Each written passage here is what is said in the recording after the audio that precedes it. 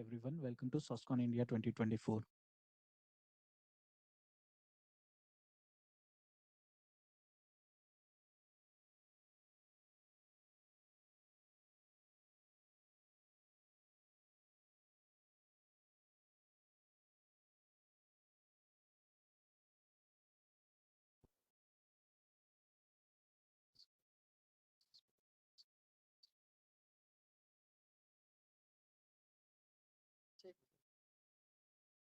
Hi everyone, welcome to SOSCON India 2024.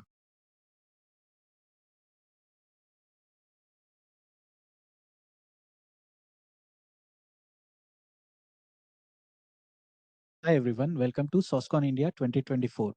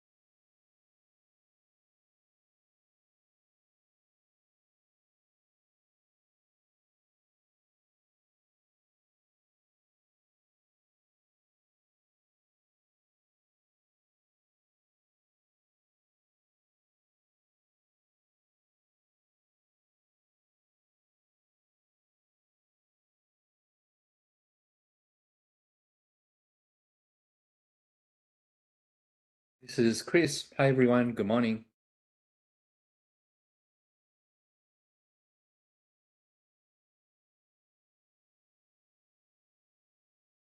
Morning, Dr. Chris. Great. Okay, so you can hear me. All right, and I think sharing looks like I'm set up for that, so thank you.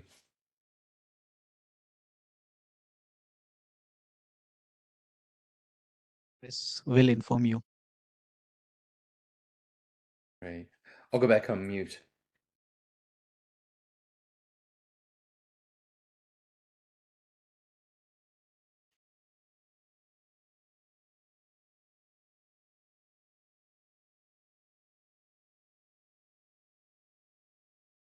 Should I turn on the video when I do the presentation? Or leave it off, maybe?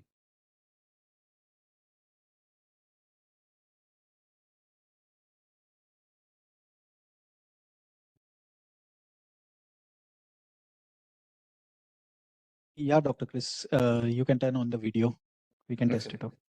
Okay, let me just see if it works.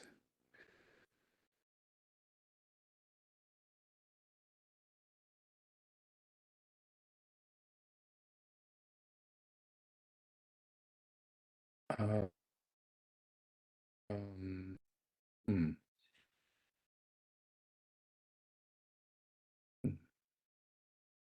Okay, it's working. Yeah, Dr. Chris, we can see you. Yeah, thank you. Great.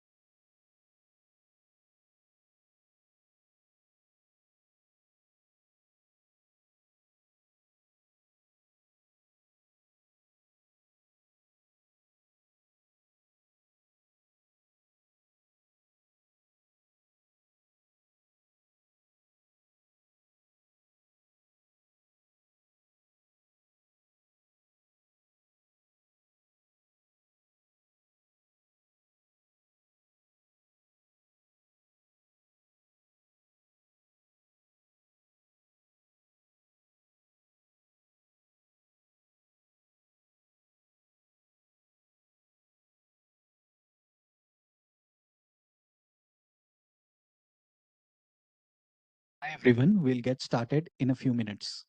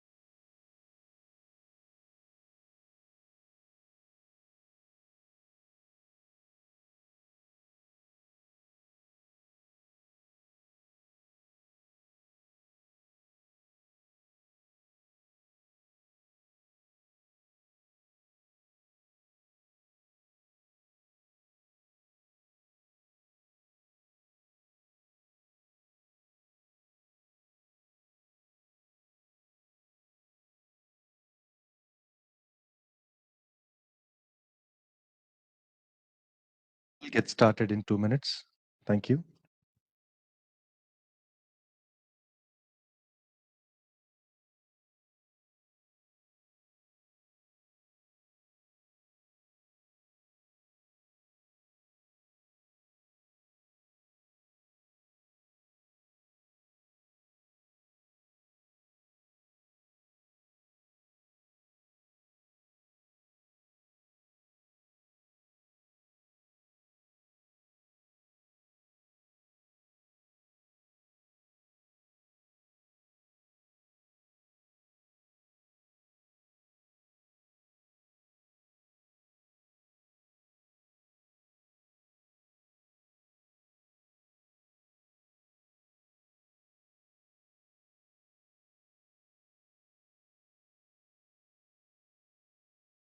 Good morning to everyone. Welcome to SOSCON India, Samsung's flagship open source conference in India. This is our 5th edition of this conference in India. Whether you are a seasoned professional or a curious learner, SOSCON India promises something emerging for every one of you. Our lineup of speakers, visionaries, trailblazers, and thought leaders will delve into topics ranging from generative AI, RISC-V, and quantum-inspired AI. Brace yourself for thought-provoking discussions, actionable takeaways, and collaboration opportunities. Without any further ado, let's start with our first keynote by Mr. Mohan Rao. Mohan is the Corporate Vice President and Chief Technology Officer at Samsung Research India, Bangalore. He has spent over 25 plus years with Samsung in various capacities. He currently heads the end-to-end technology development, including communication protocols, IoT, camera, AI, and services. He has also been building the technology vision, strategy, design thinking, and software engineering process. Mr. Mohan, please welcome.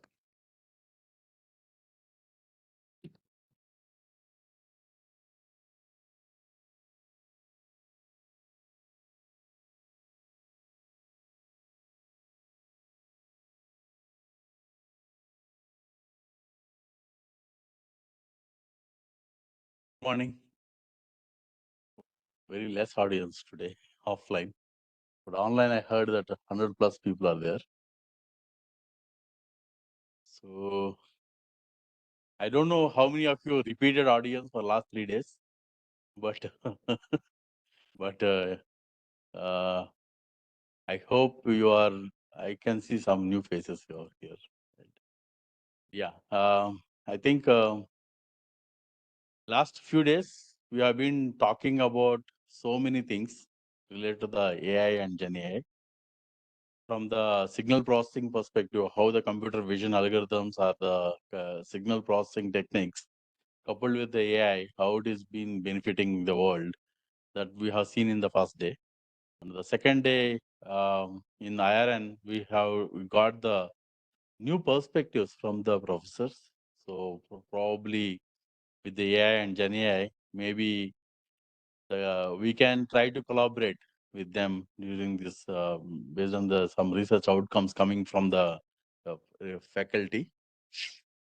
But today, very interesting topic is about open source, right? So AI and open source is becoming synonyms these days because a lot of models are getting published in the open sources. Many people going to the open source forums and then getting these models and then utilizing to realize their use cases. Of course, the software open sourcing is there from many years, but with AI, it is becoming too prominent. So I hope that the lineup, the speaker lineup for today, we can get a lot of insights which is happening from these open sources. And AI is not just from the computing perspective. That's a new era of quantum computing is coming up. So that is also one of the theme today. And RISC-V, how the RISC processors are getting heavily used for the AI compute. and AI storage. That also is another paradigm that we will take it. But for the time being, let me briefly touch upon what we are. I mean, Samsung, and a little bit of introduction. I don't think any introduction is needed for you guys, but for the people who joined online or the people who are visiting for the first time, let me share the few thoughts about the Samsung and how R&D systems and how SRIB is involved in these particular areas and how we are contributing to the open sources. So if you look at the Samsung Electronics, I think across the world, I would say that everyone, almost everybody, is able to touch with one or two other device with Samsung from Samsung Electronics, be it your Galaxy ecosystem of devices or even in the home. I mean, smart TVs, the family hubs, washing machines, microwaves, whatnot, right? So many such devices are getting um, beautifully crafted from the Korea. I mean, device experience teams trying to create that experiences, unique experiences through these particular devices. So behind this, I mean, inside this particular beautiful case, metal casing or silver casing, a lot of components are getting also is getting innovated. A lot of semiconductor components. Those semiconductor components coming from the device solutions. It could be memory or the SOCs or the even the connectivity chips, etc. But inside these silicons, there is many R&D engineers. Many R&D engineers are able to burn their midnight turmoil to create that innovative solutions in terms of the software, in terms of the models, in terms of the algorithms running in that one. So R&D is very important and core to the Samsung Electronics. So we have about 16 R&D centers across the globe in 14 countries and 6 or 7 AI centers dedicated to ensure that all the AI expertise is gathered in these particular centers so that we can use the mathematical algorithm models and mathematical models and AI methods, even discriminative methods or diffusion methods, all these models, we are able to utilize these through this expertise and then create that unique use cases which will be used in the Galaxy devices or the Samsung Electronics devices, or we can use it across the devices so that multi-device experience also is delivered to the consumers. So that's the idea about that. So one of the R&D center is here, right here in Samsung R&D India, Bangalore.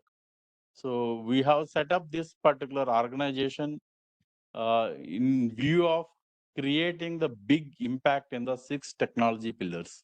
We believe that we play very important role to create this end-to-end development in these 6 technology pillars. One is, of course, the communications, wireless communications, starting from the 2nd generation onwards. I mean, 5th generation, I think 1/3 of around 40% of the 5G has been realized in the market. So that's all happened through the Samsung R&D Bangalore. And we are also defining the 6th generation, what we need to do in the communication space. The second is computer vision, vision plus intelligence. How to marry these computer vision algorithms along with AI models to create the solutions for the hard problems exist. For example, our digital camera captures in the night is very difficult, but human eye is also cannot see those particular scenes. But with the AI models, we are able to capture that and provide the clear-cut scenarios for our clear-cut moments to the consumers. So similarly, it is extended to the 3-dimensional, 6-dimensional, and 360 degrees immersive views. Becomes very hard for the computer vision, sensors, AI models to work together to realize this kind of experiences through the extended realities. Getting into the metaverse world and then living over there and then coming out the physical world. How do we blend between the physical as well as the virtual world? All these things are very, very hard problems, and years of research will create these solutions. I think thanks to the AI and thanks to the Gen AI is becoming, there is a light to go and then solve these particular problems, right? So computer vision is getting extended towards that. Third is voice intelligence. Many people will get confused with the voice intelligence means that assistant. It is not so.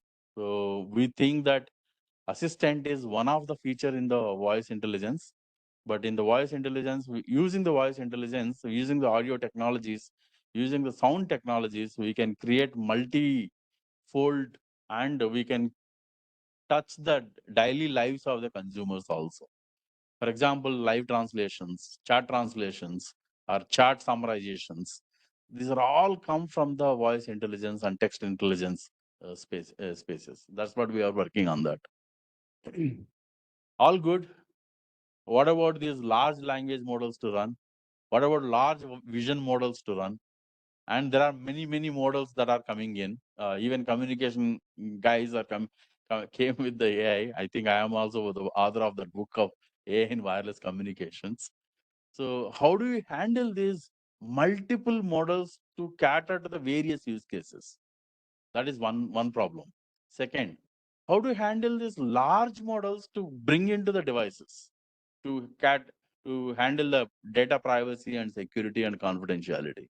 So this is where the system intelligence and on-device AI technologies are becoming prominently useful to cater that. Of course, there will be a decision whether to run it on the on-device or to move it to the cloud. So when to run it on the on-device, when to move it to the cloud, that is also very, very critical decisions without compromising the accuracy of the models or not compromising the privacy of the users. So how do we handle these scenarios?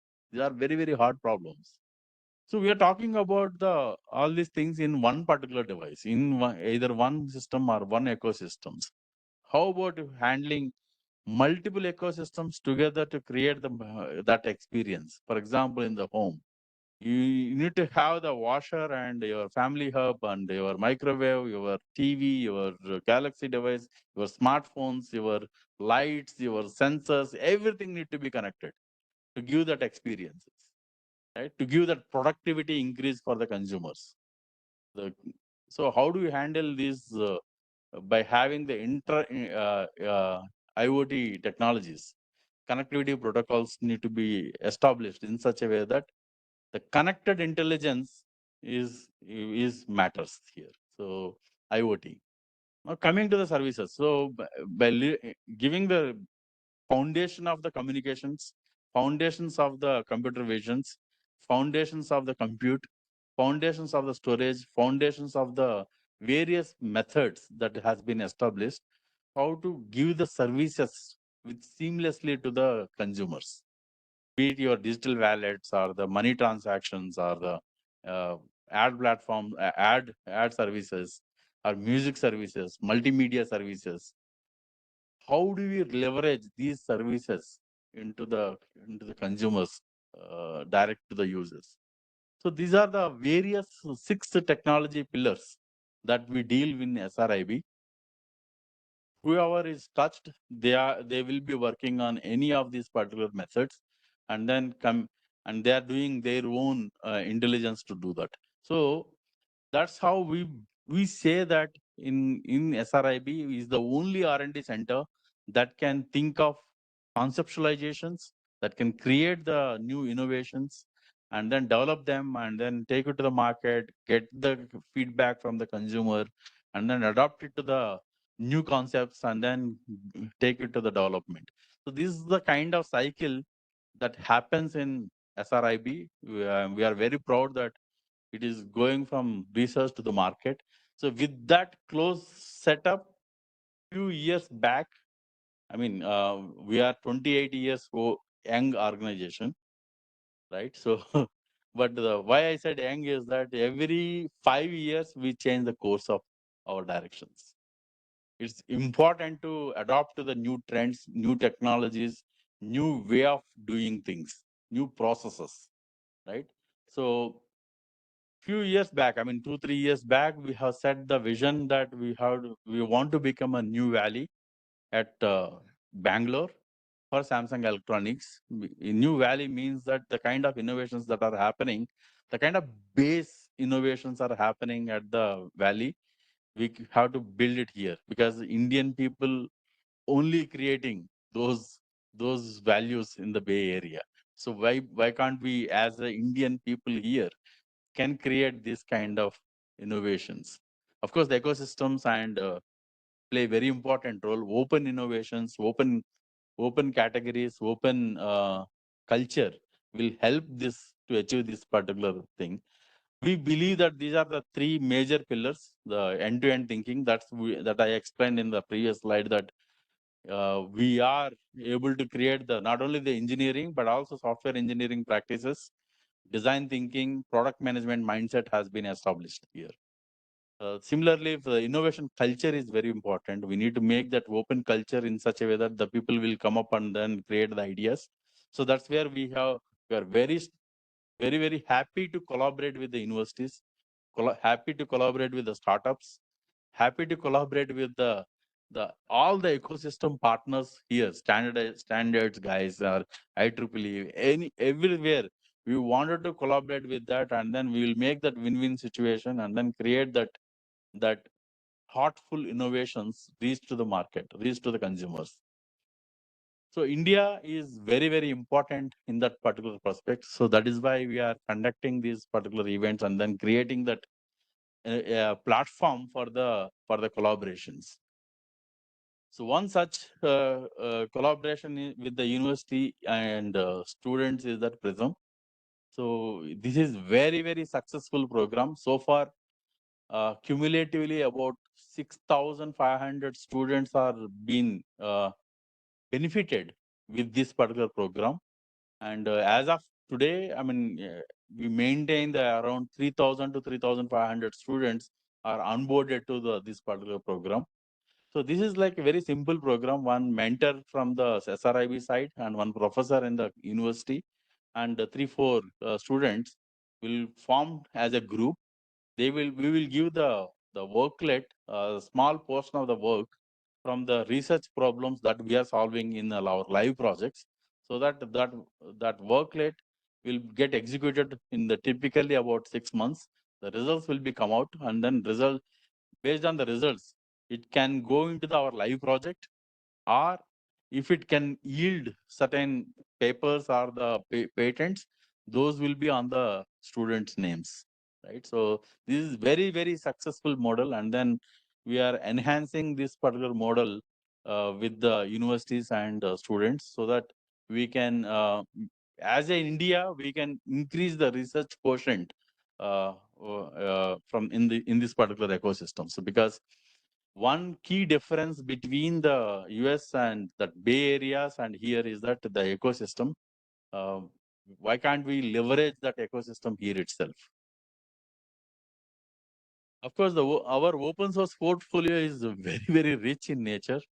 Like I said, in the 6 technology areas, so we are very prominently appear in this from these particular technology areas to the open source forums also.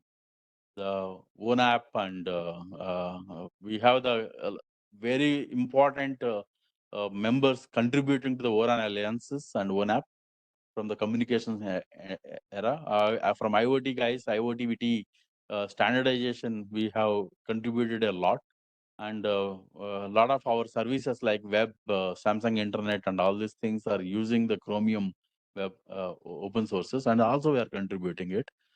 And most importantly, our models, we are constantly studying these various open source projects related to the AI and Gen AI, and then taking these particular models, and then we are experimenting it. We have created very important platform called Gen AI platform, GAP. So through this platform, we are touch-based. Most of the open source models are hosted and inferred into the GAP platform, so that all our engineers is able to use this particular platform or try to come up, experiment with these particular models to come up with the new innovative solutions. So that is one hand. Second is that in the organization perspective, to improve the overall coding productivity itself, we have created a GOS model with the close collaboration with the Samsung Research, so that the problem with the Copilot and GOS model, why we have went with the GOS model is that Copilot is a very generic in nature, so it can create the very generic code.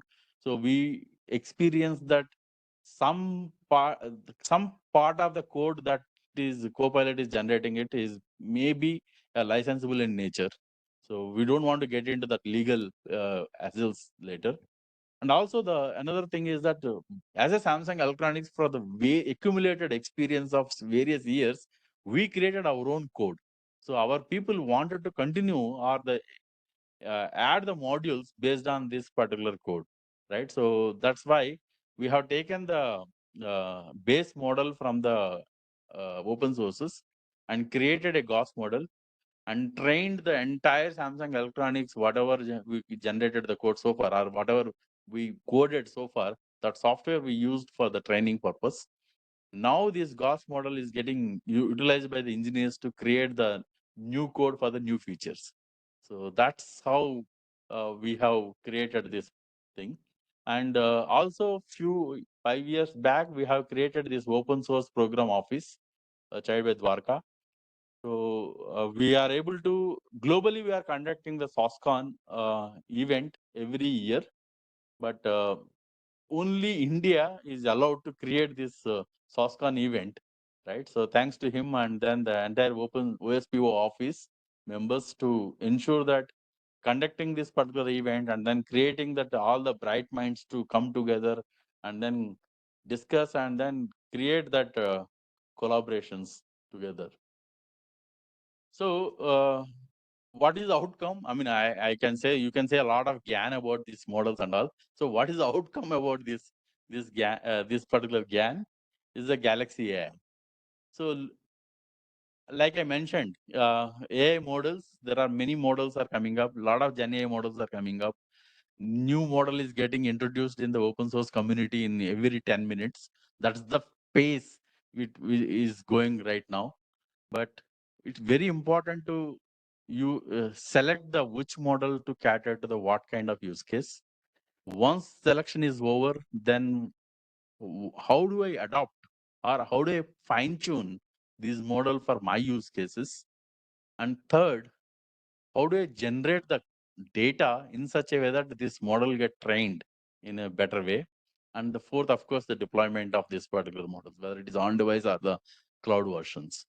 So in each step, like as I am saying, it is not that easy. I mean, it is very, very challenging, very lot of thinking need to undergo on to make sure that the use case get realized. Because especially with the Gen AI models, if you do one mistake, the hallucinations will create a lot of problems to the people, and then people will throw away the entire feature, or not only the feature, nowadays the device itself, right? So that carefulness, that security, that privacy, that confidentiality, that clean data, that models has been carefully designed, architected, and then created these use cases using the Galaxy AI in our devices. We use the clean data. I mean, our data is very, very clean because we create our own data and then we quality check multiple times and then use this data for our training with these models. So yesterday I explained about the seed lab. Through the seed lab, we create certain data to utilize these training models. So I don't need to explain about all these particular features, because in the TV commercials, you will be seeing all these particular features, one or other. But one thing I would say that most of these particular features, which requires the grounding the services, or which requires the pre and post processing, and safety filters. Everything happened in SRI Bangalore.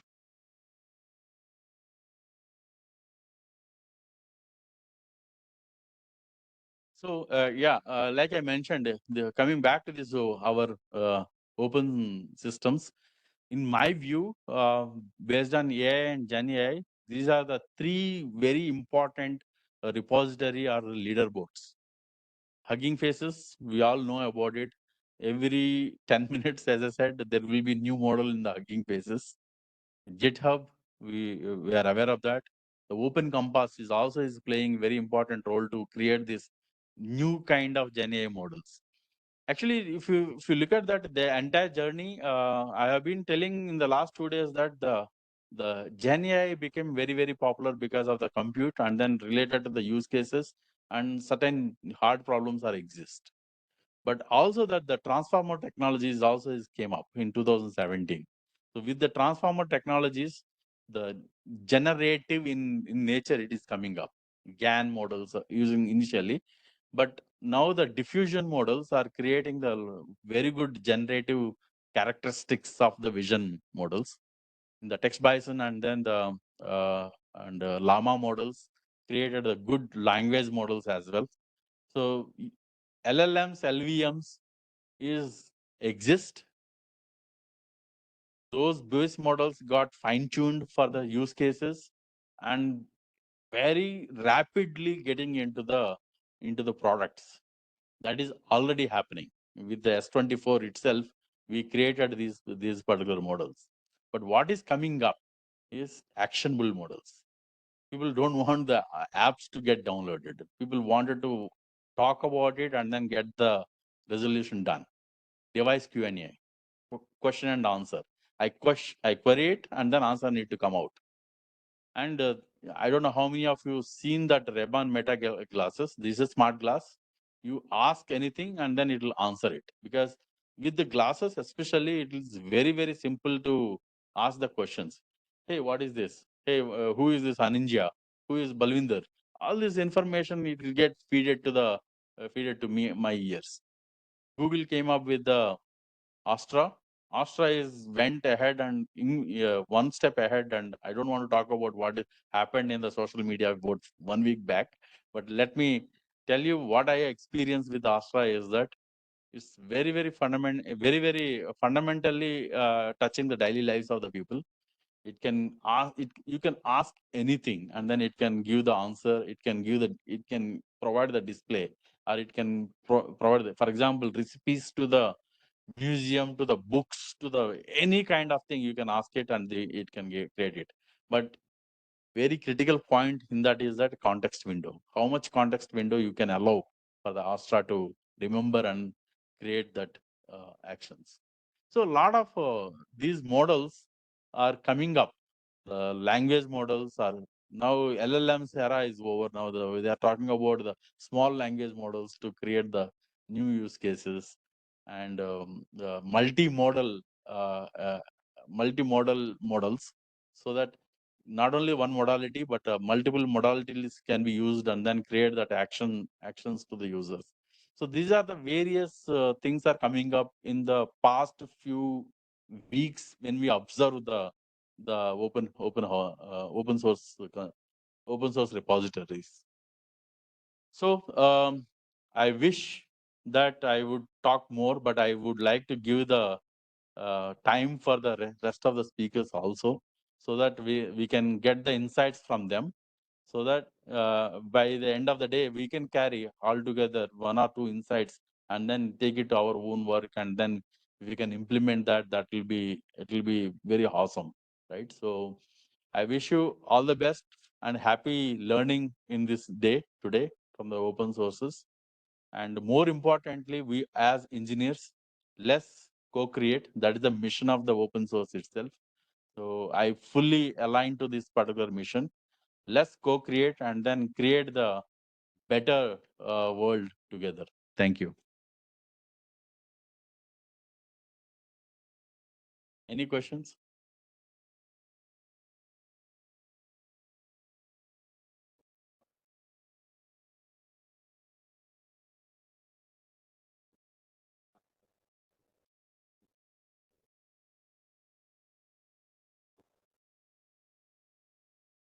When you ask a question to a The model. AI application, AI model, and it gives an answer, is there a way to have some kind of a traceability on what basis it gives the answer?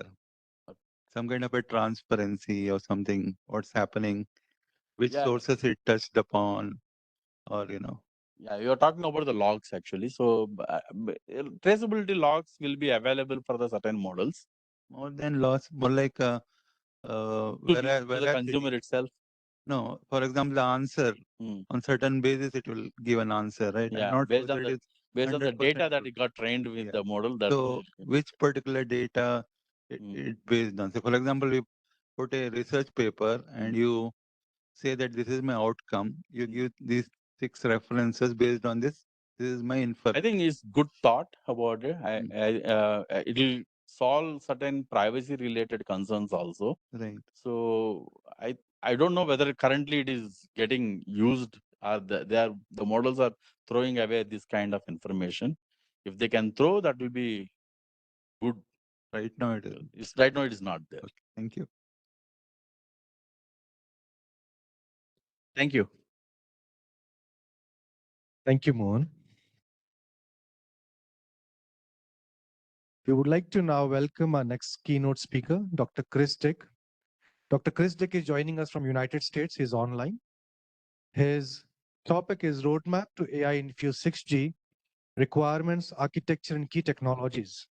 Dr. Chris Dick has more than 30 years of experience working in signal processing and communications and is a system architect at NVIDIA, working on the application of artificial intelligence and machine learning to 5G and 6G wireless.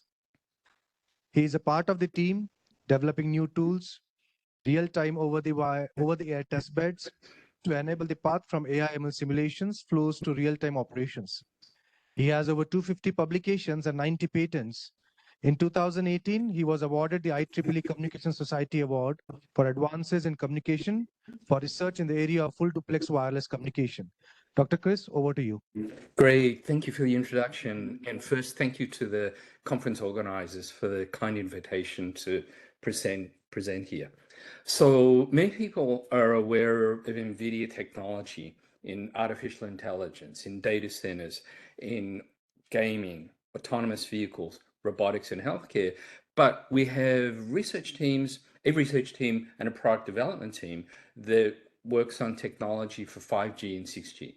And today I wanted to talk about some of the products that we have developed, in particular to enable the research community, but also for commercial deployment, right? So we kind of split our time between tooling and other pieces of software for research endeavors at labs inside commercial entities.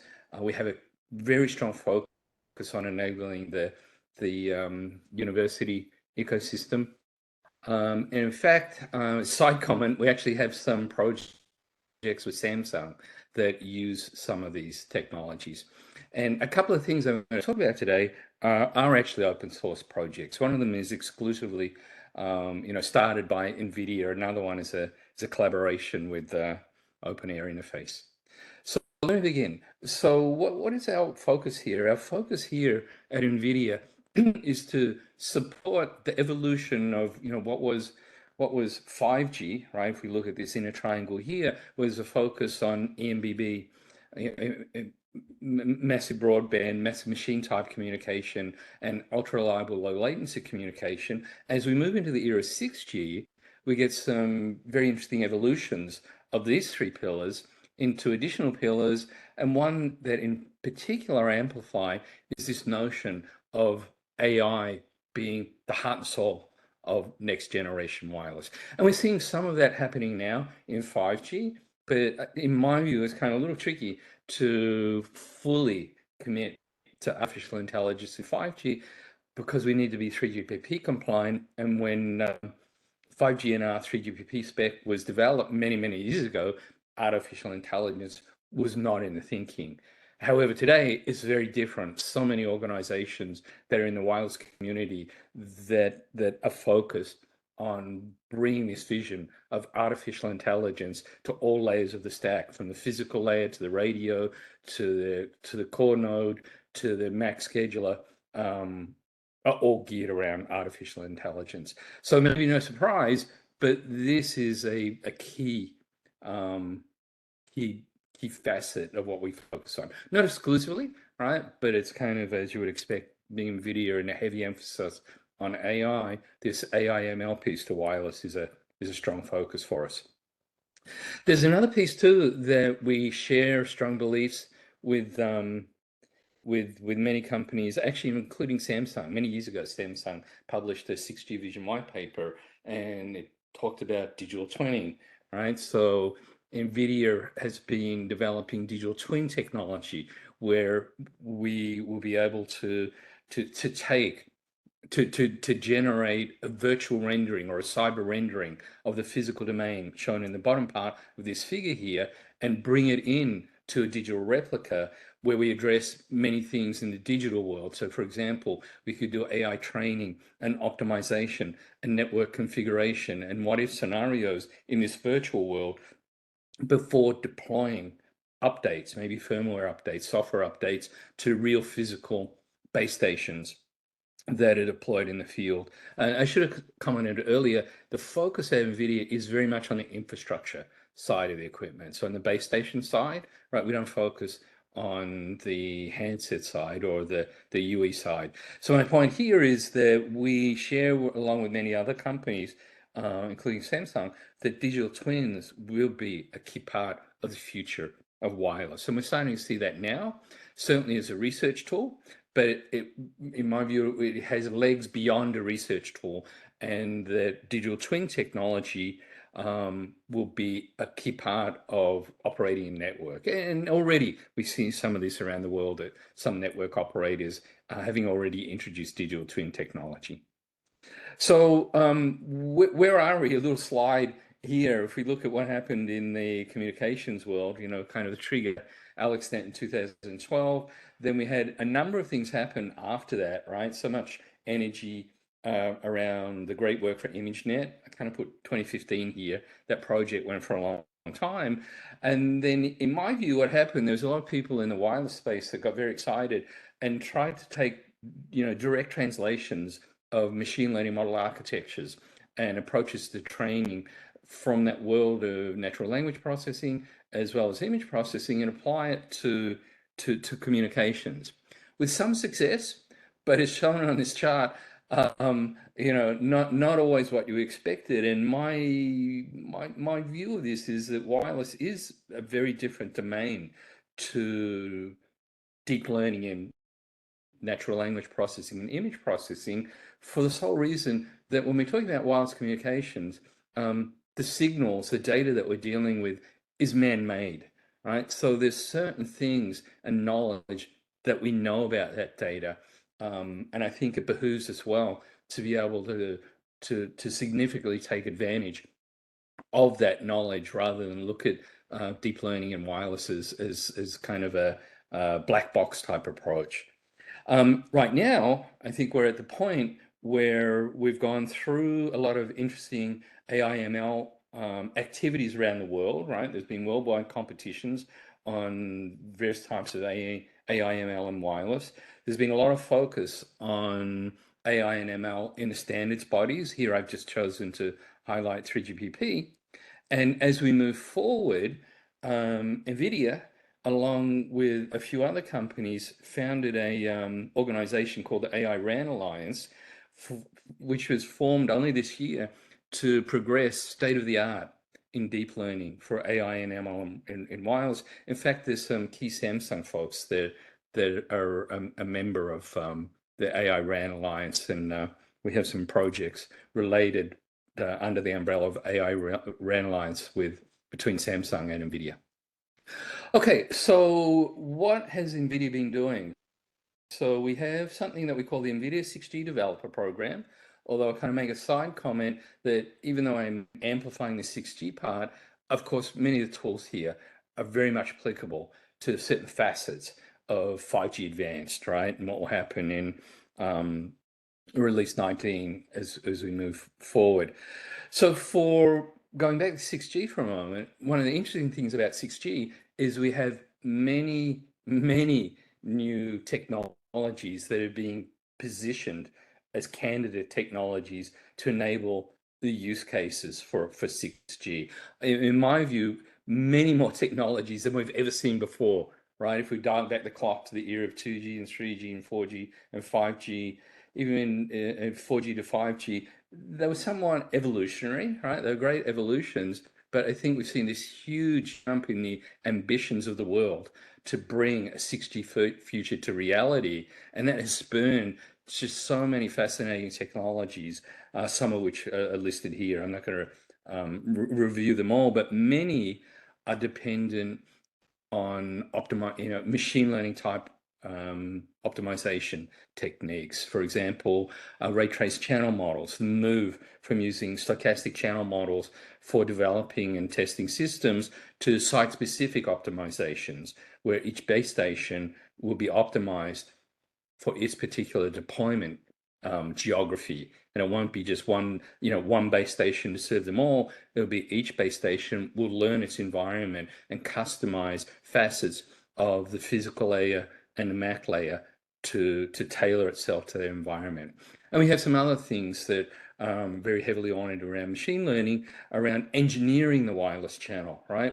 We look at trying to exploit the wireless channel with things like massive MIMO and bringing very large dimension antenna arrays into the scheme, with the notion of reconfigurable intelligent surfaces or software meta surfaces. We now kind of turn the problem around a bit and engineer the channel we want. And sitting behind that too, in some instantiations of these approaches, is machine learning and AI. So the challenges of 6G, I would claim these new challenges need new tools. So NVIDIA has been working on frameworks, digital twin technology, fundamental RAN technology for the physical layer and the MAC, ray tracing technology. So taking what is a long history of ray tracing in the optical domain at NVIDIA and extending that optical-based ray tracing into the area of RF, and where we face some different challenges, right? We need to model a few different facets of the physics for RF ray tracing that we didn't really care about when we were doing ray tracing for gaming and optics and high resolution imagery.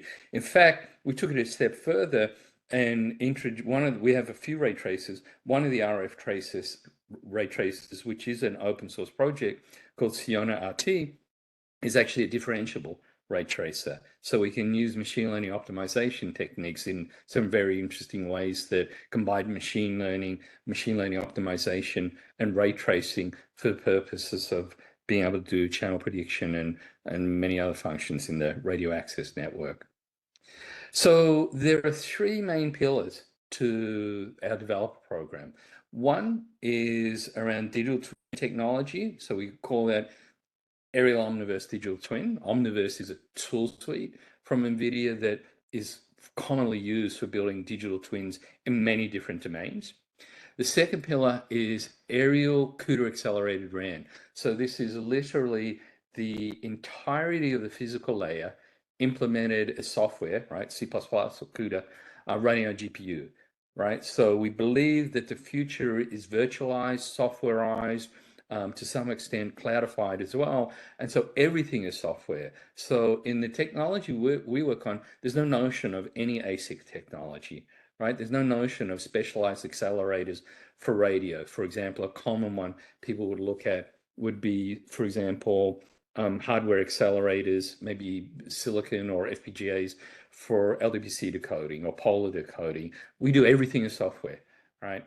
And we achieve better than what we spectral efficiency and cost targets than what we see commercially deployed base stations today. And then the final pillar here has a number of tools under it, which goes under the umbrella of aerial AI radio frameworks, and that's a series of tools related to data collection, machine learning, model development and training, as well as over-the-air testbed technology for really being able to bring these ML algorithms to life in a real world setting, right? Take them from the realms of simulation, take them to the real world and test, do they really work in real world environment? So this gives you a little more resolution of the tooling. If we walk down this figure from top to the bottom, there are tools related to link level simulation. So these are meant for engineers that might be working on, for example, the physical layer of 5G and R, or working, given that 6G is not defined yet, working on speculations and of different sorts of algorithms and innovations and waveforms to bring to 6G. So this is for the person that wants to write Python, that wants to bring machine learning into the fold using NVIDIA supplied native AI libraries written in TensorFlow that go by the name of Siona. There's another level of tooling where we believe that in the era of 6G, we want to take the testing and verification capability to the next level. We're not just talking about, say, MATLAB simulations where we might simulate some waveforms from Mac protocols, we can do some ray tracing, but we want to be able to model large scale geometries, for example, Bangalore, New York City, San Francisco, where we can deploy thousands of base stations and tens of thousands of UEs in this virtual environment and really be able to test all facets of the whatever part of the algorithm we're developing, whether it's something to do with the Mac, something to do with physical layer, something to do with control, configuration, or optimization. It's that scale, that heavy iron, large scale simulation technology, which we think is new and interesting for folks. And we had a lot of people that are interested in that, actually, including parts of Samsung. And then this final box down the bottom here is about hardware level over-the-air testing, right? GPU servers that are running the physical layer, layer 1, running layer 2, running the core node, and then we have a network interface card. For us, that's a device called the Bluefield 3 or DPU, data processing unit, connected out to real radios that communicate with real user equipment like your iPhone or your Galaxy handset. So first of all, the one part of the story I talked about there was this physical layer work that NVIDIA does. So NVIDIA invests in the development of 5G and R physical layer code. So that's all done in NVIDIA. And when someone takes a drop of this code for us from our website, they actually get the source code, right? So it's not strictly, obviously it's not an open source project, but it is kind of interesting that I think I would claim one of the only ones that provide a hardened, purely software defined 5G and R compliant L1 stack here for people to research with, modify, change it to their heart's content as they're doing experiments. All of this sits on top of our latest generation technology, which is Grace Hopper. So Grace being a multi-core CPU based on the ARM Neoverse CPUs and the Hopper GPU. And we run all the signal processing and heavy lifting, all the physical uplink shared channel, all the physical downlink shared channel, all the modulation and coding and decoding is all done on the GPU. And we have software stack that we work with the OAI, so Open Air Interface Group. We leverage their open source project for layer 2 in the core node, right? So we have this complete G-Node B that utilizes open source code from OAI together with software from NVIDIA for layer 1. And we see that on the right-hand side here, where we can see in the bottom part of the stack, the hardware, so all the signal processing on the GPU, interface to radios, Grace CPU for running layer 2. And then as we move up, we've got CUDA software running what we call Aerial 5G layer 1. Aerial is our project name for pretty much all things wireless set in NVIDIA. And then as we move to these black boxes here, they're open source projects that we work very closely with the OAI group. As we move forward, what we believe and share a belief with many companies that deep learning, machine learning, AI will be all pervasive in every facet of the system, from layer 1, layer 2, layer 3, service management and orchestration up to OSS. And one of the reasons that we have kind of doubled down on supplying this huge code base for a G-Node B is to enable the research community, to give them a platform where they have a real, heavy iron commercial strength platform for being able to do research into all of these areas. So it's to foster that innovation and research labs at universities and industrial labs. So digital twins, moving through here, I'm conscious of the time. So NVIDIA has technology called Omniverse, and Omniverse has been used for quite some years now for developing digital twins in different domains. And in this slide here, we see some examples. On the left here, it's actually from ETH in Zurich, where it's Omniverse-enabled training of robots in a deep reinforcement learning problem done inside this virtual world here. And then this picture in the middle is the imagery showing going from sim to real, where they really do take the learned models, the trained models that were done in this virtual world here, and take it to a real world robot for real testing in the building. Some companies have picked up Omniverse and done digital twin technologies of their own for wireless. This one in the top hand right is by a company called Heavy AI. Omniverse has been used at NVIDIA for climate modeling, for life sciences, and for our own wireless RAN project, which I'm going to talk about now. So Aerial Omniverse Digital Twin is we extended Omniverse with capabilities to support a wireless digital twin. So those capabilities were a front-end interface to be able to bring in maps of an environment, a city, be able to define key properties of materials in the geometry, in the scene, concrete, glass, metal. You'd like to be able to assign those certain properties to those materials that are relevant to RF propagation. There is in this centerpiece here a ray tracing and EM solver for being able to do a ray tracing approach to channel modeling. And then on the far right hand side here, we took that code base of Phi and Mac and integrated in digital twin, so you can actually have a RAN component to digital twin. So the front end geometry part, there's a ray tracer and EM solver, and then there's a virtualization of the RAN network. And I'll show you that in a minute. I'm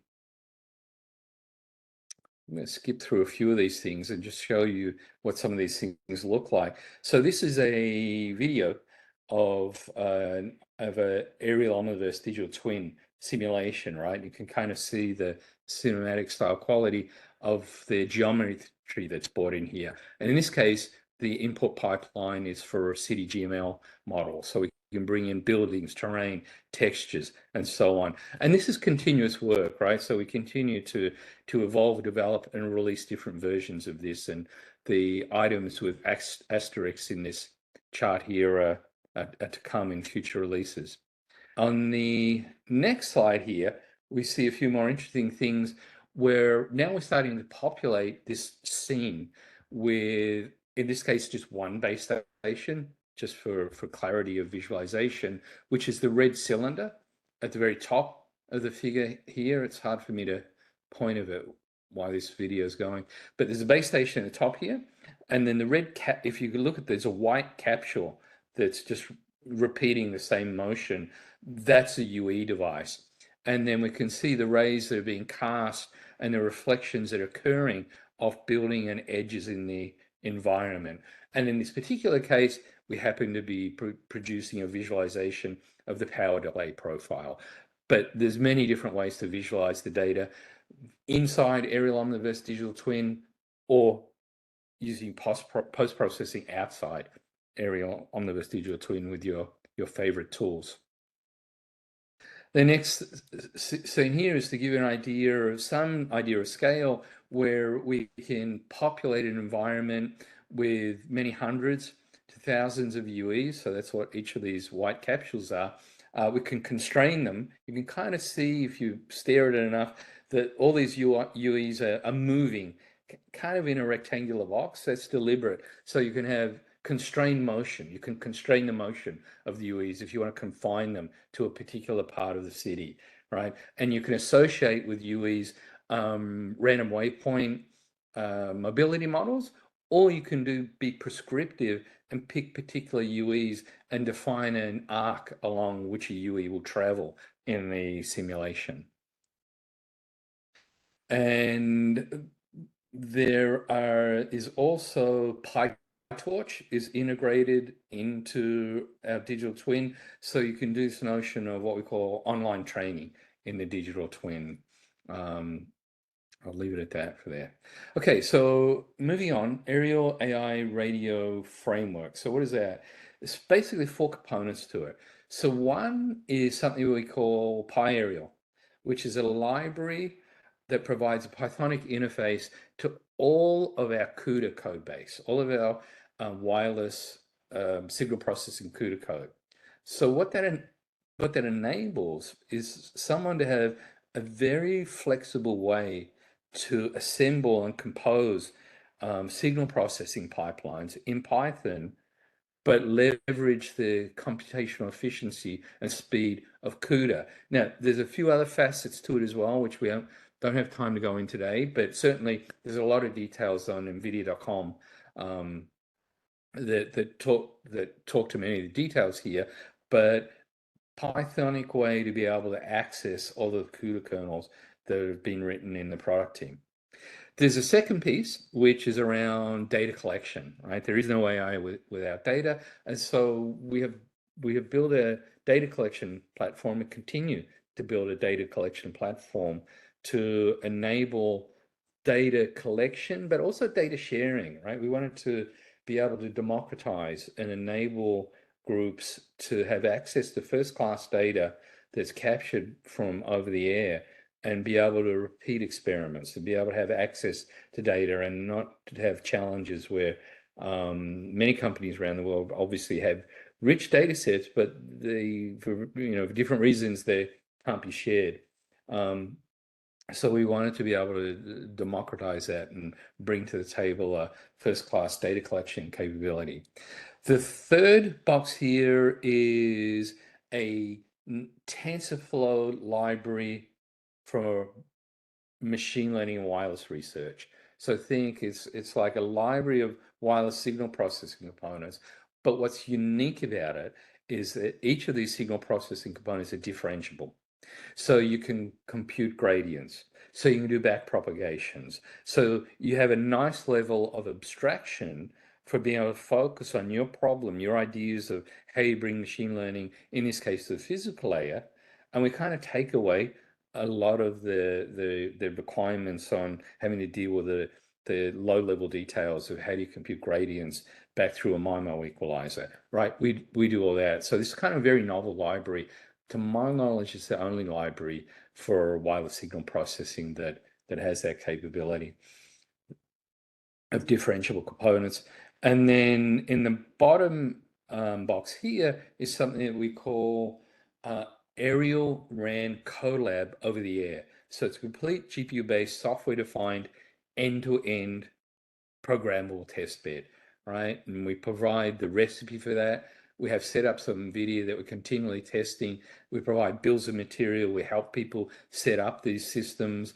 There's about 12 systems deployed around the world at the moment. In fact, one of them is at Samsung, where it's based on a Grasshopper CPU using a Foxconn 44R radio together with the OAI L2 and OAI core node.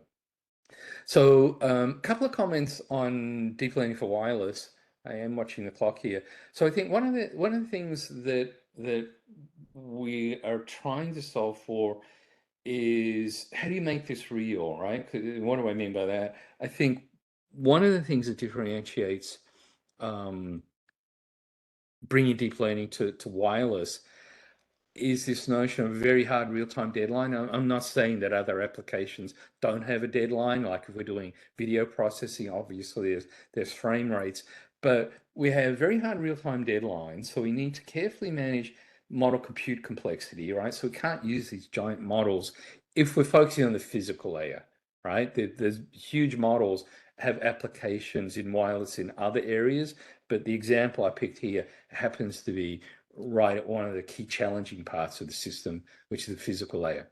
So we would like, in my view, DNN architectures that are selected that also we can wind in knowledge of the data so that we can, kind of moderate the size and computational complexity of the models, so we have a good chance of being able to cost effectively and energy effectively being able to bring these to reality in a base station.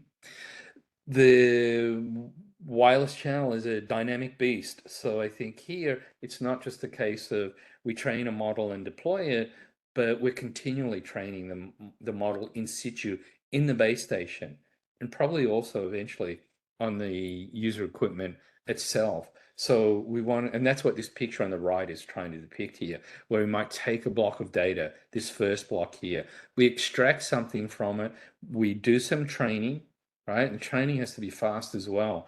And then we feed updated model parameters into a deep learning receiver, for example.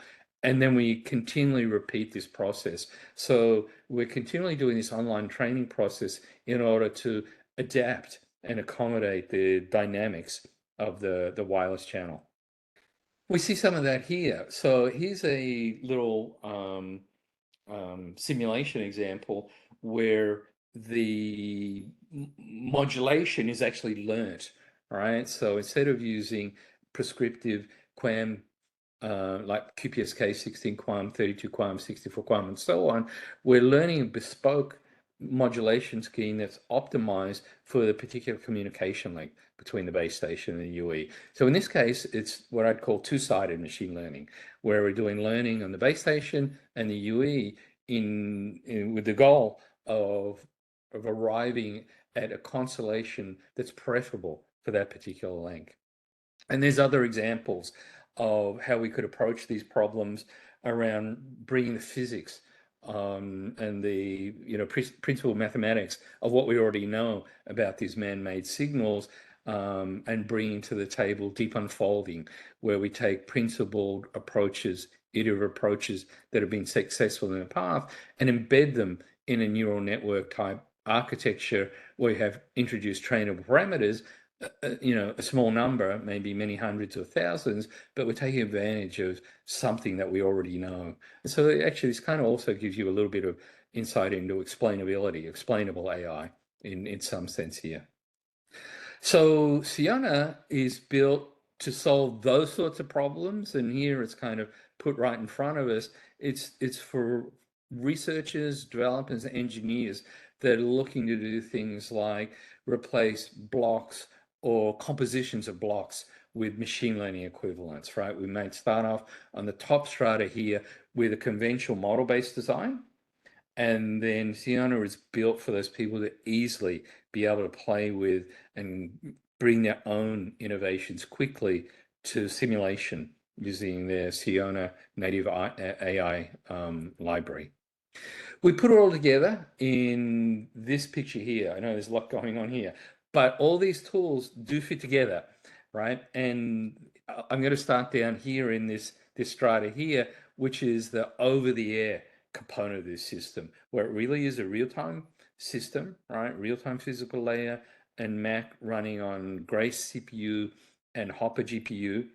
There's a front hall switch connected to a radio unit that's connected to user equipment. User equipment could be an off-the-shelf phone, or it could be what we're going to announce just a little peek is what we'll announce soon. It could be a soft UE, where this is actually another smaller server, where you also get the source code for it, so you can actually program both ends of the link.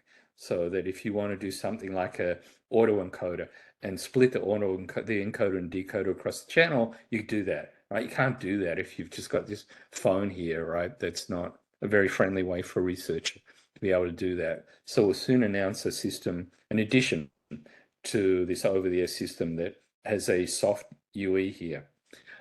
So there's that hardware part, then there's the data collection component. And the name we give to that is it's called aerial data lake.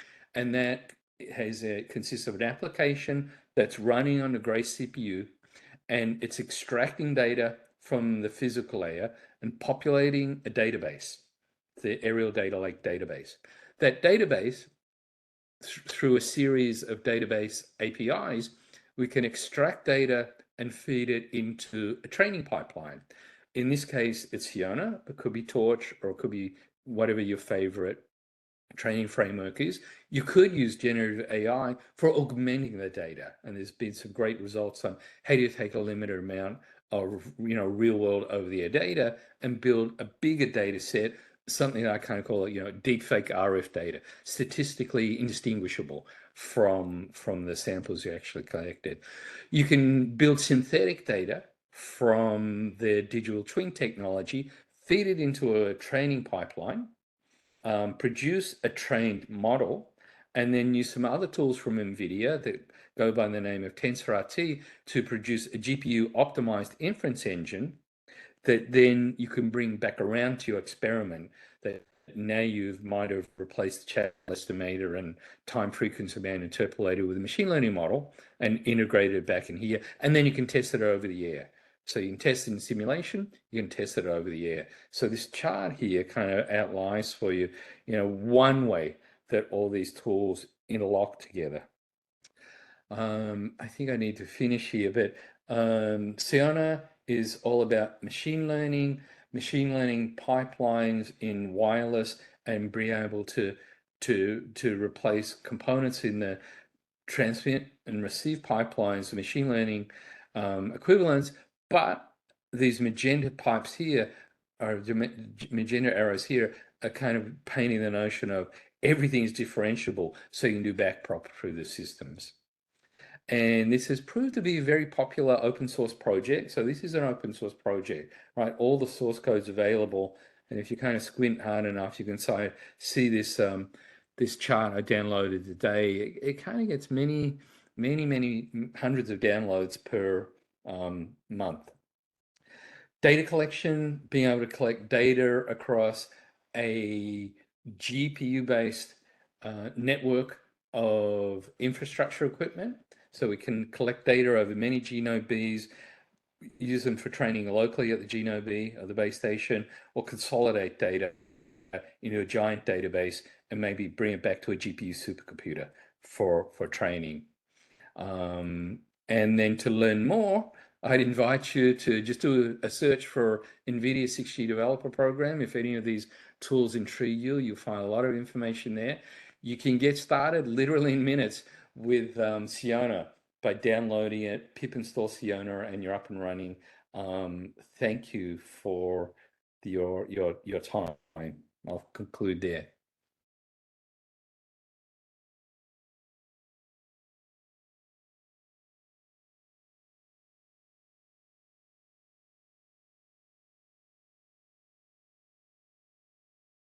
Hello?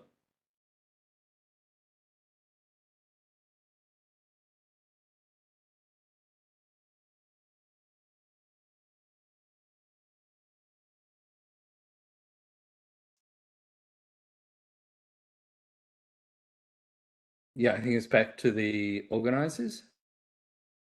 Yeah, are we audible, Dr. Chris? What's that? Yeah, we just said thank you for joining. We understand that it's a difficult time zone for you. Yep. It's a pleasure. I very much appreciate the invitation. So it was great to be able to present here. Thank you for the opportunity. I hope everyone has a good rest of the conference. Yeah, we did enjoy your talk. Thank you very much. And we look forward to see you some of our Samsung offices in future. Okay. Thank you, everyone. Enjoy your conference. Thank you, sir. We would like to invite our next keynote speaker, Dr. Chirag Patel, His topic is Generative AI, Pioneering the Mobile and Wearable Frontier. Dr. Chirag Patel is a Senior Director of AI Product Management at Qualcomm, based in San Diego, United States of America. He spearheads the Generative AI technology portfolio. Previously, Dr. Patel led the AI Model Efficiency Toolkit project at Qualcomm AI Research, where he was instrumental in bringing neural network model efficiency, R&D on quantization, compression to commercialization. Before pivoting to AI, Dr. Patel accumulated over a decade of experience in wireless communication. His contributions included the design and standardization of standalone LTE in unlicensed spectrum and 3G, 4G, and 5G small cell technologies.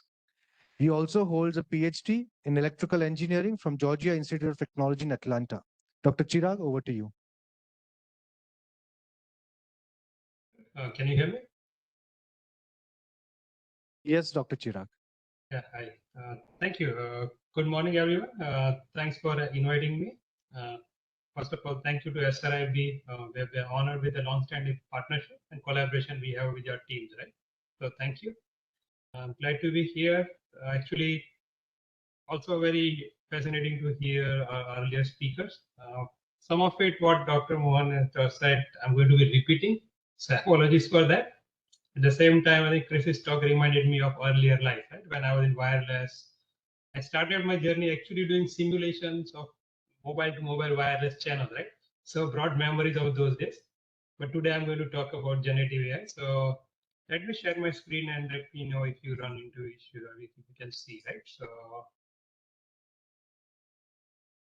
yeah, I hope you are able to see the screen.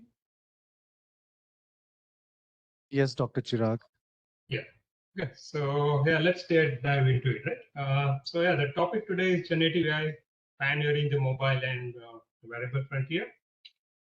I think everyone here understands and knows, right? Okay, generative AI, the impact it has been having. Like, as the headlines talk about Chat GPT, Llama, models used for text-to-text generation, stable diffusion, mid-journey are used for like image generation, synthetic image generation through AI. Also, coding world has been affected. I know, like India is strong on the AI software development. A lot of tools, models are coming up for automatic code generation. Undoubtedly, it's going to have a big impact on how India evolves from software services play and so forth, right? So, if you summarize in sense, right, like all these generative models, they're able to create new, original, and high quality content. That's text, audio, video, music, I think all sorts of data, right? It's unleashing unbounded creativity and opening up a lot of doors for new applications across various domains, right? A lot of, like, for example, that Chat GPT is being used in real world applications, or whether you want to compose a poem, you want to generate an image that you can imagine, right? Oh, I draw me myself flying in sky, taking some avatar of a mythical creature, all sorts of application you can dream of. So that's happening. So generative AI is percolating into all sorts of device product categories.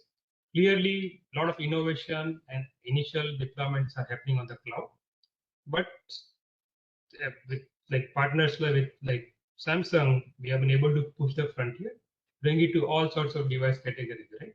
Like we launched AI smartphone, the first AI smartphone with Galaxy S24, jointly with Samsung. So that's there. I'll talk about that in a bit. We, as Qualcomm, recently pioneered new category, AI PC, in collaboration with Microsoft. So I think those are more natural places to start when one thinks of edge AI or edge generative AI, right? But beyond that, generative AI is making a lot of headway into like automotive space. If you are transforming the cockpit experience, and beyond that for more difficult workloads, right? Or ADAS, for example, from synthetic data generation to actual planning by understanding the world around it. So it's making inroads into ADAS. And then I'll talk a bit on the IoT, XR, and so forth. Right? So it's becoming more and more prevalent everywhere. And just again, this may be a bit of a recap from what I was said earlier, but like let's look at few quick examples on what's happening in real world. And if I want to project with forward-looking vision, where we think generative AI we will see in terms of mobile and wearables. Like on the mobile side, yeah, a lot of fascinating use cases have been commercialized over AIGC, wallpaper, live translation. I'm talking right now in English. Maybe you want to hear in Hindi or some other language. You can do live translations, do sentence correction, all sorts of things, right? It's up and running. People have been amazed by the capabilities enabled on the mobile. So earlier speaker mentioned wearables, the meta glasses. Yeah, clearly, like yeah, it becomes an extension to yourself. What you are seeing, the glasses see, and it can then you can infer for you any questions you may ask, right? So right now, what we wearables is separate, mobile is separate. Slowly, and we see or how if we have to project it forward, what we can are thinking of is cross-device Gen AI. So think of like typical devices you carry. Oh, everyone has smartphone, and some people have glasses. A lot of people may have earpods. We carry smartwatches, right? Now you can think of cross-device Gen AI across these devices. They become extensions to your own bodily sensory functions, or eyes, ears, and so forth, to perceive the visual world around you. And then that brings full potential to enable a truly personal assistant, right? You don't need to take out your cell phone from from a pocket. Fully hands-free experience. You can ask through the earpod or the glass. You can respond back by interacting with LLMs running on one of these devices, for example. But the key part is like, oh, once you do this cross-device Gen AI, you get full contextual information, right? So not just contextual information about the external world, but clearly, yeah, you will pursue the external world through all these other variables that you have. But then for a thing like a watch, for example, right? Like knows your inner health. You can create your own persona from on the smartphone. So you can blend the external world with the internal and create your own personal assistant with it. That is where we see the power. And ultimately, yeah, like I mentioned, you want to go to or where we see the world evolving is more towards agentic applications. But it's not just simple chatbot or you are interacting, but interaction plus action really, right? That's where use cases will evolve and we'll see maybe completely new user experience, how we interact with the apps or new device categories may emerge, right? You have seen some initial attempts or Humani, Pin, some Rabbit, and all those kind of different devices that people are trying and see what works on consumer preference and so forth. But clearly, the world is moving towards cross-device Gen AI, right? And that's where I think a lot of R&D efforts, innovation has to go in, and new applications have to be developed, right? So, okay, why do we want to do this on the edge or on this like mobile and wearable? Clearly, there are very good reasons.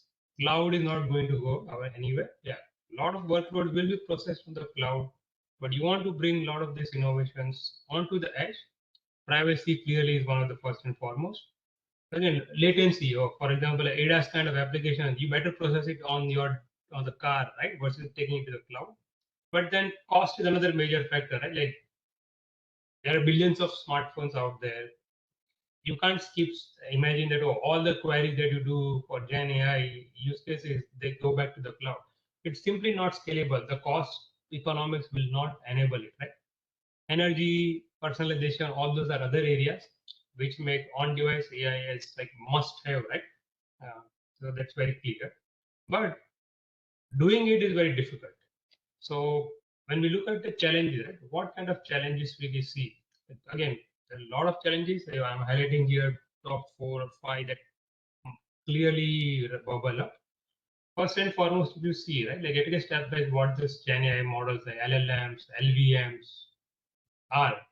They are humongous models, like a very large models, right? They're complicated, large models, 7 billion parameter, 10 billion, 100 billion. Clearly, 100 billion, those are not really workable on edge devices like mobile and wearables. But even say 7 billion, 10 billion models, they are still huge. First and foremost, they pose storage memory bandwidth limitations. Like inherently, these devices are like a limited RAM, right? The memory, maybe 8 GB, 12 GB, and so forth, right? So how do you deploy these large models on such memory constrained devices? At the same time, a lot of these workloads are very compute intensive, right? So once they're compute intensive, they become power hungry. Clearly, battery is limited on such devices. No one wants to charge their phone or a watch every now and then again. So power and thermal constraints are big issue, especially when you talk about edge devices. Right? And beyond this, like there are questions of concurrencies, which can be very complex, and also real-time user experience enablement. Like think of it's okay, Gen AI workloads are coming in now. We have been running bunch of models, like 50, 100 models typically are done jointly across the teams here for non-Gen AI. Those workloads all don't go away necessarily. Right? We have to run both Gen AI workloads, non-Gen AI workloads concurrently with a different mix and so forth. There are latency implications for those. Like if you all typically when we do some Gen AI application on the edge device, first and foremost, these are performance on the cloud. How close can you come, right? So real time latency sensitivity, all those questions start happening, and then clearly edge devices with the memory limitations, the compute limitations, and so forth, real time experience becomes a challenge. Right? So really, how do we conquer these challenges? How do we enable Gen AI right, on the mobile, wearables, and other edge devices really, right? So what is our view, what we are doing from technology standpoint? So a lot of technology innovations have happened, and then I'm going to summarize some of them here, again, to give a feel for the audience, then maybe touch upon a few of them, and then, yeah, feel free to look up Qualcomm's work in this area. But maybe let's start with distillation, right? Okay, so these models are large. The world is moving towards even SLMs, like small language models. So yeah, there is work happening to distill, use specific data set to reduce the size of the models itself. There is quantization and compression. I spent a lot of time on this area. Like, okay, how can you take these large models, quantize them to lower number of bits, so you can fit them into memory and so forth. Right? I'll go into a bit more on this topic.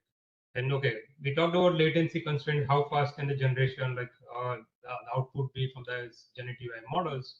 Techniques like speculative decoding are being commercialized, deployed to improve the generation speed. Right? And again, we go back to like efficient image and video architectures. Stable diffusion, everyone knows like how it works. So there's a text encoder, UNAT. You have to diffuse run through the diffusion process, several steps to get a high quality image. Can you cut down the number of steps for diffusion, for example? Right? So innovations in efficient architectures is another big thing, really. And then finally, beyond this algorithmic or technology innovations, comes like the hardware platform itself. How do you enable this different workload with different characteristics depending on the use case through heterogeneous computing, right? So these are some of the broad themes or technology areas which enable Gen AI at the edge. So going a bit deeper on the memory footprint side of things. So how does quantization help really, right? So maybe let's understand the chart here. So on the x-axis, you can see model size in billions of parameters. The y-axis shows, okay, how much memory we will need if we use the models here in a certain precision, floating point 16, int 8 or int 4. So let's take an example, right? For a Llama 7B model, like if you have to do floating point 16, it's going to occupy 13, 14 gig of memory in the RAM, really, when you're trying to run and execute inference for this model. Not many phones really today will have this much RAM. I think that's a reality. Clearly, it will not work, right? So that's where quantization comes in. So we could think of 8-bit quantization, but with all the innovations happening across the whole research and the industry community, 4-bit is a de facto standard now. We can, for example, take the 7 billion model floating point, quantize it down to 4-bit. You can get to 4 or 5 gig of memory, and then okay, now you are in the range where it can be deployed on a mobile sort of device, right?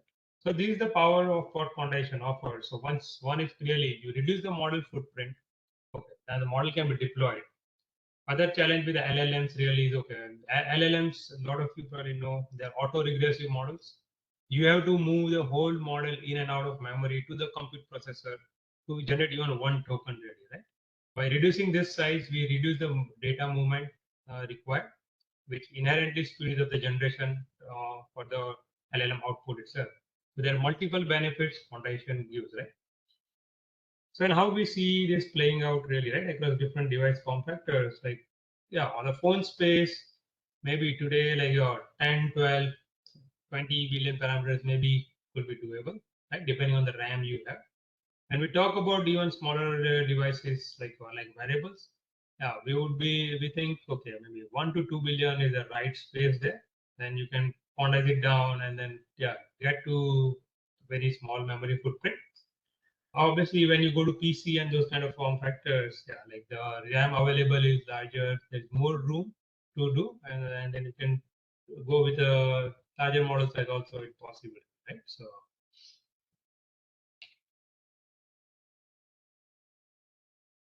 other topic is really, okay, when I talked about efficient architecture, right? So let's basically talk about stable diffusion here. So stable diffusion is like, while LLMs are really memory bound networks, like memory is a bigger issue for LLMs versus like the compute. Compute does matter for LLMs for the actual prompt processing. For the generation, really memory bandwidth is what matters. But on the other side, for LVMs are classical in some way, classical like or typical image processing model. We know that these are very compute heavy. So compute is really bottleneck here, right? So if I run a stable diffusion on a typical high-end device, it would take 5 to 10 seconds today. It's pretty good. People can still wait. You type in a text, you are asking it to generate an image. Yeah, I mean, 5 to 10 seconds. People will still be okay from user experience. It's not perfect, but yeah. So now the question is, can you do something about it? Can you make it even faster? So then it gives the user the ability to tweak things around fast, try multiple things, and then like they can say, okay, I want this image here, right? If it was like 5-10 seconds, or user will give up once the user has to try 5-10 times. It's going to take 1 to 2 minutes. The person loses interest in doing it, right? So you want to bring it down to sub-second or that kind of interval really. And that's where all the architecture optimizations and so forth come into picture. Like, yeah, typically, and here I'm talking about fast stable diffusion that Qualcomm has pioneered. The idea here is, okay, you start from a typical base stable diffusion model. Like, I take the key component. UNet is the compute heavy portion of the stable diffusion pipeline. Yeah, reduce that compute efficiency here, like compute requirement here. Think of like manually designing the UNet architecture, the efficient net, and so forth it has. Make it efficient, either through manual search or neural optimized architecture search. Then use distillation approaches to reduce the number of time steps you need to do the diffusion itself. So with all these innovations, it can significantly speed up the stable diffusion. Then we have shown that we are able to generate good quality image under 1 second. Right? So that's a significant improvement compared to where we started from. And this is what one of the, like, these are the kind of innovations, right, which enable Gen AI at the edge really. So let's talk about the next topic here, right? Like, so we talked about, okay, what can we do from a algorithm point of view, okay, by making the models more efficient itself. Let's say I have a given model, we have put everything to optimize it, right? But then each Gen AI workload has different requirements, right? Or some model needs to run only once in a while. Some may be more running in the background all the time, for example, on the phone. So the requirements are very different, like latency requirement, the runtime requirements. If I'm running it all the time, I cannot like hog up all the power really, right? So it's not that like I can take any Gen AI model, workload and use case and put it on one monolithic processor. And that's where heterogeneous compute comes in. Like some workloads may be meaningfully run on CPU. Think of very latency sensitive workload, or maybe CPU is the right choice there. Compute heavy can be on a special AI accelerator like an NPU. And always on scenarios, especially when they involve audio kind of use cases, you run it on a like a specific accelerators available for audio processing.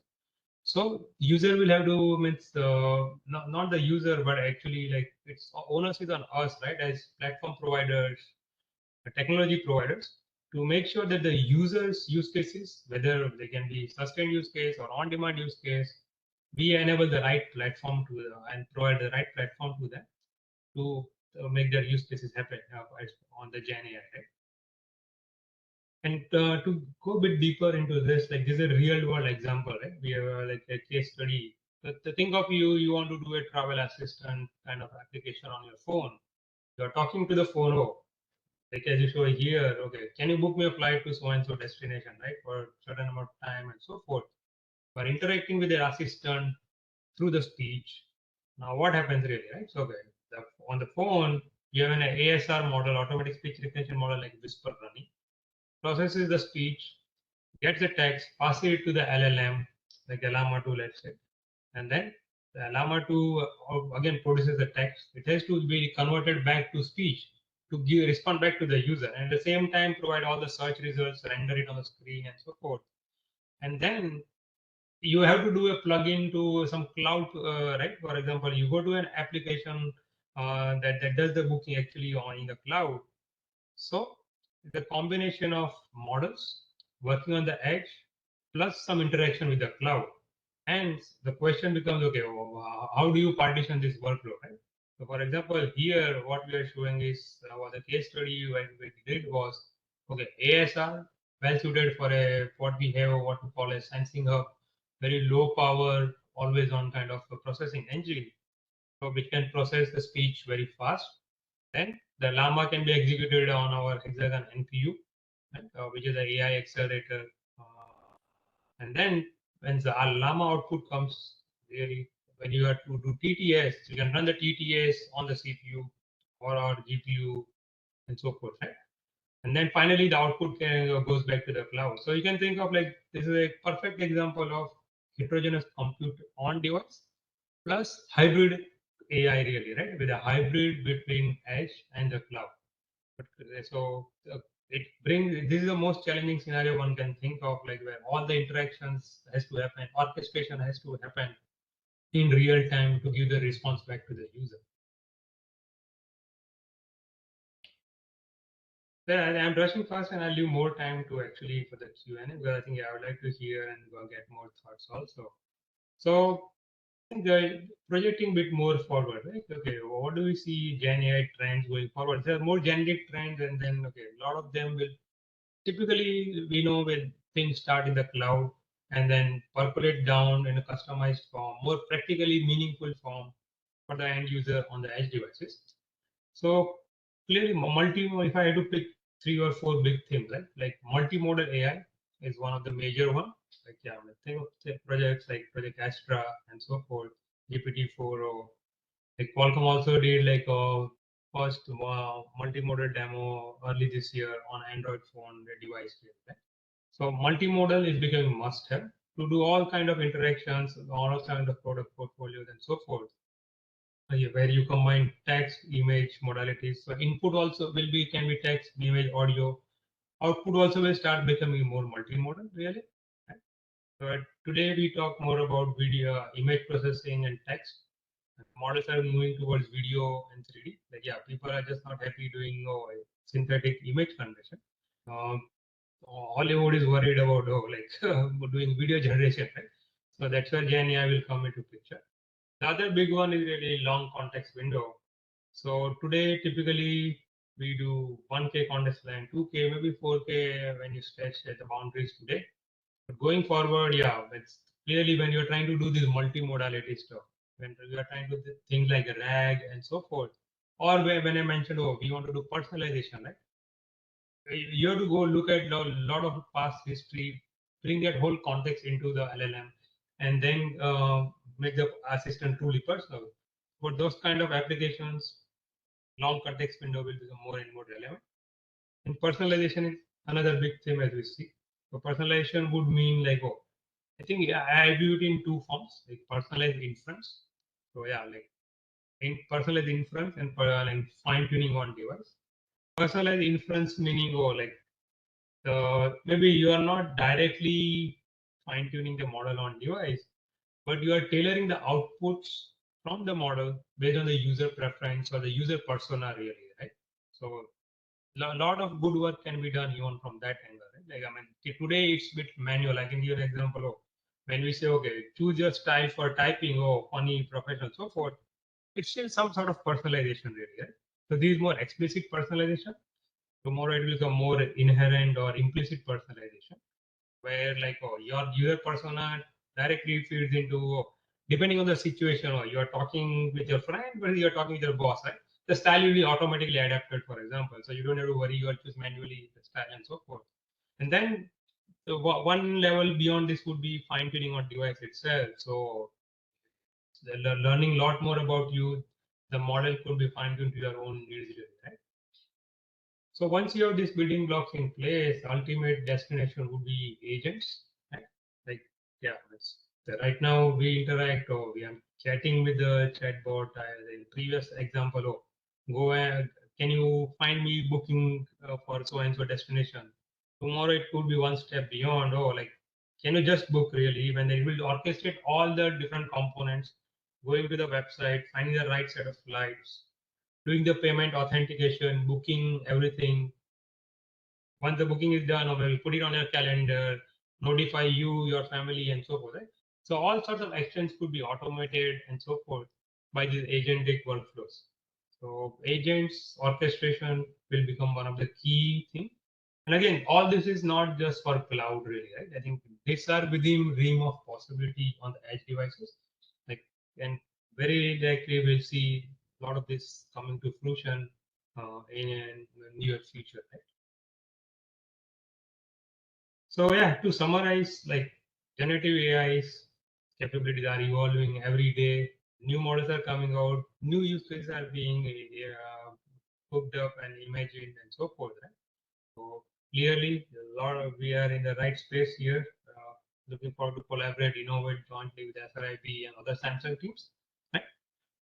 Uh, Again, the advancements in architectures, algorithms, heterogeneous computing are enabling generative AI for constrained devices. Right? So clearly, we know what to do here. The challenges are known. We know what kind of innovations can be resources can be spent, and we need to get it more and more enabled really, right? And then innovations from the smartphone world on the GenAI are percolating now into other device categories, IoT, wearables, and so forth. And finally, like yeah, if I want to hold a crystal ball, really, right? Like yeah, means more than the individual device running GenAI, the crystal ball I have is like, oh, the promise for future is cross-device personalized GenAI, really, right? So that will ultimately where GenAI will make the biggest splash and impact in our day-to-day lives, right? Or improving lives from productivity to like the work everywhere else, right? So whether health, social life, and so forth. Cross-device personalized GenAI will be the go-to thing when we talk about at the edge. Yeah, I think with that, thank you. I'll leave more time for the questions there. Thank you. Thank you, Dr. Chirag. Dr. Chirag is also joining us from United States of America in his time zone. Thank you, sir. We look forward to see you sometime here. Yeah, definitely. Yeah, thank you. We would like to move to our next speaker, Dr. Myungju Ham. He's going to speak about how open source empowers organizations. A little bit about him. Dr. Ham joined Samsung Electronics after getting the PhD degree from University of Illinois in 2009. He's currently working on MLOps on and for devices running Tizen and Android, an on-device AI training framework, and an inference pipeline framework. Previously, he worked on various tasks, including Linux kernel, software platform integration, SoC design, and DevOps. He's an open source leader. He's a founder and maintainer of DevFrec and XCon, subsystems of Linux kernel, and NNStreamer Linux Foundation AI and Data Project. Dr. Myungju Ham, over to you.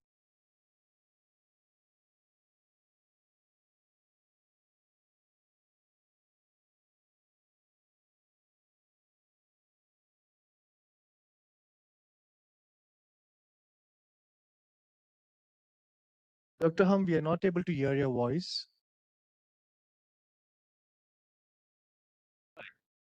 Hello. Yes, you're audible now. Okay. Hi, I'm Myungju at Samsung Research, and I'm going to talk about something not technical. So in this talk, I'm going to talk about what I have experienced for open source project in Samsung. And I'm an executive and developer at the same time, and actively working on software project as well. So let me talk about what I have been doing in open source communities. So as I was introduced, I have been a maintainer of a few Linux kernel subsystems, and recently I have been working for on-device AI frameworks, including NNStreamer, NNTrainer, and a few other projects which is open sourced via Linux Foundation. And this NNStreamer project is a framework which is default on-device AI framework for Tizen, and it is also deployed to Android or all the other different OS and systems. In Samsung Electronics, this project is used for mobile, wearable, TVs, and various home appliance systems. And as you can see here, it is already open sourced via github.com, and it is on Linux Foundation AI and Data project. And this NS2 project is not a project solely contributed by Samsung. As you can see in this slide, NXP, Finders AI, and different companies are also contributing.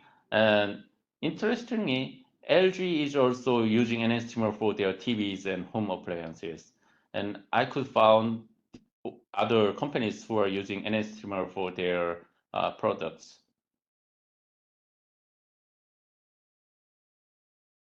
Okay.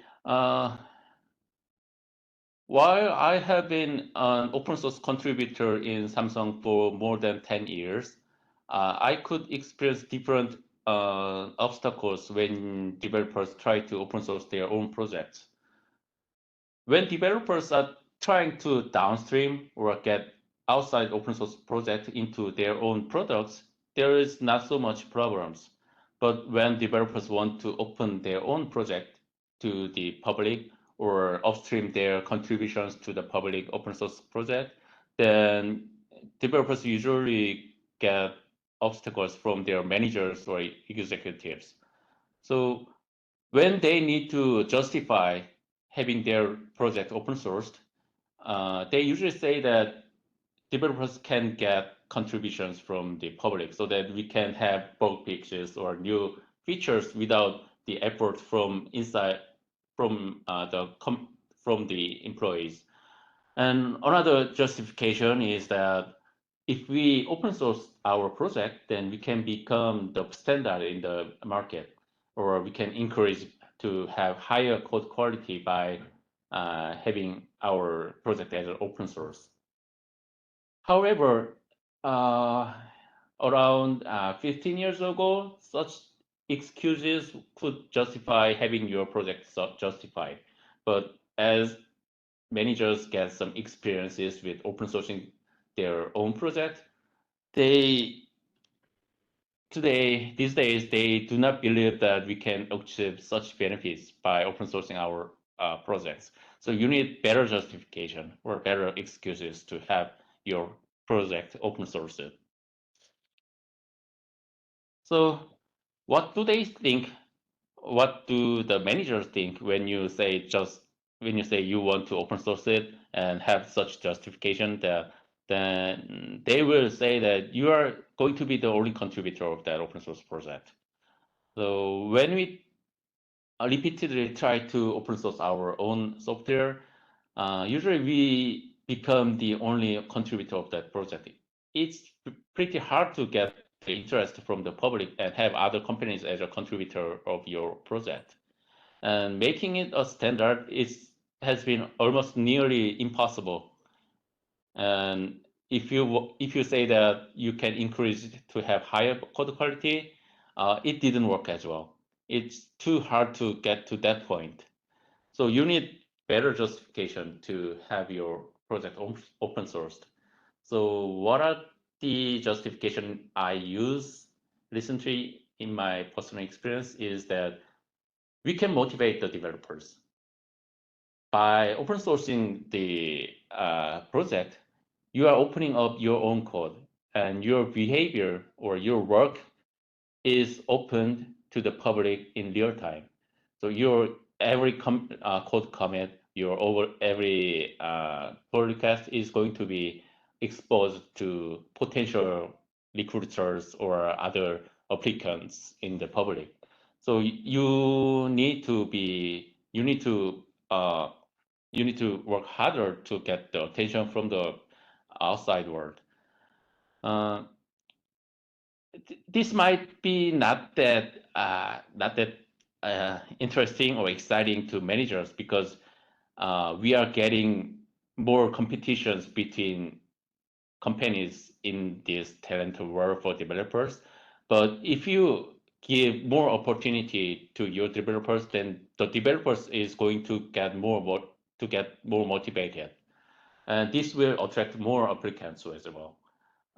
If I visit universities or conferences for recruiting developers, if I say that we have some open source project which can attract those applicants, then they get more interested in joining us. So having some popular open source project in your own company is very helpful if you want to attract applicants or developers. And if you get to that point, then you can encourage higher code quality by enforcing some outside open source community rules, like to adopt CI and CD systems or adopt test infrastructures from other open source communities. And because we are exposing the daily development work to the public, you can get more peer pressure for your development work. Anyway, such justifications, they are not that important as the following topics. If you are working in a small organization, like a company with less than 50 developers, you won't experience such issues. But if you are working in a large companies, such as Samsung Electronics, you will see silos between internal organizations. So assuming that there are like more than 100 developing teams in your companies, then those teams are going to compete against others if their roles or responsibilities are similar. And then they will start closing up their software project and will not share their software codes to other development teams. And they will start talking to others with PowerPoints, not the source code. And they will say that whether the software project is completed or not, they will say that they can do this, they have done this with just PowerPoints or Microsoft Words. And in Samsung Electronics, unfortunately, I'm seeing such behaviors a lot. So to break those silos between internal organizations, we need to open up the software project between internal organizations. And this is quite similar with the open sourcing project. We are opening inside company by inner source project, and we can promote more collaborations between internal organizations by inner source project. And if they get more encouraged or get more ambitious, then they will make their inner source project as open source projects. So by opening up software projects between the internal organizations, we can let them, we can just skip the release or test, or we can just avoid hiding source codes from other teams. Then we can have real conversations between developers, and they can collaborate with open source code, with the source code. And this is just started in Samsung Electronics. We have promoted inner source programs a few years ago, and we are seeing a lot of project becoming inner source project. If you want such inner source programs or open source projects in your organizations, then you need to accredit the contributors. There are a few unfortunate accidents or incidents that a few teams copy or clone other teams' code repositories without notifying them or without accrediting them. So they just clone them and use it internally and develop it for other projects without exposing what they have been doing. And we can prevent that by having our project inner sourced or open sourced. And lastly, as long as we have a lot of projects open sourced, then we can start thinking that if someone's or if some organization's code is not opened, then it is suspicious. So having more projects opened, we can promote a better development culture inside an organization. So these are the things that I wanted to talk in SOSCON. And the last quote is a quote from Linus Torvalds, and he once said that talk is cheap, show me the code. That was in the context in a conversation between open source contributors, where a contributor or developer may say that they have done something great and I have some capability that can do something, but until they show a working code or a working pull request or code commit, it is useless. It is just it's nothing, and it is something that we can just ignore or we can rely on. So by adopting such spirit, I want to urge you to show the code while you are saying that you can do something to other developers. All right. Thank you for listening, and thank you for your time. Thank you, Dr. Myung-Joo Ham. Dr. Myung-Joo Ham is joining us from Samsung Research Seoul office. He's in a Korean time zone. Thank you very much, sir. All right, thank you. We are running slightly late. We'll try to cover up in next couple of sessions. With this, we would like to invite our next keynote speaker, Mr. Jim Jamlin.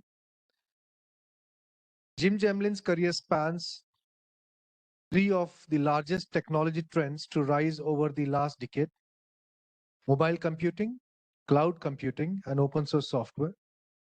Today, as an executive director of the Linux Foundation, he uses his experience to accelerate innovation in technology through the use of open source and Linux. At the Linux Foundation, Jim also works with the world's largest technology companies and others to help define the future of computing on the server, in the cloud, and on a variety of mobile computing devices. Jim, over to you.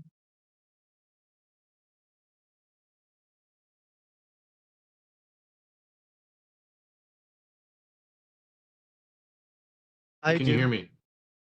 Yes, we can hear you. Good to see you.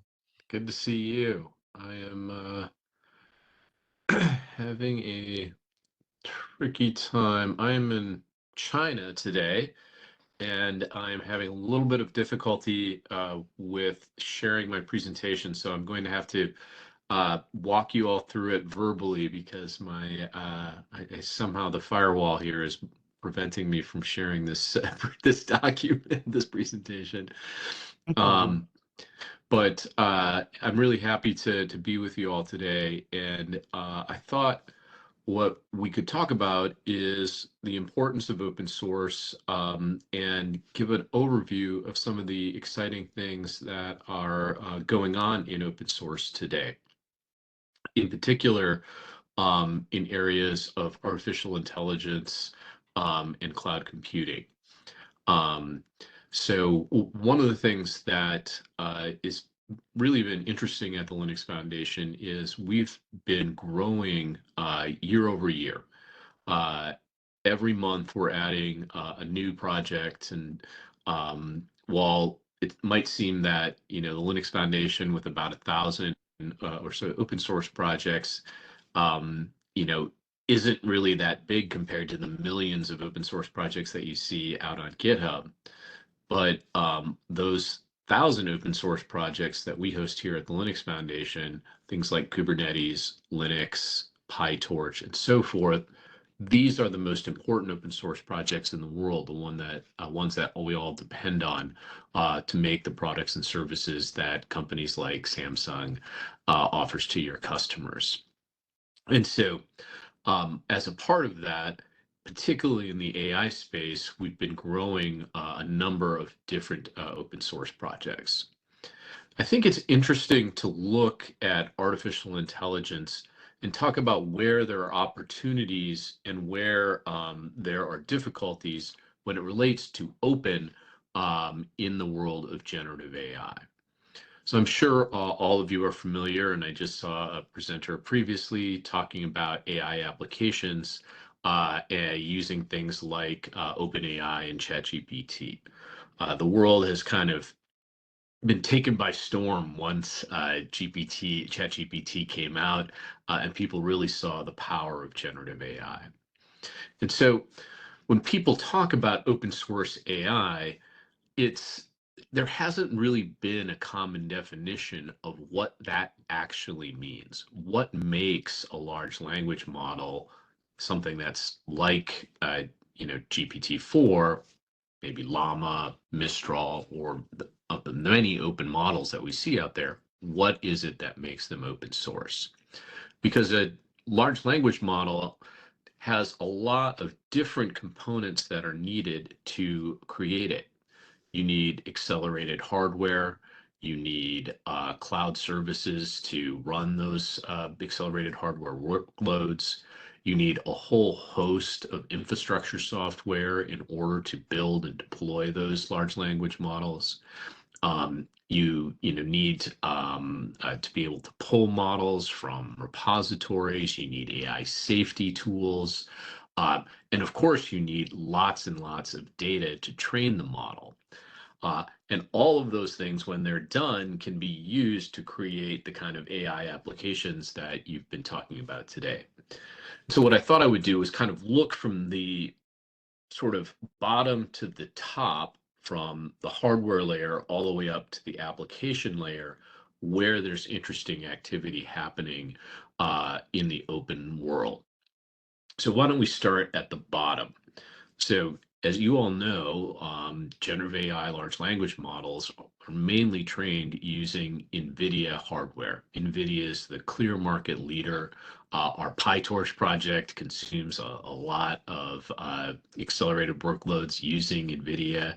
A lot of, or almost all of AI infrastructure has been written to the CUDA API that NVIDIA offers, and they've really become the center of AI. And one of the things that we know about NVIDIA's CUDA API is that's a closed API.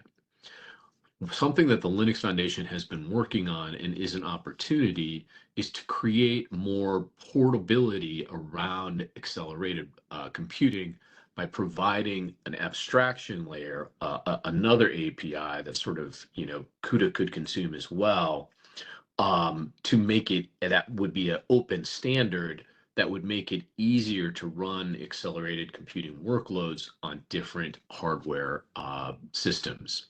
And so this year we started a new project called the Unified Acceleration Foundation, UXL, to do just that.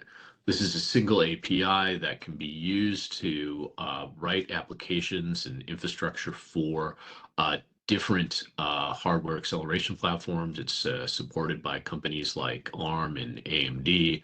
And that's something that's exciting to create more choice and more competition at that hardware layer in the AI space.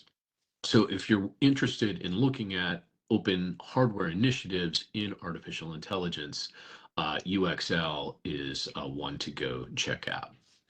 So then when we go kind of up the next layer to, a cloud service, or if ML ops infrastructure that is used to create large language models and deploy them, there's pretty good news on the open front there.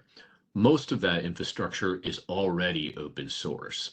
Tools like PyTorch that are used to, create ML models, things like Kubernetes that are used to deploy AI workloads are just abundant. Today, our LF AI and Big Data initiative has over 68 projects that are all completely open source that can allow someone to create an ML model or an LLM using an entire open source set of components to clean data, curate it, train the model, deploy it, and so forth. I think it's really important that we continue to have those free and open building blocks. And one of the things that LF AI and Big Data is trying to do is have a common consensus around what those building blocks are so that we can all collectively work on improving them rather than having like lots of different projects out there that may not get as many resources if we don't all work together on it. So on the hardware layer, we've got work to do with UXL. On the infrastructure layer, things are going pretty well in the world of open source. When you go up another layer, I think we start to get into some real challenges around openness. So the next layer up is really the data that's needed to train open models. And this is one of the areas where we're seeing real challenges out there. As different organizations, whether it's, Stack Overflow or other web properties have realized that, data on their websites has been used to train these large language models in great volume. They've been closing down access to that information and have been asking people to pay fees to use it in order to train models. The result of this is closed data and data that's only available to people who have lots and lots of resources to train these large language models. While we have open large language models like Llama 3 and other incredibly high performing large language frontier models that are open, the corresponding data for Llama is not open. Now, that doesn't mean that Llama 3 is bad or that we shouldn't call it open, because having the availability of that model is very important. But having a very large data set that the open source community can use to create new frontier models is something that's very important. And again, a big challenge. One of the things the Linux Foundation's doing there is that we've started a new set of projects around large-scale data sharing. The first of which is our Overture Maps Foundation. Overture Maps is the world's largest geospatial mapping data set. This is something that was started by Amazon, Meta, Microsoft, and TomTom in Europe to be able to provide a normalized and clean, very large set of geospatial mapping data to train and to be able to allow mapping service providers, automotive companies to use that data in a very scalable way. I think we're going to see a lot of these kind of new data sharing efforts that are intentionally open to counter what's happening in terms of the sort of closing down of data sharing in other parts of the AI world. So I think that's an important opportunity as well. Obviously, on the frontier model front, we're seeing a lot of good work coming out of Meta in particular, and frontier models like Mistral. So that's pretty good. But I would say the final area where there's real opportunity for open source in the world of AI is in AI safety. One of the things that is immediately problematic in AI isn't really this sort of vague fear of, AI becoming smarter than humans and taking over the world, but it's sort of immediate AI safety issues around deep fakes non-consensual sexual imagery, misinformation, things like that. Those are kind of, bias, things like that. Those are the immediate and real AI safety issues that we have. And it's a really important thing that tools to address AI safety risk be open, because of course open tools create trust and transparency and will give us more confidence that the industry and developers who are creating this technology are responsible about AI safety. One example at the Linux Foundation that we're working on is our C2PA specification. This is the Coalition for Content Provenance and Authenticity. And it's being participated in by OpenAI, by Adobe, Sony, Microsoft, all of the very large AI participants and content creators. The Coalition for Content Provenance and Authenticity has created a specification and a set of tools that allow digital watermarking throughout the entire content creation process. So in a Sony camera today, for example, the C2PA watermark is embedded immediately upon taking a photo. That mark is then immutable throughout the entire content process. So if you use Adobe Photoshop to modify that, the mark will still be there with a record of changes and so forth. If it's used to train a model, it will still be there, all the way to the end resulting output. And it will then contain that watermark indicating that this content is original and real, and show the history of any changes that have been made so that people are very, very clear on what kind of content they're getting and why. I'd love to see more projects like C2PA that are addressing AI safety risk, and it's something that we continue to work with our stakeholders on.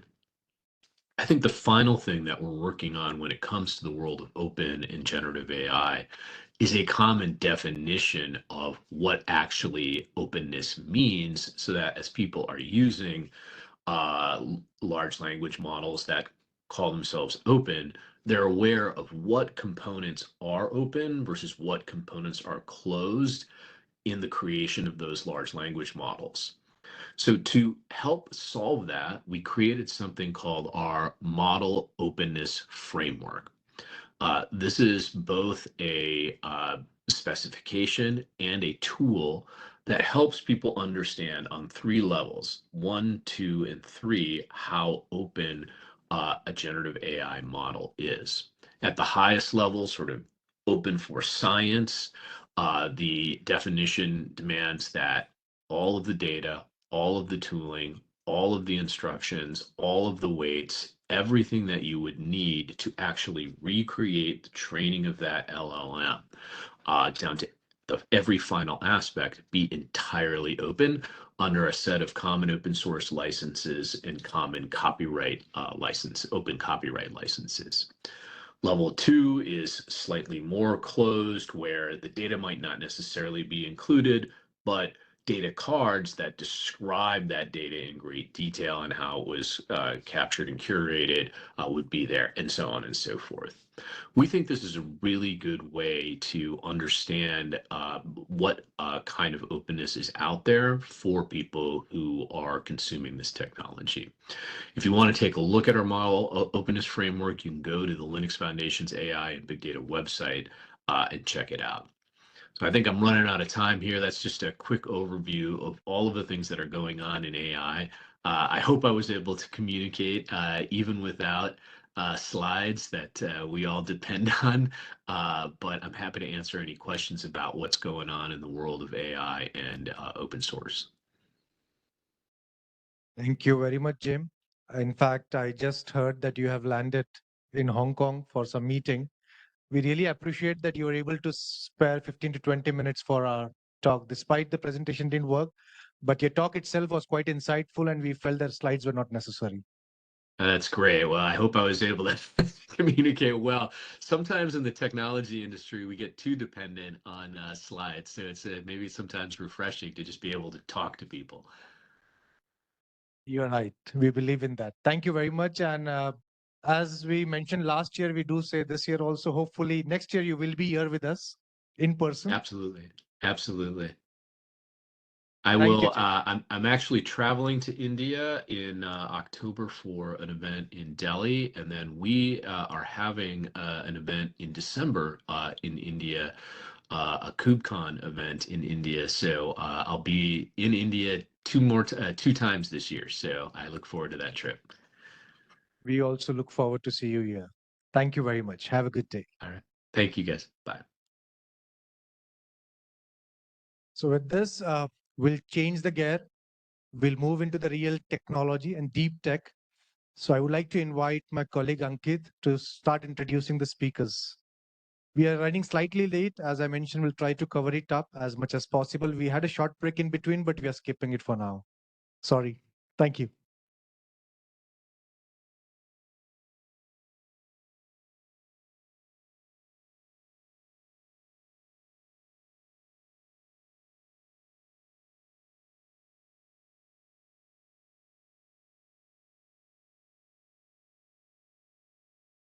Hi, everyone. I'll now like to welcome Ishan Datta.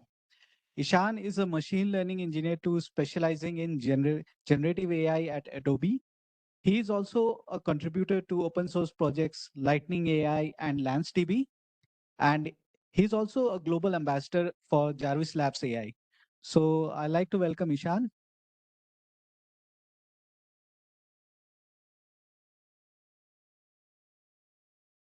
Hello.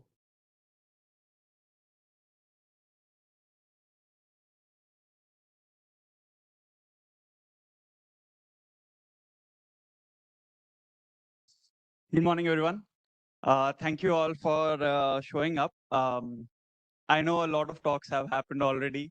And, once you are in this path of one after the other talks, after a point, it really becomes tough to get something new in mind. So let me help you with this. I'm not here to give a talk. I will tell you all a story. Okay. Just a couple of questions before we start. Can I have a show of hands? How many people are here working at Samsung? You can just raise your hands. Okay, most of you. Like, I should have asked, how many of you are here who are not working at Samsung? Okay, nice, cool. Are there some students also in this audience? Okay, there are two I see there. Okay. I hope everyone knows about the Taj Mahal, right? So the question that I have, what if the Taj Mahal was built today? And I have Shah Jahan in my slides, by the way. Okay. The story which I'm going to tell has a few chapters. The first chapter is memories. Who was the Taj Mahal built for? Anyone can answer it. Mumtaz, right. Chapter 1 is called The Memories. Shah Jahan, over the course of time, had a lot of wives. And I think Mumtaz was someone really special for him. He had a lot of memories for her, for which he wanted to build the Taj Mahal. And this is just a representation of those memories. Okay, let's say he might have gifted her some jewelry, some literature, some flowers. Shah Jahan back then, if you would have a database and if you would want to store all of these memories, it would look something like this. Some flowers, some literature, some ornaments. Okay. Now take a look at this. Spend a second. Okay. Going through all, for an instance, consider that all of these are images. Okay. Look at this slide carefully. And if you would have had a vector database, this would have looked a little different. Okay. Now, anyone here, can you spot the difference between this slide and this one? What changed? Categorization. Anyone else would like to give a try? This slide and this. What changed?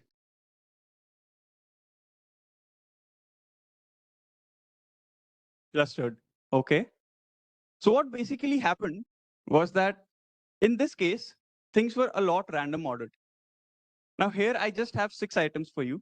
If I would give you 10 million such items, and I would want that, give me that flower which I gave her on that particular day, it's a nightmare for anyone to search that, right? But if things are clustered in this way, it becomes a lot more easier. Why did it become easier? Because your search space has reduced a lot. So you can ignore these items and you can only search for that flower in that small set. This is what a vector database helps you with. You might have heard, how many of you here have heard of the term embedding? You can just raise your hands. A few of you. Embedding is, I believe, one of the most important terms when you come to vector databases. What an embedding generally does is, all of us know that computers don't understand any of this. It just understands numbers, right? And embedding is just a way to convert any type of data. It can be an image, it can be a video, it can be text, it can be audio, any of it in a number, and that number has some meaning. It's not like randomly, I will just give it a number that this is number 1, number 2, number 3, number 4. Those numbers have meaning. What is that meaning? Is that if two things look related, like in this case, I have two flowers, if they are related to each other, they are close to each other, they have some semantic similarity to each other, the difference between those two numbers will be very less. So if you are thinking in terms of embedding, these two might have numbers like, let's say this is number 2, this is number 4.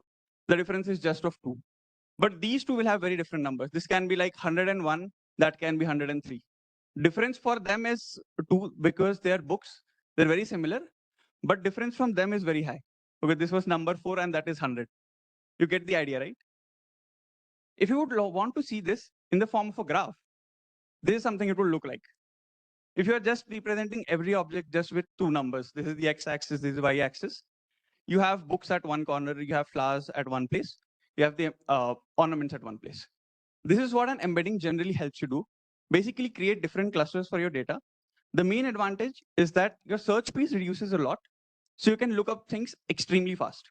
Okay, and I'm talking about when you think of, this is just 6 items, millions and billions of data points, this is extremely helpful. Now we come to chapter 2.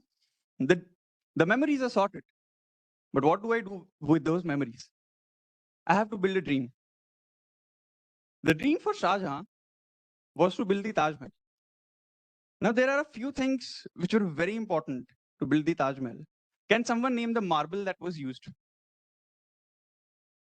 Yeah. It's, what marble? What is this white marble called? Sangemarmar. Correct. There was white marble, there were sandstones, and a lot of other important things which were collectively used to build this. Now, Shah Jahan was actually an AI engineer in the 21st century. The Taj Mahal for him would be a very interesting vector database, and the Sangemarmar for him would be his data. Okay, it can be image, it can be video, it can be audio, it can be text. The problem with having such a vast variety of data is that if I have a multimodal data set, the term is very shimmery, I would say. Multimodal, it just means that different types. Okay, so you have like images, videos, all of it. And if I am working with multimodal data sets, and if I want to store all of them together, it is a huge task. It is because, first of all, if you are storing it, let's say in your disk, and you're running some in-memory computations, it's a very slow process to access something from the disk, use it in your program, and then save the results. If you are doing that over millions of times, you are basically training your models for days and months. You could do that in a few hours if you have things in memory. But how is it possible? We will see. Now, let's say your memories are sorted, your dream is sorted, this is what I want to build. The Shah Jahan today wants to build a vector database which can store multimodal data and help us with speeds which can be comparable to keeping everything in memory. Here we come to chapter 3, which is called as the foundation. Everything in the world has a foundation. Everything. Okay. In any database, like in most of the vector databases out there, this is what the general process looks like. You have any kind of data, you use an embedding model to it, basically convert all of this data to numbers which have certain meaning, and then you store it in a database. So when you have to look for that particular item, your search space is very fast. The problem here is most of the vector databases out there, almost all of them are just storing the embeddings in the database and not the actual data. So when there are a lot of AI applications which require real data to be available, for example, if you are training deep learning model, you need these actual images to be there. Okay, then you can basically process them and then use them in your data set. If you're just storing the embeddings, for accessing the original data, you again have to go back to your disk, and that read-write speed makes your training a lot slower. Okay, again, it can like slower as in things that can be done in a day will take weeks or even months. What LanceDB helps you with is that it replaces that entire thing with something called as a Lance format. A Lance format not only helps you save the embeddings for the data, but also the original data itself. The advantage, you can do things, all the things which other vector databases can do, but 100 times faster. And that's the minimum I'm talking about.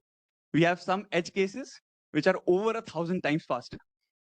You think how fast your trainings would become if you could get that kind of speed. So the foundation of LanceDB and vector databases, which are built on top of that, is the Lance format. We will see ahead how you can create something of this sort. Chapter 4, the map. Let us say Shah Jahan wanted to figure out a way that the Taj Mahal would be one of the most beautiful monuments in the world. Taj Mahal looks so beautiful because it is highly symmetrical. You just imagine the image. If you have seen the gardens, if you have seen the way the plants are planted, if you have seen the entire architecture, you know it's highly symmetrical. And that's like multiple different types of symmetry that have been used, not just one. There is one very important ratio in maths, which was used to build Taj Mahal, which gives it the kind of look it currently has. Anyone has any idea what is that ratio called? Golden, yeah. It's called the golden ratio. Value is around 1.61 something. It goes on. And let's say Shah Jahan wanted to find that ratio. Okay. Let's say you are Shah Jahan. I send you to a library and I say that any of these books might have the value of golden ratio. Okay. Is this a tough task or not to find where that golden ratio is at? Yes or no? It is right. Pause for a second and think, why is it tough? Anyone would like to answer that? Why does your mind say that it is actually tough to find the golden ratio from these books? No indexing. Anyone else? Think a little.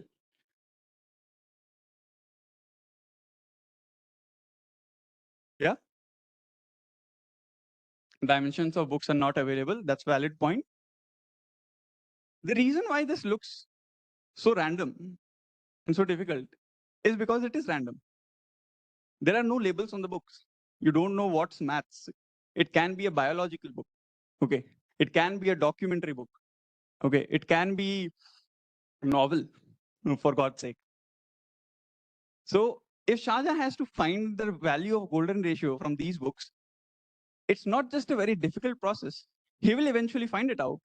It's an extremely slow process. The kind of data that we have today and the kind of models that we have today, they are extremely large. Okay, we have been talking about large language models for a very long time. They are really, really large.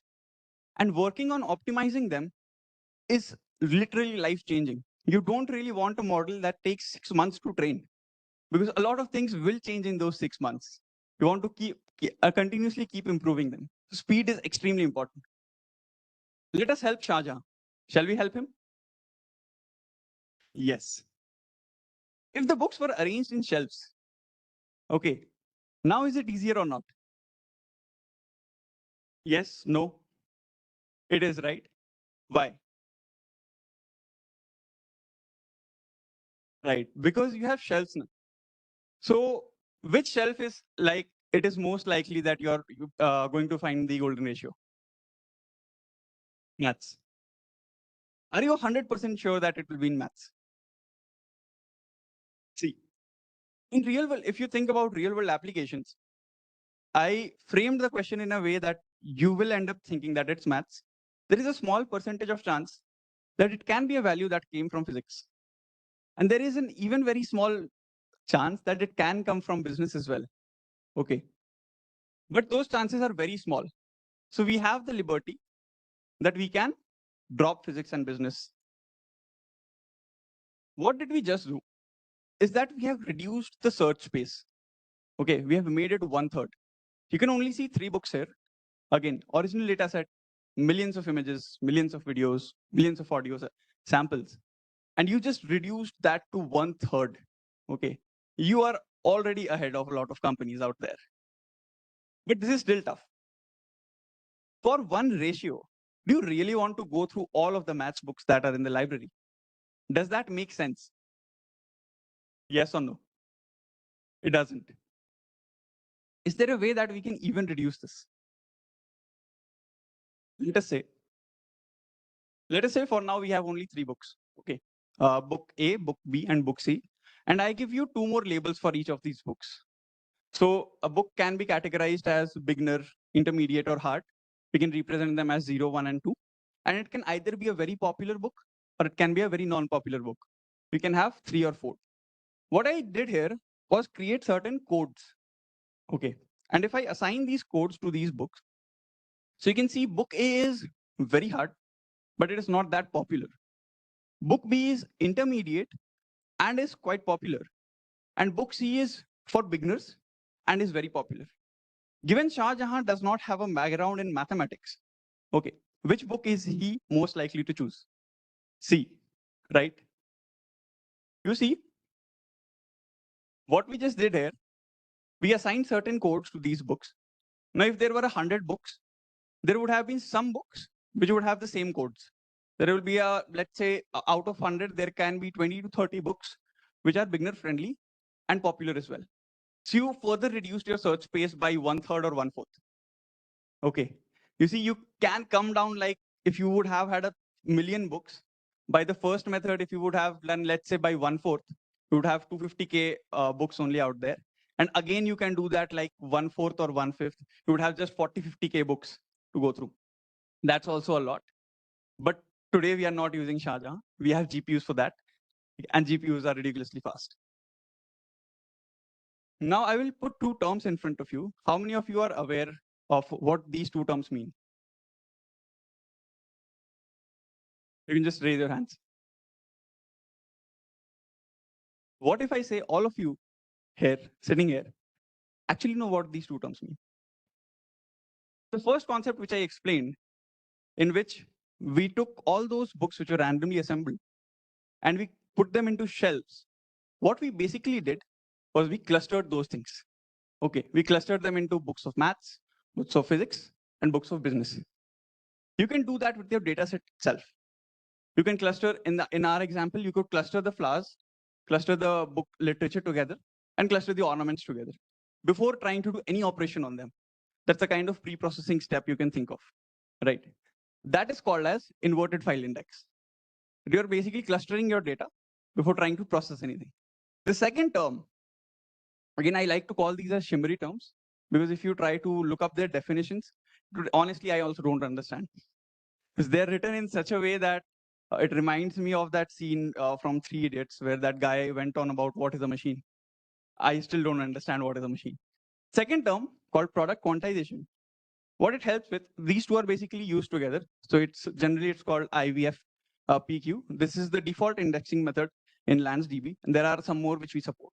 In product quantization, what you do is, within those clusters that you have created, you can create codes for the dataset. Okay, so as I showed you for the books, we created codes, and then we reduced the search space even further.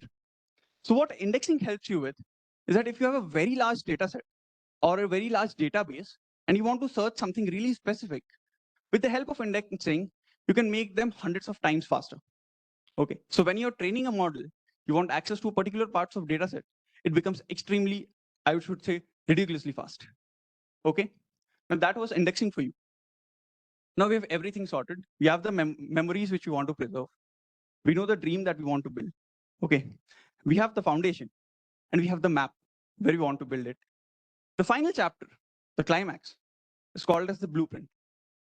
Given you have everything, how do you put down everything together and finally be able to build it? It's very simple.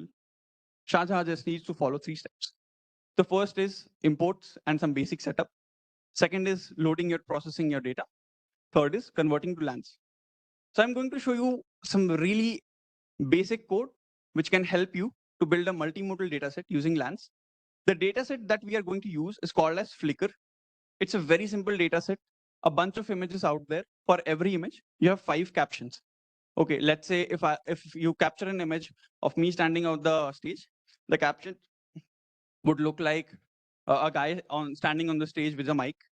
Okay, a stage with a black and white background, and so on and so forth. There are 5 captions, and the order of these captions matter. So like the first caption is the most significant one, second is a little less significant, and so on and so forth.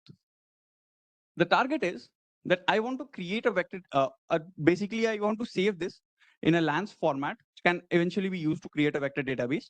And that should save all the image IDs which I have. It should save the original image as well. Okay, how do we do that? The first is imports and setup. It's very easy. How many of you here are familiar with Python, by the way? A few of you. That's fine. The syntax that is here, it's really basic, and this not. I will keep on explaining it. So the 2 things which you need to just focus over here is lance and PyArrow. Okay, lance is for creating the format, and PyArrow is basically giving it a structure before saving it. So whenever you have to save something in a particular format, you want to keep it in a particular structure. We have just imported all the packages that we want. Second is we will load the dataset. Okay, so let's say we have all of these captions in TXT files. So what we are doing is we are just reading all those captions in a variable called as annotations. And what I want to do is that for each of these annotations, as I mentioned, that the order of these captions matter. The first caption has the highest priority, last one has the least priority. I want that order to also be saved. So instead of just saving an image with the list of captions, I will save it as a tuple. So let's say there is an image ID, which is image ABC. So it will be saved as ABC, comma, 0, which is the caption number, which is the first caption, comma, the first caption. Then I will have another tuple, which is again ABC, because that's the same image ID. I will have caption number 1, which is second caption, and the name of the caption. Similarly, I have 5 tuples. Basically, tuple is a kind of data structure in Python. Very simple. You have 3 elements in every tuple. This looks like little complex, but that is what it does. Okay, so for every image, you have 5 tuples, including which includes image ID, the position of that actual caption, and the original caption itself. What you want to now do is that you have 5 such tuples, right, for every image, but it all corresponds to just one of those images. Like let's say image ID ABC we are talking about. So I just want to keep them in one list or one array. So I can have like 5 captions at one place, then 5 captions at second place for the second image, and so on and so forth. This is what this exact loop does. By the end of that, you have a kind of data structure, which is now storing your image IDs, the 5 captions, and then order number of those captions, 0, 1, 2, 3, and 4. That is it that you have. Now you want to store all of this to LANs. You can ignore the initial part of it. The important part is there. You're just using PyArrow, and you're creating an array of the image IDs that you have. You have used. So here, what we are doing is we are not saving the images at JPEG format. We save them whenever you are storing. You are mostly store them in binary format, which is a much more optimal way to store it. You have ways to again decode it and get the original image, but you want the space to be as low as possible whenever you are saving such things. So you convert the image to a binary format, and you save it here, and you have the array of captions. Now, this is what your final schema would look like, where you have the image IDs, which are strings. You have the actual image, which is now of binary format, and you have the captions, which is a list of strings. Basically, you have 5 captions for every image, and this is what you want to save. Now, this is multimodal because you have image also, you have text also, and you can have any other kind of data here as well. Let's say you wanted audio as well. You can include that as well here. Converting that to LANs dataset is like a one-line thing.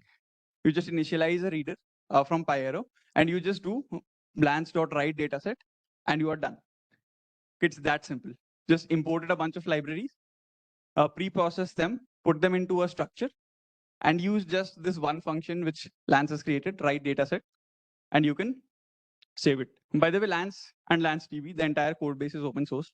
So you can also go through that and see how exactly they're doing it. And congratulations, you all have your Taj Mahal. And Shah Jahan was finally able to build it. And yep, a little about me.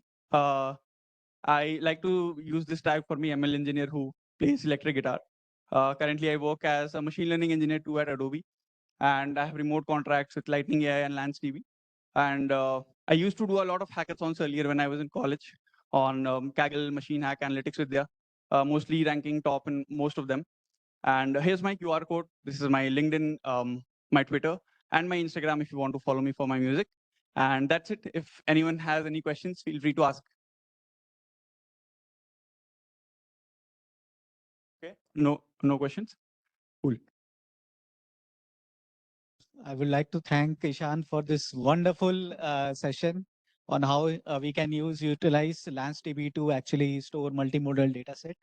So the next session will be taken by Ravi Shankar Guha. Ravi is a software engineer and entrepreneur based in Bangalore. He's the co-founder of Thesis, a software design tool aimed at delivering Gen AI native experiences.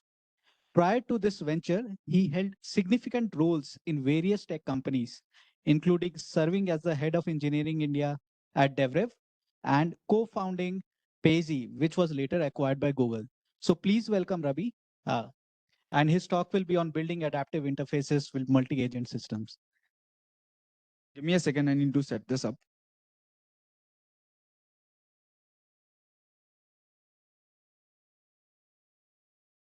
So just hold on for a minute. We'll be back.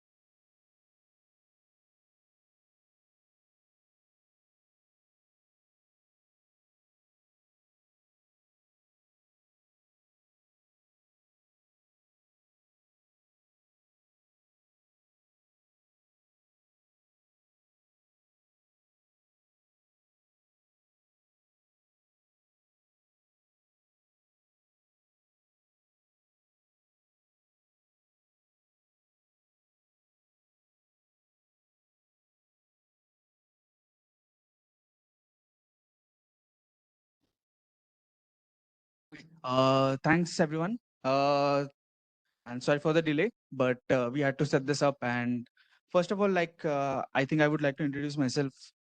Ankit already did that, but one short line is we are building Thesis. We are building one of the first design tools specifically catered for building AI products. And through this talk, I can hopefully walk you through what it means to design for a AI product, an AI native product. But yeah, I am the co-founder of Thesis. Two of my teammates are also here. Feel free to reach out to them and talk to them later if you want. And yeah, why do we need to talk about this? First, like I would like to begin. One second. Yeah. So the future of interfaces, right? And what does it mean to say the future of interfaces? Basically, till now, things have been very standard in a way that, let's say you are building a personal finance app. In a personal finance app, a PM or a designer would sit down with the founder and come up with a spec sheet of what you need to do. And you would translate each screen by screen into an interface, into a UI. But with AI, this has changed drastically because now you no longer talk about building screens one at a time, right? Now the interface has become way more natural, and the interface is way more, how do I put it, like text in and text out. And that is probably a limitation of what we have right now. And it doesn't have to be like this. I see a lot of interesting startups coming up which are trying to tackle this in various forms. Like the interface goes from being text in to, let's say, multimodal out, then multimodal into multimodal out. Even the definition of multimodal itself is changing from day to day, right? Earlier, multimodal would mean that, okay, now I can just basically see some graphs on the screen. Then came the entire generation of basically, I can just talk to the software. I can upload images to the software. I can see the output again via multimodal output. For example, I can now see a very rich text. I can now see a very rich graph. I can now see a very dynamic voice message that the AI talks back. And over time, this will also keep changing. But in this talk, we are basically going to just limit ourselves to what would it mean to designing, uh, basically just rethinking all the software that we have, right? Now, with the power of LLMs, what you can do is you don't need to sit down and design workflow by workflow, but you can basically go ahead and start talking about, arbitrary text in and multimodal out. Okay, so that's the talk, building generative UI with multi-agent systems. And yeah, I mean, I think it's important to define what generative UI means, at least for the purposes of this talk. And equally important to specify what it doesn't mean. Like, there are a lot of softwares right now that can basically generate design from a prompt. And if you used one of these design prompt to design tools, for example, V0 or even Figma AI, has anyone seen the recent launch by Figma AI? Yeah.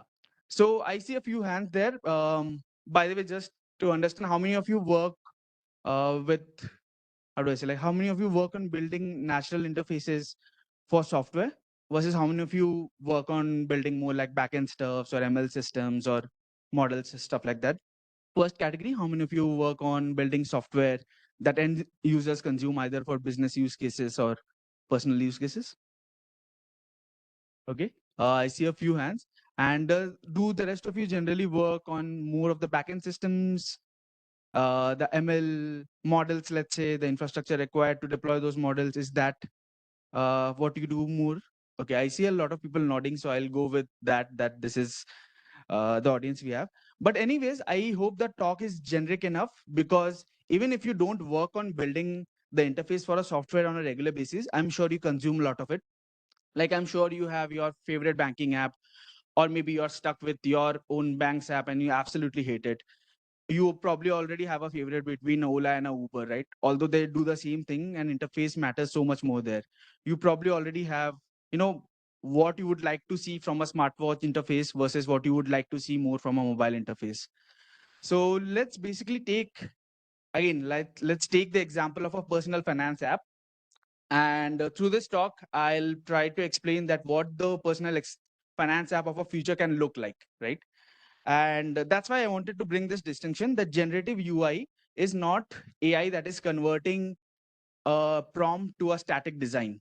It is about how the interface itself is responding dynamically at runtime with the end user. So again, I asked Perplexity this, that generative UI are basically user interface, and that's what it came up with, that generative UI are user interfaces that are dynamically generated in real time to provide an end user experience customized to fit the user's need and contexts. So again, breaking it down, and again, I'll break it down more and more in this talk. But breaking it down, it basically means that you no longer have the flexibility of just designing a screen. Every user is different. Every user wants to use the software differently. So you have to build something that can understand the user's intent at runtime and deliver them this dynamic experience. Okay, so yeah, let's go back to the example of prescriptive UI. And let's say you want to build this personal finance app today. This is probably what your personal finance app looks like, right? You have 5 or 6 screens. One screen basically breaks down your credit score. One screen breaks down your expenses from the past 1 month. And then you can basically click on a set of buttons, add a set of filters, and you basically have to interpret the software. You basically have to interpret how the designer or how the product manager thought about building this, and you have to navigate this. And this is almost most of software, and definitely almost all of business software right now, where it's like clunky. Instead of understanding what you want, you have to understand the software.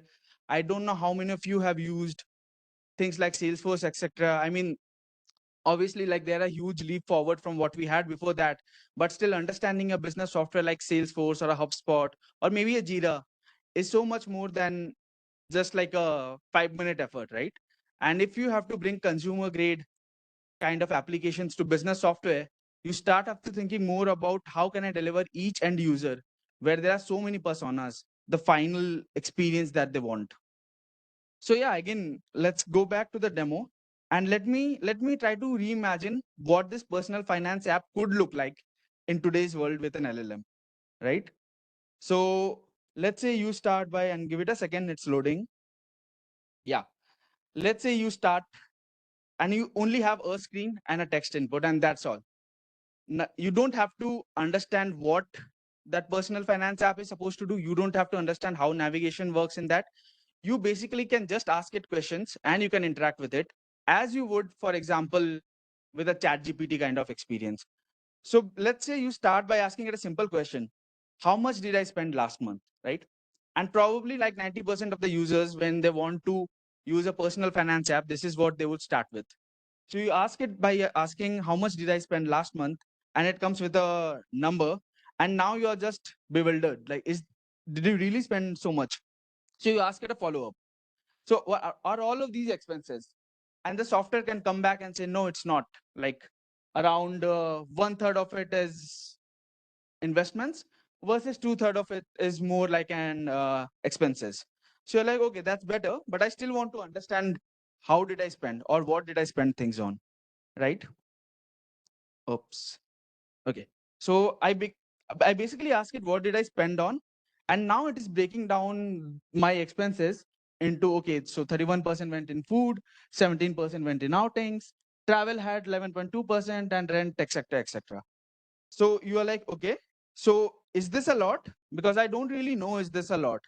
And the software can come back and say, hey, like, based on your historical trends, the past 6 months, you have really increased your spending, right? And again, the point of this reimagination is basically you as a developer or as a designer can no longer imagine all workflows that people are going through.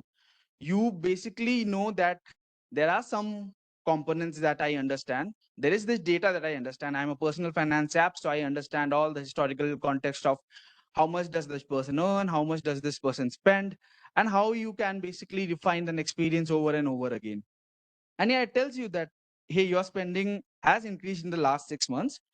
And you can ask it, is all of this on my credit card, or all of this is more on my debit card, right? And it now breaks down the same graph into, hey, looks like a large chunk of it is in your credit card.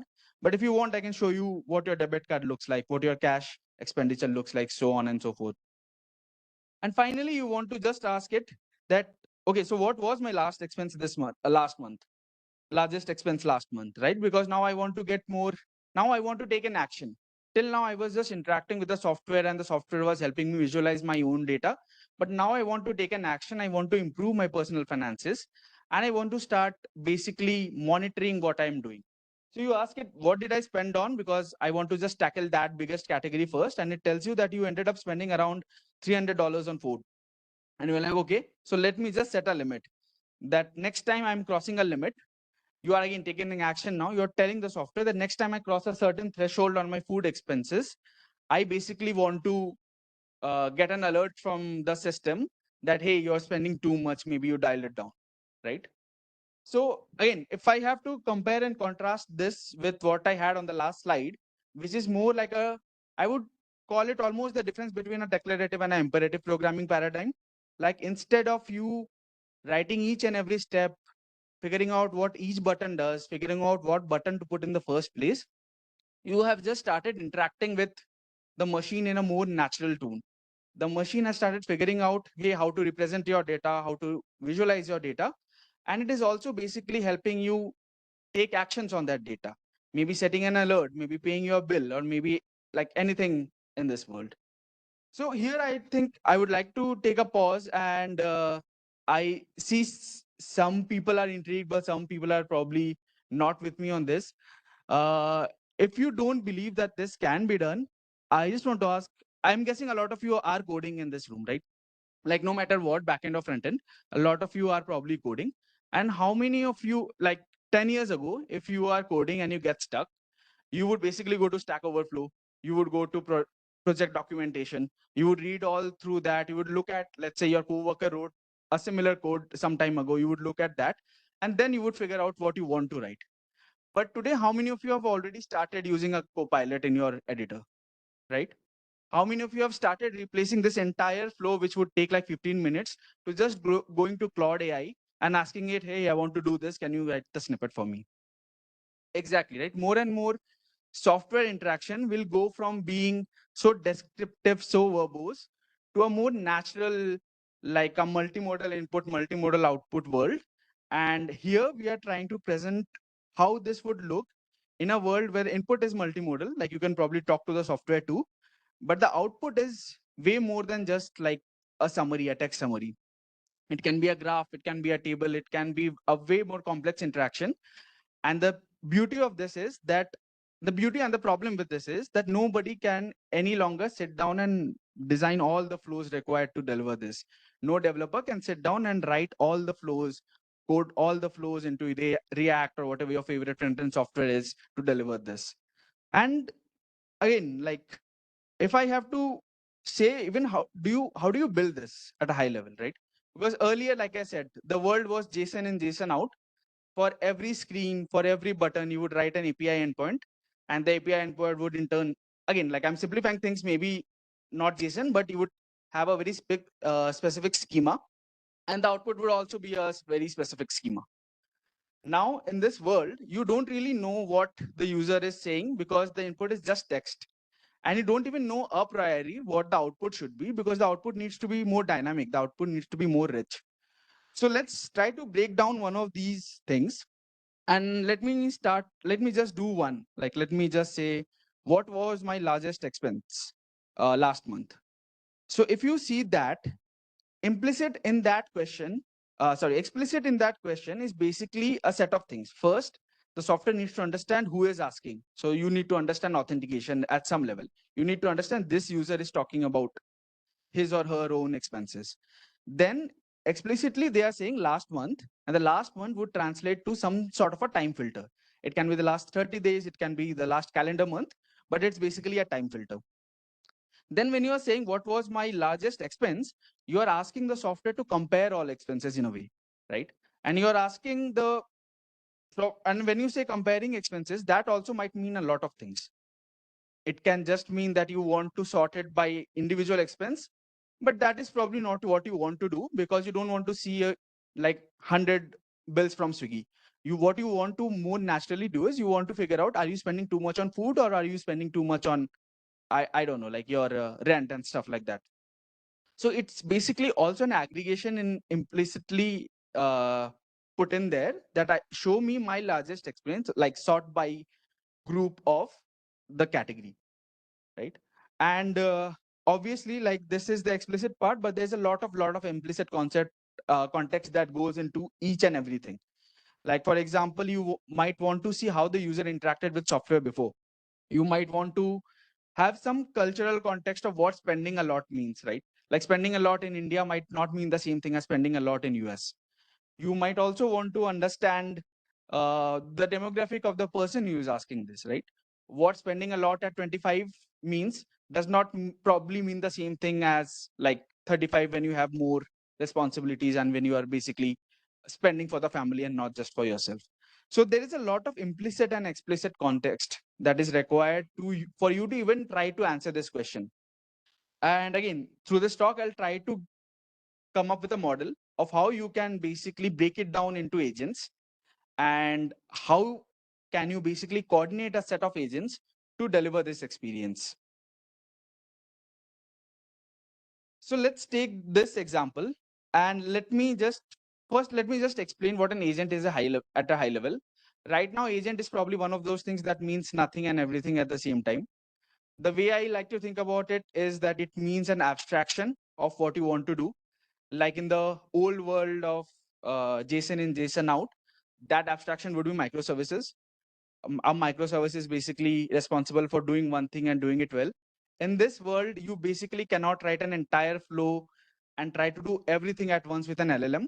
So you need to break it down into more digestible, more like individual chunks, and these are called agents.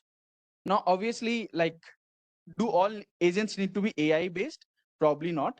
Some some agents definitely need to be AI based because, like I explained, right, the first thing that you need to do is understand intent, and understanding intent is probably not as deterministic a thing as other things. So understanding intent is probably an LLM, but maybe fetching data is not, right? And again, an agent does not really mean that you have to do it a certain way, but you basically break down the problem into smaller set of digestible problems and you work on that. Okay, so let's say what the first agent should be in this world, right? The first agent should be an intent agent because all you got was a query asking, hey, how much did I spend last month, right?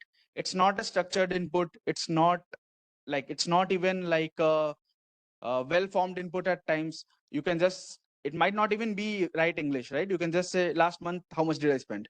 And the software should still try to understand that. So the first agent that breaks down the input and starts this journey of understanding unstructured input and translating it into unstructured output is the intent agent. And again, you can use a lot of different ways of doing this. There are a lot of transformers that are just trained specifically on doing intent recognition, but a general purpose foundation model like a Llama or a Mixtral works great.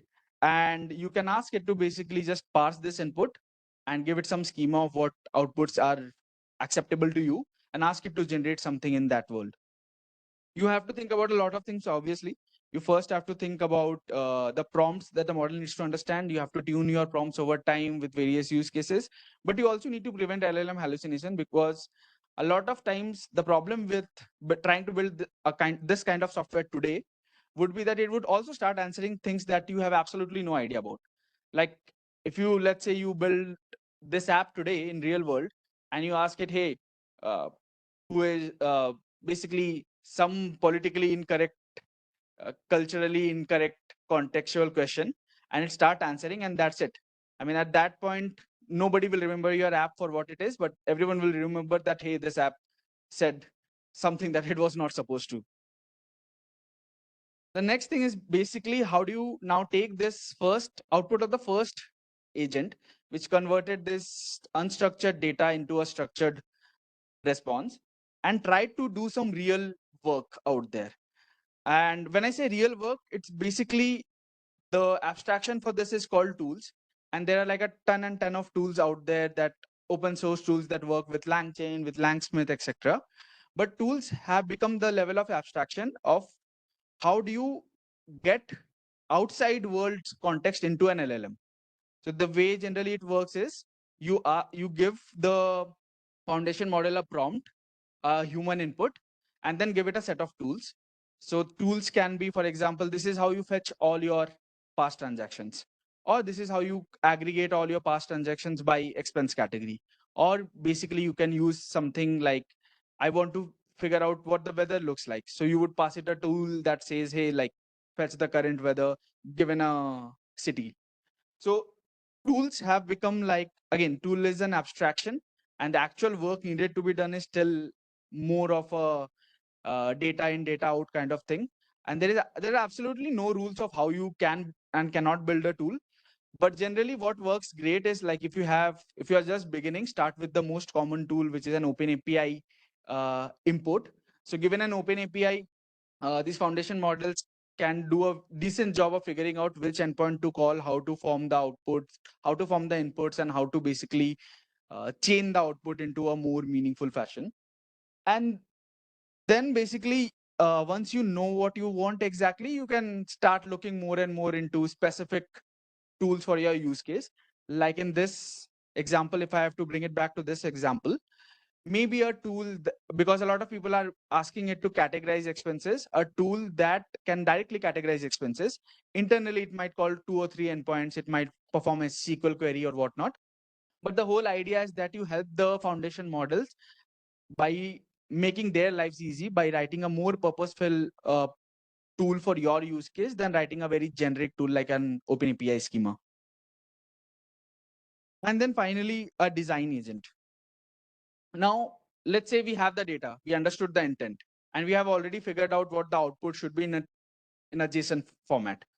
Now you need to represent it, right? Because you don't want to, again, bring user back to a world where every input was text and every output was text, which is still great, but it is not the world that we want to live in. So for that, I think the best example that I found right now and that we have played around with is this AI SDK 3.0 by Vercel. This SDK, basically what it helps you do is it lets you convert the output into a React component instead of just being a very static JSON file or a very static plain text markdown. So they have done the hard work of basically stitching together a concept called React SSR server-side rendering and bringing it as a tool inside the model, so that when the model calls that tool, the output is a rich React component. And you can, like, they have abstractions of what a UI state is, what a AI state is, and you can use all these things together to build a very similar demo to what I just showed you. So now the thing becomes that, okay, if you remember my slide where I was talking about intent recognition, they were basically explicit intents and then there were implicit intents. So an implicit intent is, from my understanding, not a solved problem right now, because it is like tons and tons of data. It is all your past history and how people are basically using your software. It is, for example, your geolocation. If it is, for example, your age, your preferences, whether you like a light mode or a dark mode. So you can come up with your own implementation of what personalization looks for your use case. But from my understanding, there isn't a very good abstraction, or there isn't a very good, like, an open source equivalent of what you can use to build the whole personalization thing. So that's it. We talked about basically how to first break down a very unstructured input into some form of a structured output. We talked about how you are going to give that output of the intent agent to a data agent to fetch data. Now that you have that data, you have it in a format that you want to represent in a more visually rich format. Now you talk about how to present that data visually. And then basically you bring it all together by saying that, hey, I'm going to stitch it all together in a Gen UI engine. And again, like, multiple ways of how to build this orchestrator. Even like LangChain and Llama Index are good enough. But Crew AI is also a good example out there of how to build an agent. They have this abstraction of what is an agent, what is a task, what is a tool. And you can structure this entire thing that I talked about into a set of tasks, and each task has a set of tools. And you can structure, like, it's more of a way of thinking about the problem and structuring your code. But it doesn't have to be this or that. This world of how to build agents is fairly new. People are experimenting with it in their own fashion. And these are the best things out there in the open source world right now. So yeah, I mean, just to close on this loop. So basically the first part broke it down. The second part fetched that data required to render the output. The third part rendered the output. And the fourth part is basically an orchestrator working with everything.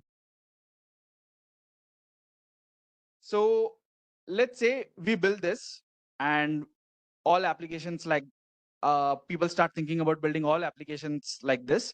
What would the main challenges be? First is just the sheer amount of compute required to serve this, right? Earlier, every API call would probably be what, like less than 100 milliseconds on one CPU core. Now you're suddenly talking about introducing LLMs everywhere. You still have to do all that work, but you also have to bring in an LLM in the mix. And even the best case scenarios of, I don't know, running Llama on Grok would still be like extremely compute intensive compared to what we do today. Second is privacy. And I think like the talk before me mentioned, privacy is still at large an unsolved problem in the world of LLMs. Like, let's say you build a personalization agent. How do you make sure that it, how do you make sure that when you tune it or when you prompt it, you don't end up leaking information for some other user, or even this user? How do you basically implement something like a right to forget in a foundation model? These are still unsolved problems. And lastly is grounding. I mean, again, like there are tons and tons of examples where people have launched software. In fact, Figma, for example, Figma launched Figma AI, and they had to roll it back even before it came out of beta, because when people prompted it to make a weather app, it ended up making exactly the Apple Maps, Apple weather app. So things like that are like serious challenges in the adoption of a software paradigm like this. But I mean, like with everything, things will change. People will start thinking more deeply about these things. The first wave of LLM and LLM applications were about showing what can be done. And the next wave will probably be more about productionizing stuff, figuring out all these hard problems and breaking it down into a more digestible thing. So, I mean, that's it for me. I'm happy to take questions, but I also understand I'm holding you back from lunch. So, yeah. Yeah, yeah. Yeah. Hi, Ravi. Aditya here. Love the vision. So, with agentic frameworks and tools and agents, combining them, in my small experience, there's a trade-off in having an agent with a lot of tools and a lot of responsibilities, and having an agent with one tool and one responsibility. Right? Where is the trade-off balance you make here? Because if you have multiple agents, cost goes up, complexity goes up. And and if you have only like each agent has smaller responsibility, you have you have to hard code many agents saying this is your responsibility. So how do you guys balance it? Is this something you worry about? Yeah, so I can tell you from my past experience, what we ended up doing was, when we were doing the POC, we broke it down into very, very small agents, because it becomes more easier to think about it, rationalize about it. But then before we productionized it, we ended up not even having like agents in that workflow. We ended up bringing everything together into one prompt plus tool combination, and it worked for that use case, but I'm not saying it's going to work for all use case. So yeah, I mean, what I'm basically telling you is you need to experiment and come up with your solution. There are no right or wrong answers right now. Hey, thank you so much. Lovely. Thanks for your presentation. So my question is are you proposing that Gen UI is going to replace the existing ones, or only certain interfaces of an application? Because you took an example of, a finance app, right? Yeah. Where there are multiple screens, and so my question is, are you suggesting to change all of these interfaces, and the app just has one common frame where the user interacts, or only certain sections of it? So more practically speaking, of what I see happening in the next couple of years is everyone gets a command key kind of interface, an omnibar. And this is where they start introducing more of these AI features, where instead of you figuring out the navigation, you can just ask it a question, and you still have that entire software in your, again, I'm talking more from a B2B software perspective. Yeah. So see, there's a mix of both. Something like a GitHub Copilot, or basically something like Code Copilot could not have existed in that world of software, because it would just be too mundane to basically go and figure so many stuff out and still have to figure out how to code. So on one hand, this is going to enable a lot of things which were not possible before. On the other hand, if you think about how, for example, will somebody start using this and replace your personal finance app, which is Cred or whatever? I'm not sure, but I can completely see Cred introducing more of a omnibar kind of experience, where you talk to Cred and it just tells you what you need to know. You don't have to figure out how to do stuff. The reason I ask this question is because many of these apps, right, they have a lot of features which the user may not know. Yeah. See, I may not know, you took an example of, say, a ride hailing app like Ola, right? So today I go to the app to book a cab. Right. But once it shows me an option of a auto or a bike, I may opt for it, right? Right. So in certain, so I'm saying that, in our experience, what happens is my user is not completely aware of all the features which my app would have. So, Absolutely. so it would not be possible for someone to interact. I completely agree with what you said, right? Yeah. Say if it's a personal finance app, I go there to see what is my, trend of spending and how do I save and things like that. But say, how do you bring in that element into Gen Yeah. UI? So in the demo that I gave, I never showed you what the homepage would be, right? Like when you open the app, you have not input anything yet. And that is where Ola and Uber would also tell you that now we have auto hailing services. Okay, so it'll be like So that would be the zero state of the app. The zero state of the app would help you discover more. So right now, again, it's a little difficult to predict the future, but I'll try to just extrapolate what I see right now. So the way Perplexity and other softwares do it is twofold. One is when you just log into perplexity.ai, it tells you a bunch of things you can do because you still don't know what you can do with Perplexity. Second is when you ask it to do something, it suggests you follow-ups that, hey, why don't you also try to do this? Okay. Or why don't you also try to do this? So maybe a mix of both. Sure. Thank you. It was Again. an interesting presentation. Thank you. Yeah. Thank you, Ravi. It was a great technological presentation. I hope people understood what you are building at your company. This was not so much about thesis, but I'm happy to talk about thesis. What we are basically trying to build and what we are building is that in this world, you can't use a tool like Figma anymore because you can't really design for all screens and all interfaces. So how do you design and develop for a world like this is what thesis is about. We'll keep in traction. Definitely. Thank you very much. So we'll take a lunch break now, and we'll be back at 2:10 p.m. People online, we have more interesting sessions coming up for you guys.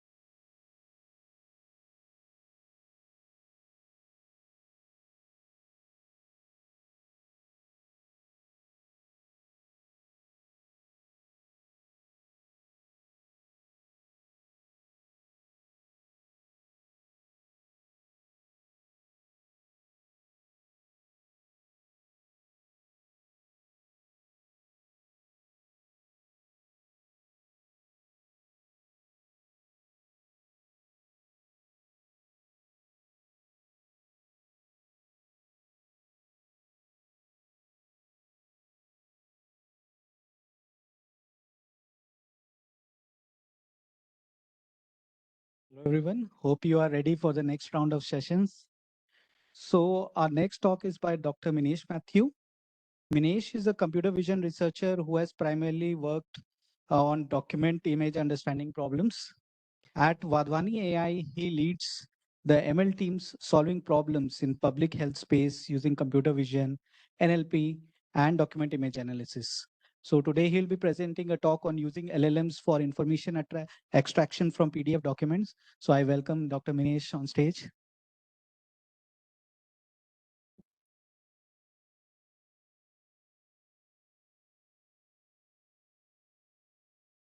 Hello. Hello, everyone. I work in Vadwani AI as a machine learning scientist. So in this talks, I'll be briefly covering like how LLMs can be used for information extraction, particularly from documents and more specifically from document collections. So before we get into like how to extract information from a document or a document collection, it is important to understand what is text, documents, and what we mean by machine readability. So text can be either structured or unstructured. What I talk right now, which is in natural language, is an unstructured text, which a machine can't directly, and your normal deterministic software cannot understand the natural speech or the natural text. So I show an example of a sentence taken from one of the PDFs published by the Agriculture Ministry. We work with such PDFs. And it's unstructured natural language text. It's not machine readable. Although it's in Unicode and byte by byte, the machine knows what characters are there. But when these bytes are arranged together, what is the semantics of it, the machine cannot understand. At the same time, you have JSON, CSV files. Most of you work with tabular data, must be working with CSV files.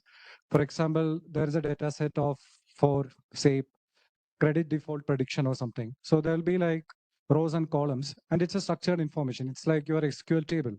Everything is structured. There is a relationship between the things. And the structure makes it machine readable. Or you can also say in this LLM era, it's AI ready, because if it's in natural language, you have to process or pre-process it to make it AI ready, to convert it into a structured form. At the same time, if you already have a JSON data, or could even be your HTMLs, where if you have a table, you'll have tags to represent what columns and rows are. So this is a definition taken from Open Data Handbook. It says what is machine readable and what is not. And unfortunately, most of the documents we deal with either in our daily lives or mostly in businesses are in the form of PDFs. And the biggest problem PDFs is it's a publishing format. It's not meant to be made as a machine readable format or something that machines or computers understand. But it's for like communicating information effectively so that a human can consume it effectively. And a PDF will pack together not just text. There'll be structured and unstructured text. There would be tables. Some tables could be images itself. Some tables could be, like it's directly embedded as a we call native tables. And there could be images, some information in the form of key value pairs. Suppose you have to submit something for reimbursement, your Uber receipt, it says the kilometers traveled is this much, the price is this much, and we call it as a key value information. It's a structured data, but it's embedded in the PDF. So if you look at documents in physical forms, the native PDFs are the PDFs created in the computer using a PDF authoring tool. Scan PDFs are say like, I have a receipt, I take an image of it on my phone camera and I convert into PDF, it becomes a scan PDF. It's not a native PDF, or it's not a born digital PDF. Then there are structured documents, HTML, LaTeX, Markdown, JSON, and all, where most of the information is in a structured form. But there could also be content which are not directly machine readable. For example, I write a paper, I include some figures and images in it. If there could be a image of a person or an animal, which is not directly like, because it requires natural image understanding there. But like this table summarizes what you can do with different kinds of documents. For example, paper documents, it's not a digital document. You cannot copy text. And yeah, definitely, like if you take an image of it, you require an OCR for extracting the text from it. Formatting of the text is not recoverable. At the same time, the last row where we show the structured documents, everything is most of the stuff, like I show there that like, okay, except images and graphics, most of the content is actually machine readable.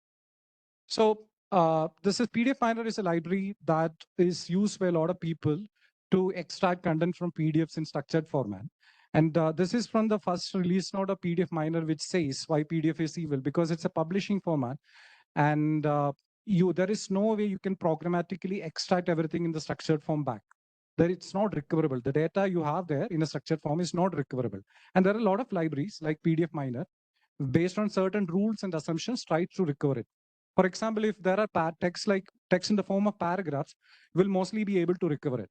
But say like there's a table, some libraries do support some simple tabular formats, but when the tabular structure gets complicated, or even the layout of the PDF, suppose it's a 3-page PDF, it's a very fancy magazine, an auto magazine, like there are pictures and text intermittently, then it'll be really difficult to get that structure out from the PDF. And in the literature, there is the term called visually rich documents to differentiate between, say, like if I take an image of this slide, it's not a visually rich document. Okay, there is text, it's unstructured text, but it's mostly text, or like we call like most text-rich documents or something. Because it's, for example, if I scan a novel, it will be mostly text. There won't be any complex layouts. There won't be images or tables. So visually rich documents are extremely challenging because of the presence of complex layouts. There could be tables, images, keywords, structured and unstructured text. For example, the image shown here is taken from a PDF. It's visually rich because there is a table and there are like the information, the name of bullet points, but it's still doable. Like most of the PDF parsing libraries like PDF Miner would be able to extract information from this. For example, if I give it to a PDF parsing library like PDF Plumber or PDF Miner, it would be able to give you the table out in a structured JSON or a Markdown format. So now this is another document from the same PDF from the Agri Ministry. It's visually rich. It communicates something in the form of infographics, and each of those, like the kind of logos or things that's shown at the bottom, it conveys something which is not directly understandable by a machine. For example, what is shown here, it's some sort of graphic where it communicates something to you. It's not like, although every unit in that has separate meaning, it altogether conveys something else too. So it's not easy to understand this directly. And this is a page from a magazine where there are advertisements. This is a complex layout. So if you ask most of the PDF libraries, it will try to extract text from top left to bottom right, scanning like a raster scan order, like horizontal lines. So it will mix up things it will fail to group where each advertisement is. It's not a simple problem. This is where this is called layout analysis and computer vision or document analysis, where how do I group things in the document into semantically meaningful subunits. But what is a semantic? For example, you must be knowing object detection. For example, for an autonomous driving car, it is important to identify human, so traffic signs, other things on the road. So we call them objects of interest to us. And there it's somewhat defined, like what are the things or objects we are interested in. At the same time, in case of documents, what is an object that I'm interested in this, and what is an object that I'm interested in completely different. Here, I would say I need to group by the small rectangles over there, but here it's a completely different thing, or here it is something else. So there is no clear definition of what is the document sub-object I'm interested in. And here is another infographic.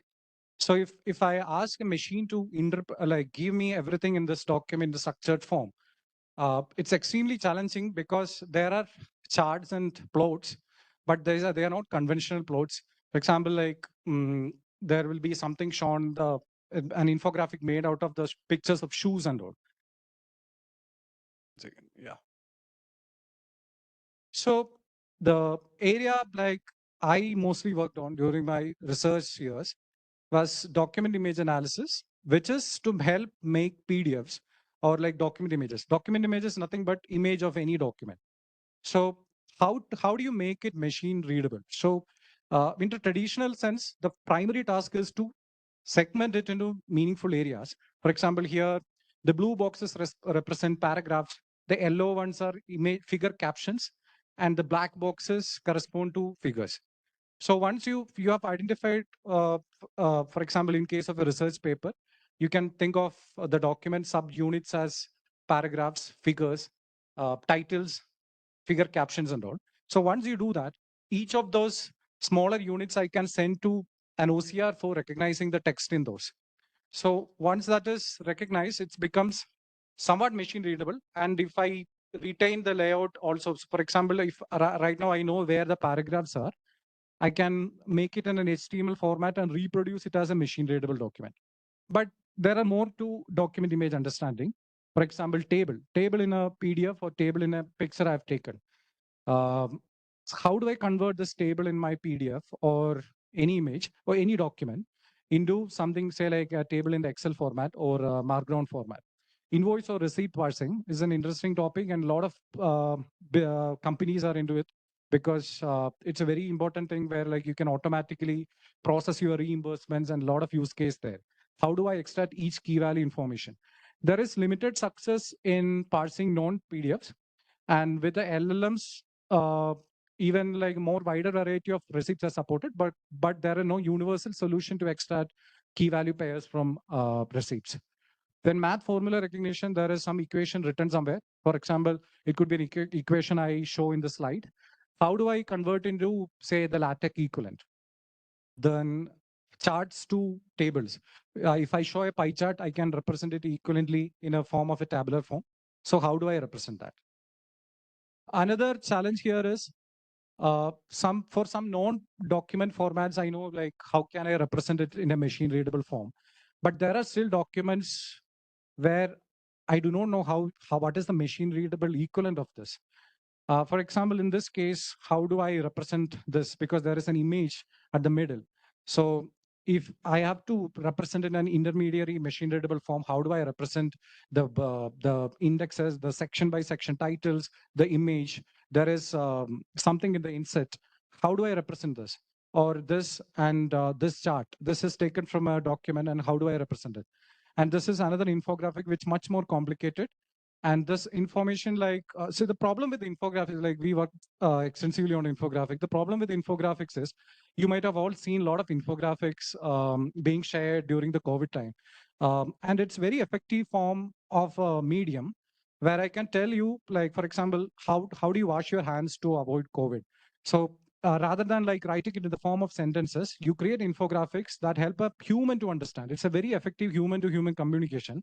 But at the same time, it's extremely challenging for a machine to parse this or like understand this.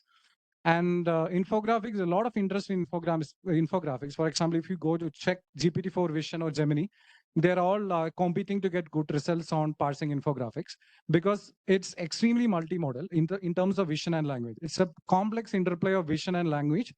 There could be information communicated through color cues, size of the text, background of the text. When it differs, it means something else. So there is extreme interest in the multimodal AI research. Infographics is one good testbed for all the algorithms to prove like how well they understand vision and language. So coming to LLMs. So right now we have seen like why documents or visually rich documents are challenging from the information extraction point of view. And I won't be going into details of LLMs or vision LLM. We will see like how they can be used for information extraction from documents. So LLMs here, I mean text-only LLMs. That is, these LLMs can only take input in the form of text and output also in the form of text. So LLMs, like somebody was asking in the morning, like, does it, like, it has only parametric memory. So whatever training data it is trained on, it learns certain things from that. Apart from that, it doesn't have any memory. So for example, if you have to internally search within the documents of Samsung, an LLM won't be sufficient because if you ask LLM, like it hasn't seen the data, it won't be able to give you an answer. So if you want LLM to look at specific information or a document collection you have, like you have to provide it. Okay, hey, say here is a database or a document collection you need to look into and then give me an answer. And another issue with LLMs is the context window is limited. Gemini claims to have a 10 million token length, But most of the, for example, GPT-4 has a 32K context window limit. That means, say, like if you have thousands of PDFs and you want to search within that, it won't be possible to use using just an LLM. And there are research papers showing like the performance of the LLM for querying drops when the context window increases. So how do you, solve this issue when like you have a lot of text, a lot of documents to look into and still want to use an LLM to query it? So that's one aspect is to use a summarizer. Say like give all this text, ask it to summarize and generate a summary, and then you use LLM with that summary. The problem is most of the summarizers are also like transformer based or RNN based models, where they cannot handle that such a context window. So all the input needs to go and then only it can summarize. So this is where retrieval augmented generation or RAG comes into play. And this RAG is extremely useful for extracting information from documents. So text-only LLMs, like this figure briefly shows how it is trained. Usually there is a pre-training phase where it is made to predict a next token. It's like, okay, there are blanks. I give a sentence. There are blank words. You need to predict it. It's a simple thing. It's usually called self-supervised pre-training because you need not label the data somehow. If you have a lot of text from your collection, say like use the entire Wikipedia and you can pre-train it. Instruction fine-tuning is like you fine-tune it for a specific task. For example, I need to train my LLM once it's pre-trained. I need to tell it like how to identify sentiment from a sentence.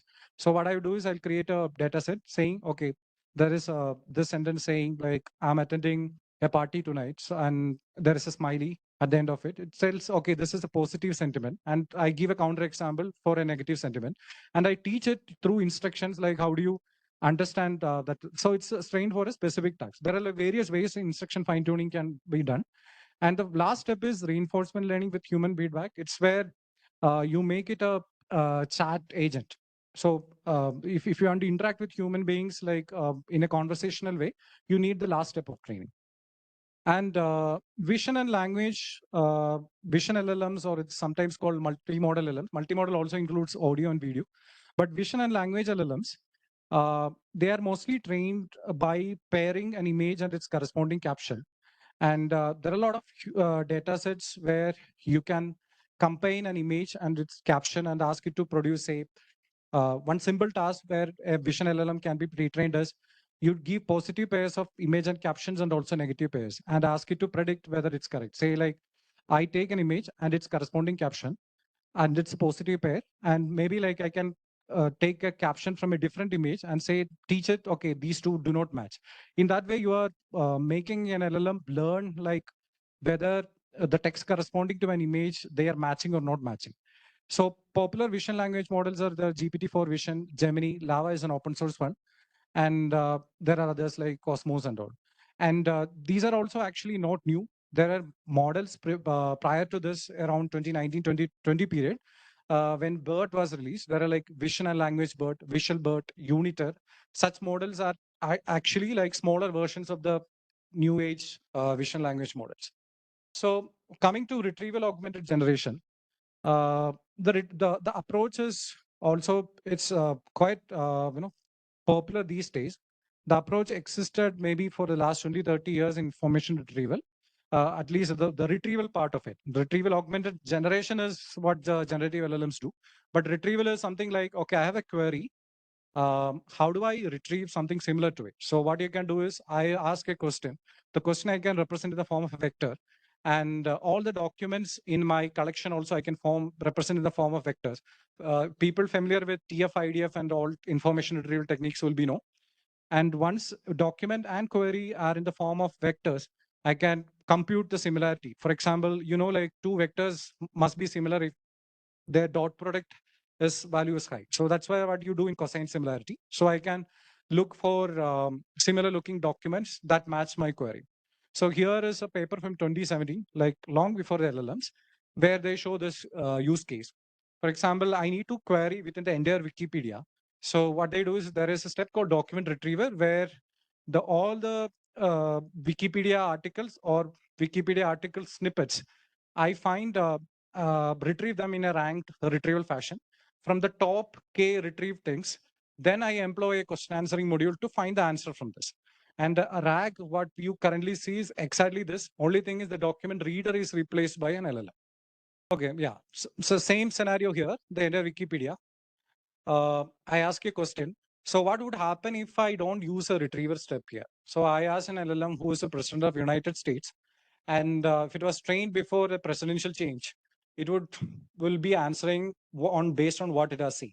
But if I use a retriever, it will be able to retrieve the relevant Wikipedia page or one or two sentences from it and use that piece of information to correctly answer. And this is why RAG is really important when you are doing real-time retrieval or real-time generation. And it is useful for most applications because also I think like somebody has talked about hallucinations of LLM because it's a generative model.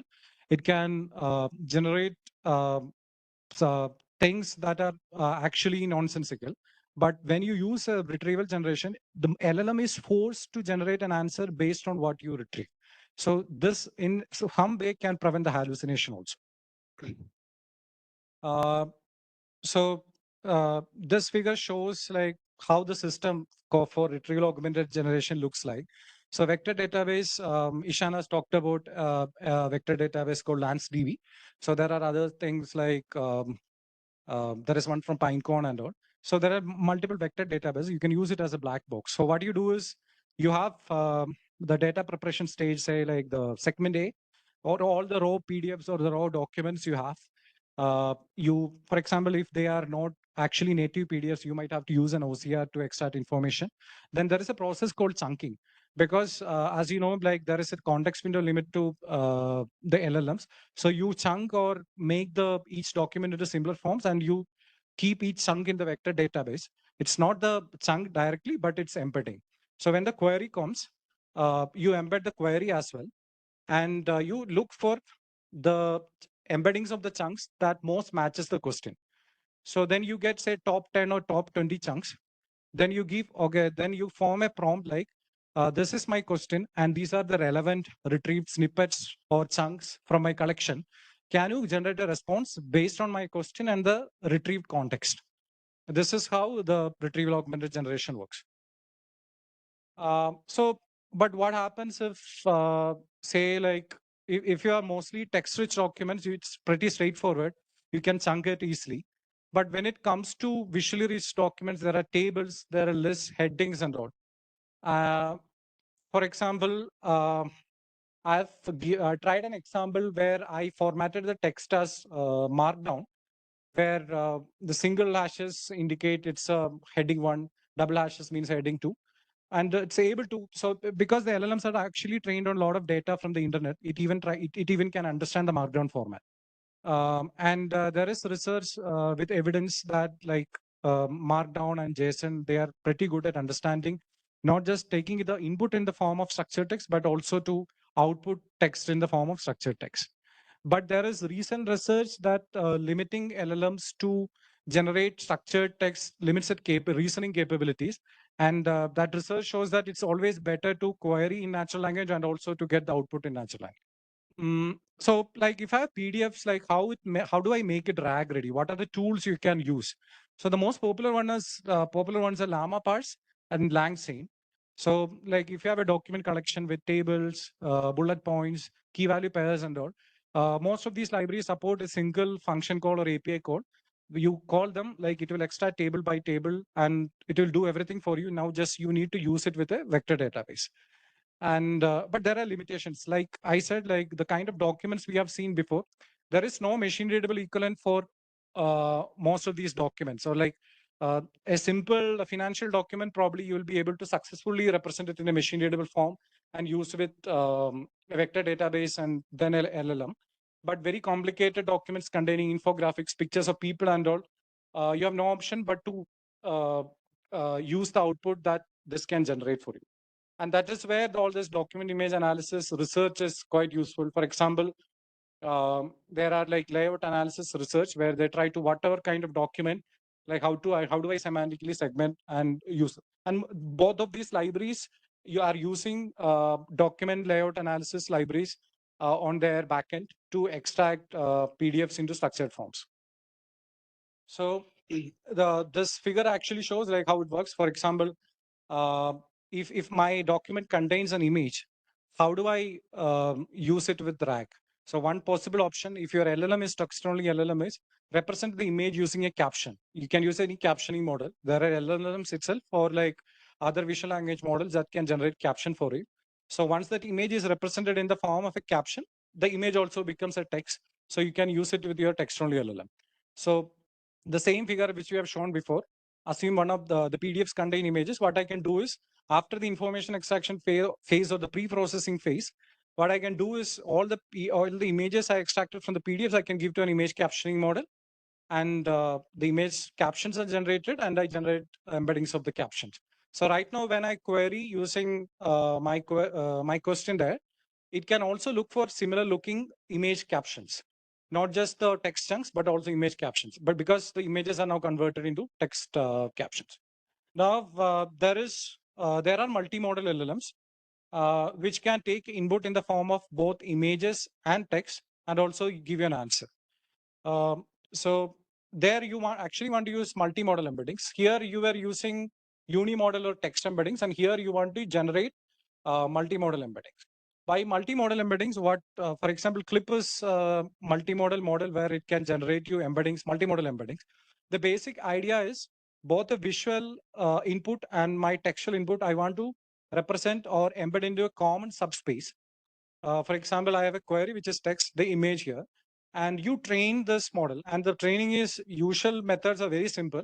What you do is, if the image and its matching caption, you always try to bring together, and the image and the captions that do not match, you try to make it move farther in the subspace. So once you train like this, you'll get an embedding space, and any input image or text you can represent it as a vector form.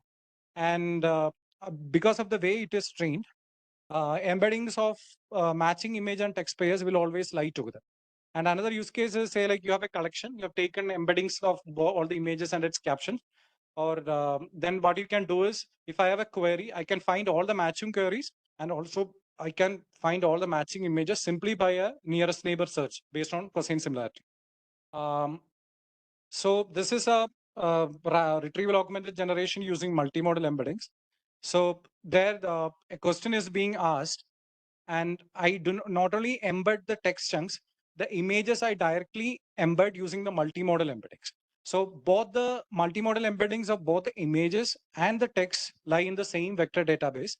And like before, you can query using, or like you can find the relevant snippets or the relevant images using similarity search, using cosine similarity, and it can retrieve. So right, like I said, the multimodal LLM can understand both the text and image. So I will say, for this query, so I suppose so like in one of our use cases, we asked, how do I spray a particular type of pesticide for rice? So it will retrieve some paragraphs, some images relevant to it, maybe like some illustration of how this pesticide can be sprayed. Both this, I give us a context to the LLM because it's a multimodal LLM. So the multimodal LLM can look at the text extracted from the paragraphs and also look into the visualization of this and then generate a response for you. So this is how you can use RAG in a multimodal setting. Yeah, I'll close here. So before closing, I will tell you how we use this in Vadhwani AI. So there are multiple use cases. One of the use cases we work with is for there is a chatbot for ASHA workers, where this frontline healthcare workers are given multiple PDF sources on like how do you act in a certain situation, or what kind of benefits, say like a new mother has, say like certain kind of insurances, some ambulance benefits. So they won't be like remembering all these details. So the ASHA chatbot enables, so like at the backend, we have all the PDFs that are the government has published as guidelines for the ASHA workers and other healthcare documents also. And the person will enter a query either in English or Indian languages, either through voice search or like type in it. Then we will be able to retrieve this relevant information and generate an answer for the healthcare workers. The second use case is for farmers, where we have an app called Kisan Mitra, where similarly, like there are a lot of PDFs on how do you, what is the right amount of pesticide use, or like in different climatic conditions, how do you cultivate and all. There are like a lot of PDFs with maybe more than like a few lakhs of pages in those PDFs. So these chatbots enable the farmers to query and then get a relevant response, which is quite useful, because otherwise in traditional searching means you can only like do a keyword search and you can only get maybe the pages where these keywords are mentioned. But with the use of LLMs, and we use multimodal LLMs, especially for the farmers use case, because pictures and tables are quite useful for farmers to understand. Maybe like there's a table showing what's the right amount of pesticide to be used in what conditions. It must be mostly be in a tabular form. So you cannot, so retrieving the table is also essential to generate the right answer for the query. Yeah, so these are like two use cases we currently worked on in Vadhvani AI for with the use of RAG and specifically multimodal RAG. Thank you. Any questions? Yeah.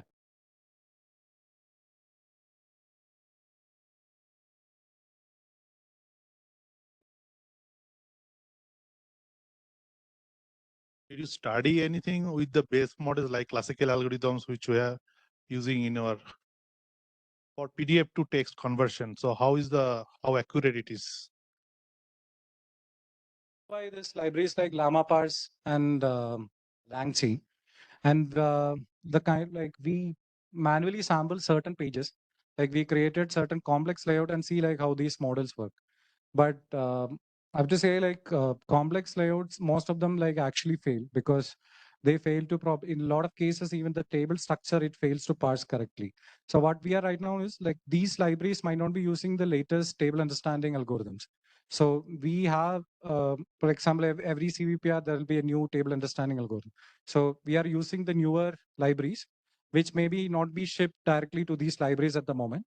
And so we use, we have our own table understanding libraries, our own key value extraction libraries, and we use inside an internal document AI suite to convert these PDFs into something machine readable or structured. Okay, thank you.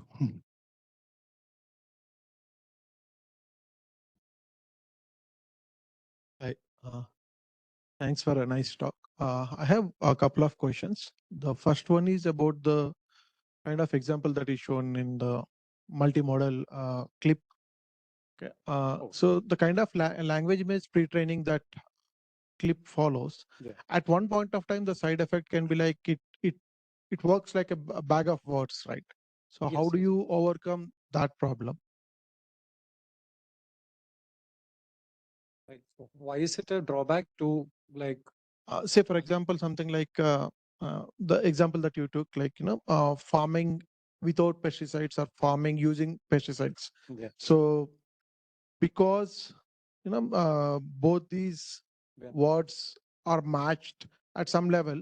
Yeah. So even if I try to search for farming without pesticides, farming, pesticides, these words get matched, and because not every word is given some. So it all depends on the size of the data and the coverage in terms of, you have a positive example. I mean, like you said, okay, farmer using pesticide, farmer doesn't use pesticide. So if the negating statement is not there in your training data set, it might pick up that's the most matching scenario. So these ambiguities, because we had one use case from IIT Mandi where they're looking into like making a question answering module for legal documents. So when they use 500 PDFs, they're getting somewhat, the retrieval is working somewhat better. But when they scale it to thousands of PDFs, the ambiguity increases. For example, you talk about a criminal procedure, something, say like homicide or murder. In the 500 documents, the chances of similar documents are less. The once your universe increases, there are so many similar looking documents. So if in your top K retrieval, you might not guess the top 10 may not contain the right document. So once your data universe increases, the ambiguity then becomes a challenging problem. So that's a very typical in all retrieval scenarios. So people are addressing it like multi-stage retrieval sort of things. But yeah, there is like no direct, one fits all solution to these things. Like once the data becomes huge, the ambiguity can increase and it can mess up your retrieval. That's everywhere. Yeah. Second question is about the RAGs. Yeah. So what's the kind of knowledge graph that you use, or how do you control it? So we use we don't use knowledge graph style of, we use a Pinecone style vector databases. So right now, like we chunk it, each PDF. So we use something called semantically meaningful chunking. It's a simple idea. So rather than splitting, say like every 200 words or 200 tokens, the problem with such a blind chunking is, say like I might split a table into two, right? So there are like people now use what is called smart chunking, where they make sure that all the text from a table goes into single chunk, or like the title and all the subheadings comes in the same chunk. So we use, I think LangChain now, right now, LangChain or LlamaPass, I don't know, support the smart chunking. So once the chunks are created, you use an embedding, any of those popular text embedding models. And then we use directly, it's like Ishan has shown, it's a simple like 1 or 2 API codes. Then your vector database will be created. So in production or during the inference time, my only job is find my query also will be made into an embedding. It's a vector. It could be 512 or 1024 dimension. I look for the top K similar matching things. Then that with my query and concatenate all the snippets that are being retrieved, then pass it on to the LLM and it will generate an answer. Yeah.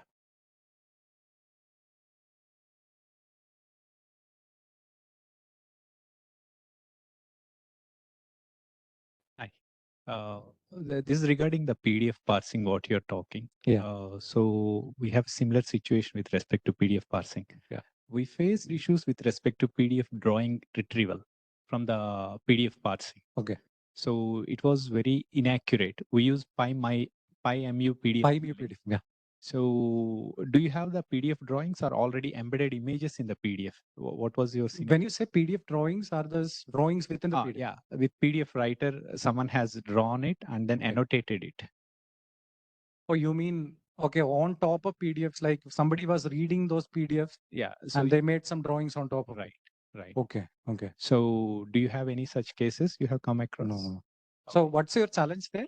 I know the challenge is kind of like it messes up with we your need to retrieval. it will convert it to the image, and it will miss in the PyMu PDF. What happens is kind of like it's kind of like you need to go by approximation of the screen size and retrieve. You miss out some part of the drawings. Okay. So you can probably run if it's somebody has used a PDF annotation tool.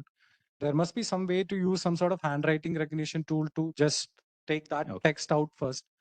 And there are things like in the computer vision that can erase those part and then process it.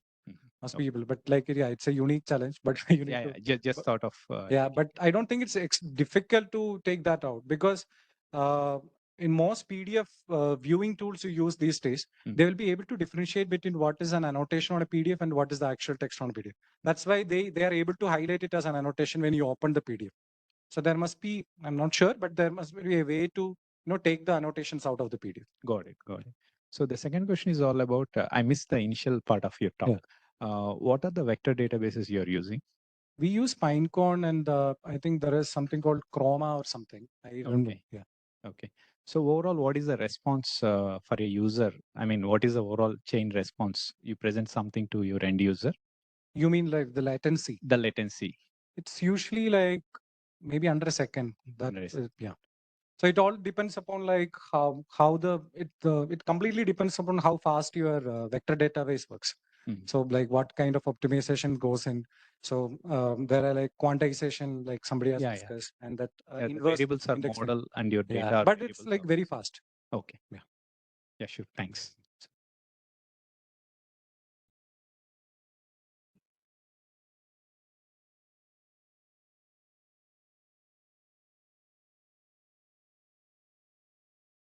I would like to thank Dr. Manish for this wonderful session.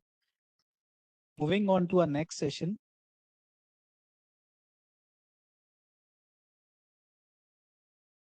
Our next session will be taken by Aditya, who is a research engineer too at -0.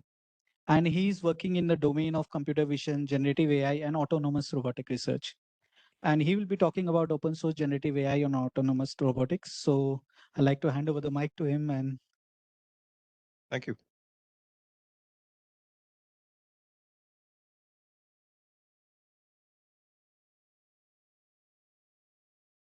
Yeah, hi all. So yeah, I'm Aditya NG. Thank you. Yeah, hi, I'm Aditya NG. I am a research engineer -0. I've primarily worked on a lot of autonomous vehicle technology. And today we'll just take a look at how generative AI is being used in autonomous robotics. And in that space, how do we take these models, give them embodiment, and make them, control a robot, say, move an arm or drive a car. Yeah. So this is me. That's my website. If anyone wants to check that out. So yeah, we'll start off. This is a quick overview. We will start off with this concept called AV 2.0. We'll touch on what is AV 1.0, and we will then look at a few of these generative style models in this space. Video video generation models, neural world simulators, and video language action models for robotics. And yeah, so what is AV 2.0? So let's think about it. For that, we need to understand what AV stands for autonomous vehicles. And initially, the industry started off with AV 1.0. The stack was simple. You have a bunch of sensors. You have systems to do perception. These could be classical things, or these could be deep neural networks. And then after that, your perception creates a 3D environment map. And from there, you have your planning system, which takes all the objects in the 3D environment and decides, okay, this is where we want to drive. Finally, you have your control system, which takes, like, the planning system gives a trajectory as output.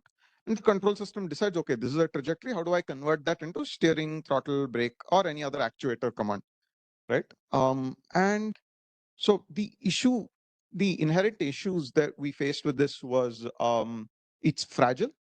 Errors accumulate, right? If there's small error in your sensor reading, it adds to an error in your perception, which adds to an error in your planning, which adds to an error in your control, which adds to, like, the physical motion of the car is slightly off. And if you notice, right, like in your head, you're not doing this chunk by chunk perception planning and whatnot. It's an intuitive, your perception planning is unified. You are not, as a human being, when you're driving, you're not chunking these into pieces, right? And yeah, AV 2.0 is a very simpler approach, right? Sensors, right? Typically sensors that you already use, right? Like as a what you would have as a human. You have your cameras, your eyes, you have your GPS, which is your phone, right? If you're in a new area, you need a phone to drive. And your IMU is your proprioception, meaning you feel the motion of the car, right? A simpler set of sensors. And you have an end-to-end network, which takes raw sensor data as input and decides the trajectory as output. And then you have your controls beyond that. So basically unifying perception and planning. So how does this help, say, right? So AV 2.0 has the added advantage of being able to train from large-scale unlabeled data. You could take raw video data from YouTube. You could take the raw data gathered from car dash cams, and that can become your training data. And it's very much in the spirit of how ChatGPT and LLMs are trained, right? Like you learn from a large corpus of unlabeled data, and then you fine tune on a small amount of quality labeled data to get your desired behavior. So that large unstructured data gives you the good world model. Fine tuning gives you the good control system. Yeah. So now let's just get into what are classical simulators and why is the industry looking at neural simulators or AI-based world simulators. So classical simulators are like Carla or AirSim, basic hard-coded, either OpenGL or some rendering engine-based simulator, which you place objects, you create a scenario, you run the scenario, and then it is pretty visually somewhat convincing. So issues being, it is not convincing enough visually, and B, your agent behavior, right? Like all the agents inside your simulator, their behavior depends on how well you can model them through code, right? You need to hard code these things typically, or you need to like find some way to imbibe these agents in the simulator with a behavior that you would see in the real world. Say if you put a pedestrian here, it better be like an accurate pedestrian for it to be a good simulation, right? So yeah, drawbacks, again, fragile, like difficult to put together. If you want to create a new scenario, it involves a lot of hard coding and such. So yeah, we'll start off with one of the neural simulators that first came out, Gaia 1 from made by Wave, right? Wave AI. And so it is a simple GPT style architecture, similar to ChatGPT. So if you were to think about it, if you ignore video input and action input, this part, just the text encoder followed by an autoregressive model, which does token by token generation, and then say text output, that is basically ChatGPT. The architecture is the same. The only difference here is they've added image encoding and action encoding, right? So what Gaia 1 does is it takes the video, past videos input, it takes a desired control signal as input, and what it does is it generates the future video frames. Like if you are driving the car and I made this acceleration input and this steering input, and this is the past video context, what would the future video look like? Basically what a simulator does, but entirely it's a neural network. And it's trained on a large corpus of unlabeled data. That's why you can scale it up. So yeah, here is the architecture and action. Like it's kind of like a visual understanding of what's happening. Each encoder encodes its domain into token space. All these tokens are concatenated together, and it's fed in through this transformer architecture to do the autoregressive generation. And then you get future video frames as out. And like if you were to treat any simulator as a black box, this is also one, right? Like it takes video input, action, what action do you want to perform, and you get your next state. So below you can see videos generated by other video simulators. And at the time when Gaia came out, it was the state of the art. So the top video there was a video generated by Gaia. These are all imagined videos, right? Like these are scenarios that are not, they weren't generated by a hard-coded simulator. This a model has imagined. It was given like a hint of an image, and then it started from there and started creating stuff. So yeah, these type of models involve few basic pieces, some form of quantizing system that can quantize sensor readings into tokens, and some kind of world model. Today we're using transformers. It could be something else down the line, right? Yeah. So after Gaia 1, the next obvious step was scaling these models up, right? Like how much bigger could you make them? How much quality could you squeeze out of them, right? And Drive AGI and Vista are two such models that do this. So they add a couple of small things. So if you notice previously, the image encoding did not enforce any kind of temporal consistency. Drive AGI and Vista have temporal frequency, temporal consistency loss enforced between video frames. So that's why the video is a lot smoother. And of course, they just increase the image size as input, which is hard to do, right? Like in a transformer, when you add more tokens to your context length, your compute scales quadratically. So the only challenging thing here was the compute cost and justifying to higher management, like, no, this is something good to do.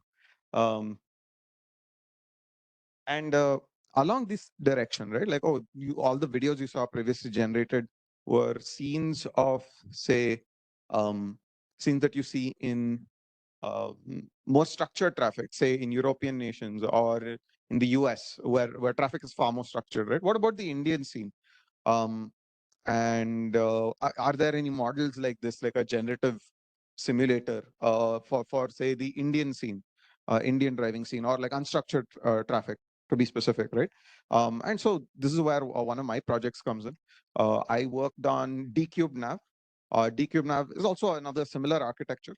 We have a video quantizer. We have our past. So we have a video quantizer that takes some n video frames as input, quantizes it into token space, reshapes it, adds it to our list of tokens. Similarly, we have our visual odometry, SLAM, basically, that takes the past video trajectory, the past video as input, and infers the trajectory that the camera has moved so far. It encodes that into token space. All these tokens are fed in through our transformer. We get future tokens as output, and we get our future trajectory from that. We get our future video frame from that. We de-tokenize it. We can render the video to show like, oh, this is what the model thinks is going to happen in the future. And at the same time, we can pull out our control signal, right? From the desired trajectory, we can compute how do we want to steer the vehicle? How do we want to apply throttle and brake and such, right?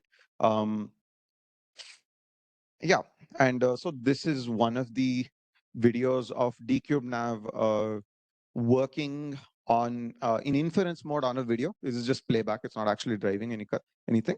And the point cloud that you see is rendered by another project. But yeah, the point is the system is able to look at the video, understand that, okay, this is what the user would have done, and it's able to infer that pretty well.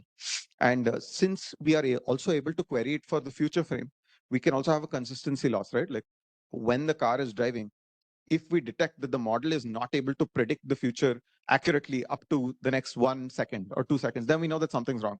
The model's confused. So it becomes like a check that we can apply on top of that as well. Moving from here, right? Like so far we've spoken about models that are still somewhat black boxes, right? They take in sensor data, they give controls as output. You don't know why it made that decision. So some research in this direction is adding language as a modality for this system, right? Like being able to talk to the model and ask it, what were you thinking when you made this decision? What was your thought process, right? And Wave again has made a front on this where they added a language model, a language as a sensory input to their model, and they called it Lingo One. And so, what's the general pipeline for training such video language action models, right? So for just a video to video model, you just take raw video as input. You tell the model, okay, next frame of this video is output, and you have your supervision there. But when you have video language action, you might need to label that data, which people don't want to label that much data. So what ends up happening is, first we gather just a video of a data set of videos and actions. We use then a foundation vision model that already exists to caption this data. We use GPT-4V or something to provide captions for this data, and we give it few short examples and guidance to make it give good captions that are suited for our use case. And then finally, we tokenize all the data.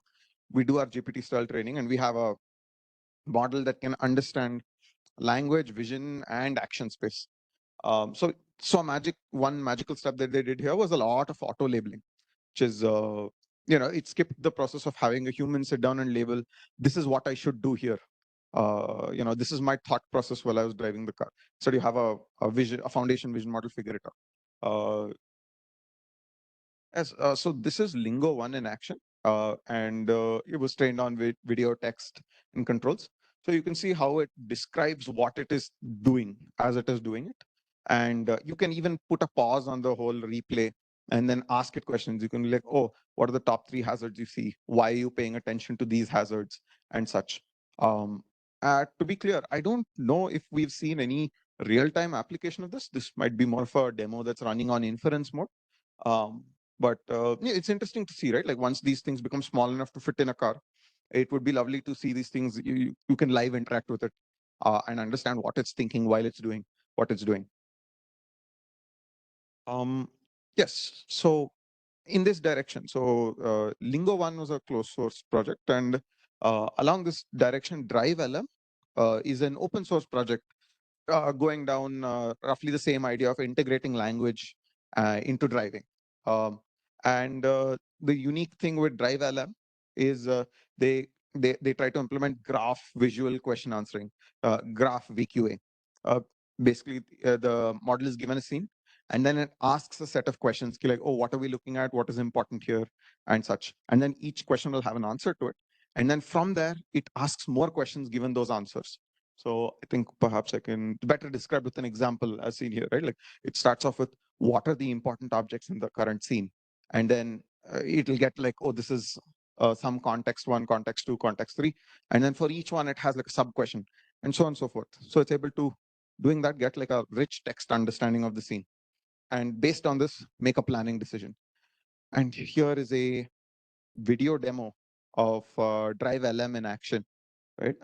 So again, with these language models that integrate, driving and language, as of today, these tend to be more tech demos, but still quite interesting to see what the future holds, right? Because once these things become smaller, we quantize them, our compute increases on vehicle, these things will also start fitting on the car. And yeah, so these were the interesting architectures that exist in public domain. And So yeah, that would be about it for me. And yeah, the open source projects that you'd like to take a look at and give it a go. And yeah, it's QR code here. And yeah, thank you so much.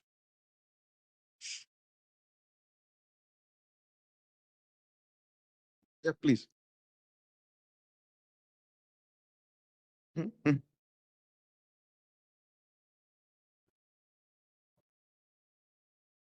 So drive LM, I'm assuming you're talking. Yeah. So from what I have glanced through the paper, it's more of a single frame type thing. So they're given one frame, and then they have a VQA system over there, and they make a control decision, and then they process the next frame, one frame at a time.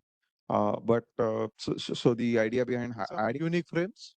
Sorry, maybe they pick some unique frames and then possible. Like yeah, it could be for like a, when you're publishing a research paper, some people tend to cherry pick results and show stuff. But yeah, you pick as in frames of good importance and objects of importance, and from there they do their graph VQA.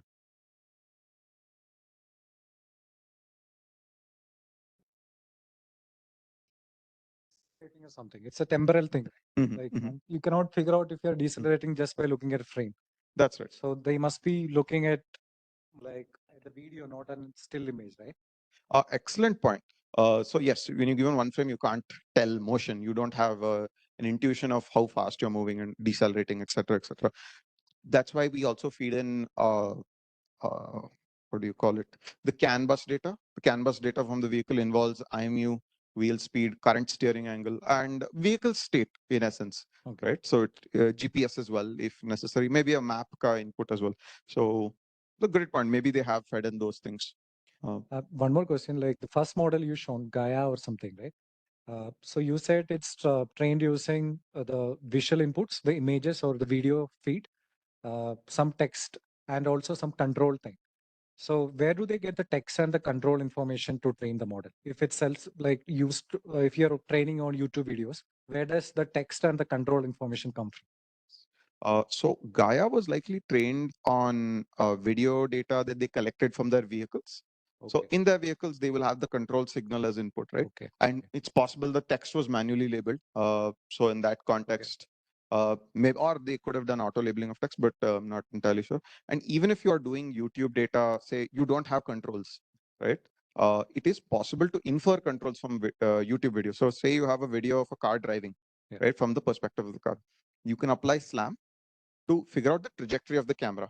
Okay. And on top of that, you can apply some controller logic like model predictive control to then infer, okay, to execute this trajectory, what steering should I have taken? What wheel speed was I moving at? What throttle should I have given? Okay. So again, like a lot of this boils down to the magic of auto labeling. If anything can be auto labeled, and then you can filter out the bad examples. Like that's a great way to go down. Thank you. Please.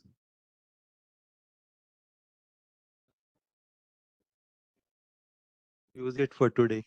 Can it learn from same route, yesterday's experience, and use it for today?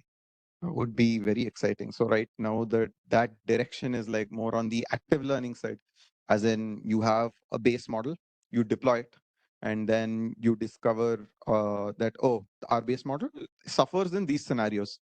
You pull those scenarios from your fleet or from your data set, and then you train it on only those new scenarios, and then it improves. So yeah, that's the hope, right? Like when you have a large fleet of say several hundreds of thousands of vehicles, over time, like the same road will get taken by different vehicles, but the same model is driving it, same brain is driving. And over time, you'll get examples of where your model performs badly. Then you can take that back into your data set and make it improve on those particular scenes where it struggled. And so, yeah, hopefully there'll be like one day there'll be a daily loop where one day it like makes a mistake on one road, next day it's understood it. But as of now, it's still in the long horizon tail of science.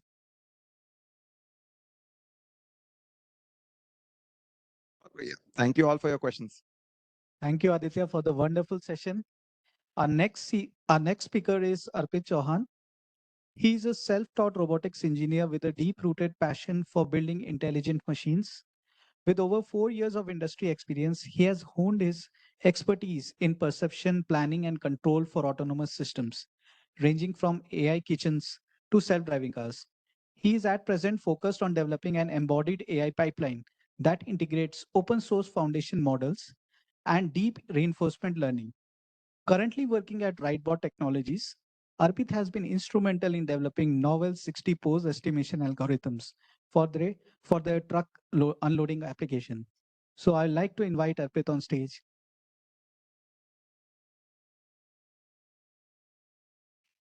Right. Thank you, Arpit.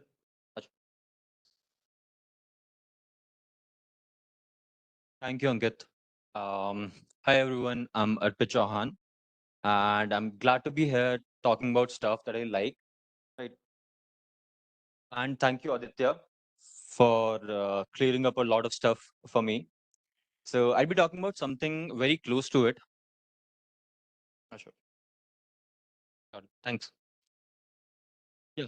So the topic for today, for me, is building embodied AI and how it's the natural next step towards artificial general intelligence.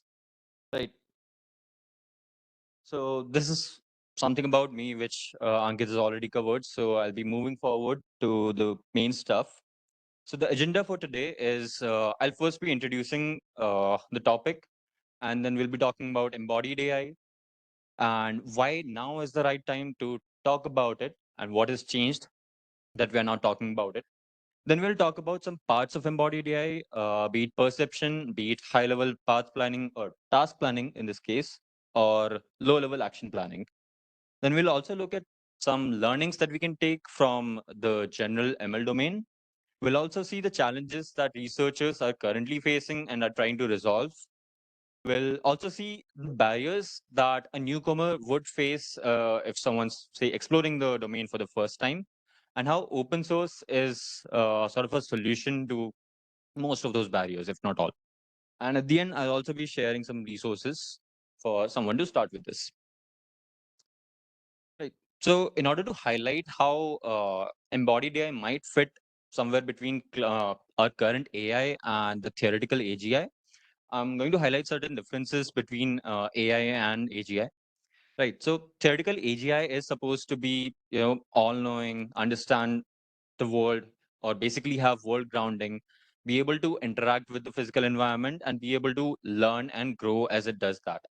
Right. So in contrast, current AI lacks generalization. It can be an expert in certain domain, certain narrow domains, but lacks to transfer those expertise to, say, a different domain. And relies on large amounts of data and mainly understands patterns or heuristics in that data and lacks actual reasoning in that domain. Now, also it's primarily software limited. I mean, like it's limited to primarily being a software and has very limited interaction with the world per se. Now, embodied AI, on the other hand, it, as the name suggests, does have a body and can interact with the environment or with the world. Right. With that, it does learn and grow, and now it's interacting with the environment, has vision input per se, and many other sensory inputs, and with that it does possess world grounding, right? So it's got some of the some of the abilities of AGI, not completely, but it might just be the next step towards AGI, and we'll explore that further in the next coming slides, right? So what exactly is embodied AI? Now, embodied AI isn't exactly limited to just robots or just self-driving cars. It can be anything from autonomous cars to home automation to, I'd say, domestic assistants, or even a toaster for that matter, right? Like an AI having a body and having sensory motor sort of interaction with the world where it can interact, make changes, and understand the changes that it has made and be able to react accordingly is what mainly constitutes embodied AI. And right, so I'll mainly be talking about robots per se because that's generally what I work with. And if you think what a robot might sort of entail, that's basically it. It's got three main parts, right? It's got perception, it's got planning, and control or actuation. So perception lets us, as Aditya rightly explained, perceive the environment, get the input, get the like understand the grounding of the world, and basically get your own current state as well. Now, given a particular goal, you need to execute that task, and in order to do that, you need to understand the environment. So that's where perception comes into play. Planning, given all of the inputs and given the goal, you need to plan ahead for, say, long horizon tasks or even short horizon. And the actuation is actually where you control the physical body and get your task, like complete your task.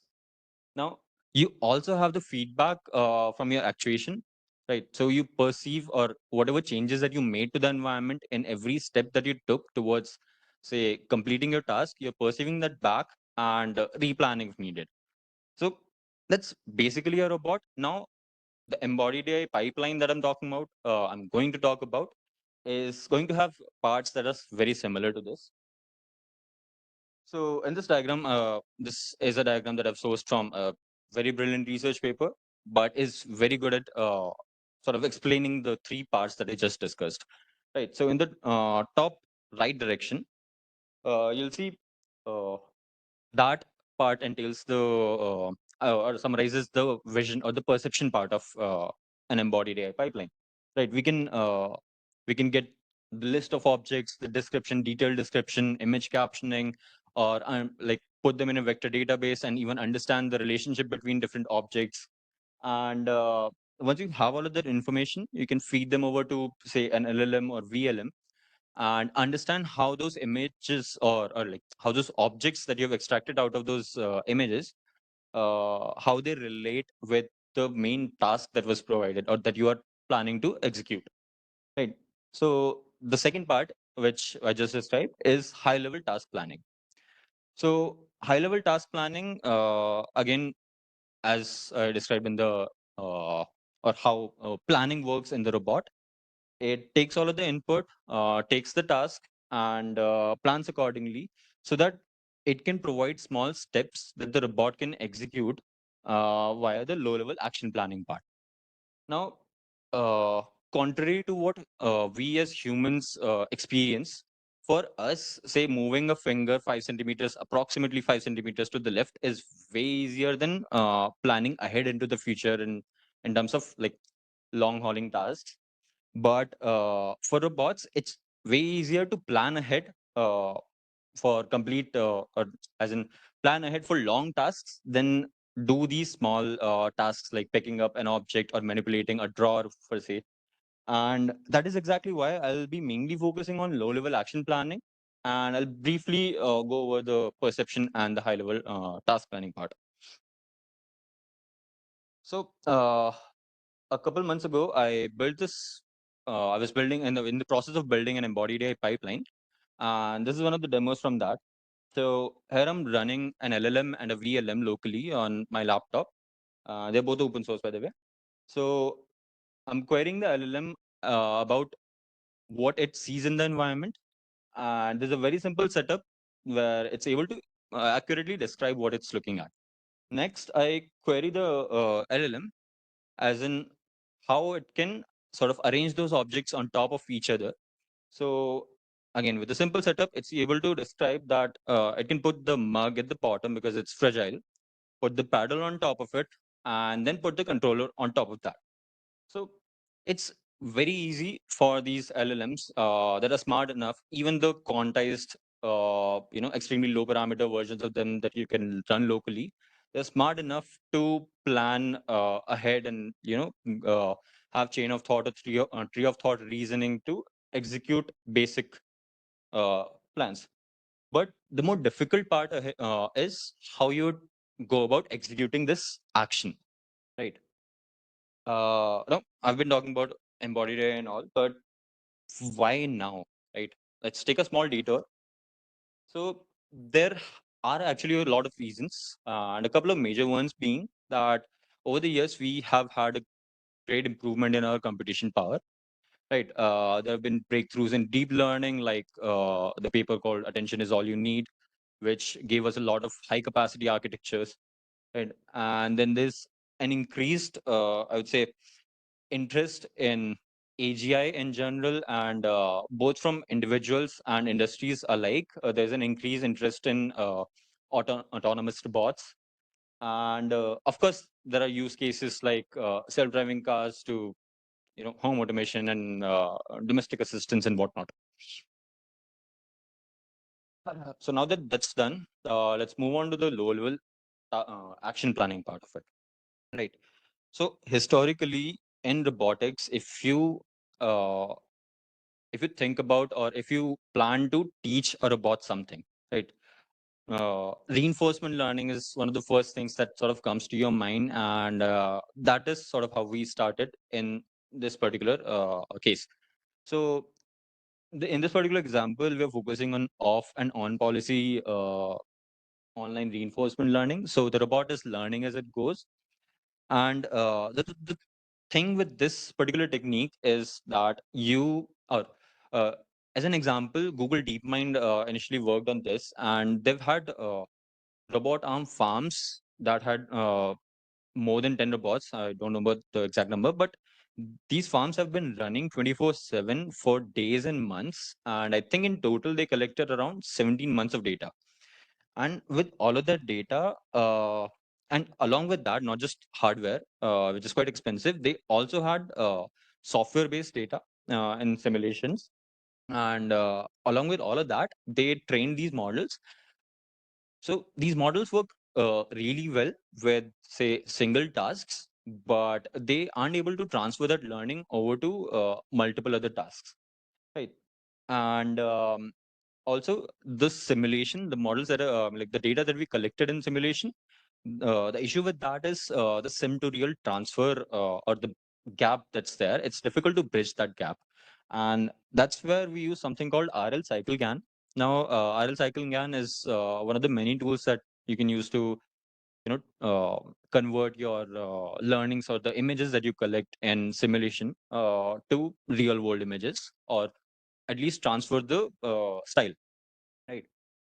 And QT-op that I mentioned here in the first line, it's a Q learning based reinforcement learning optimization that's scalable. It's really good, but it's meant for only one task at a time, right? Next, the problems that we faced, we moved on to, or people in general moved on to using multiple other algorithms, and they worked a little better, right? Like behavior cloning, zero shot, and or a combination of imitation learning and reinforcement learning, and even MTOP. MTOP is multitask reinforcement learning, which is sort of the successor to QTOP that I mentioned before. Now, this multitask reinforcement learning can, of course, as the name suggests, adapt to multiple tasks and can even transfer its learning from one task to the other.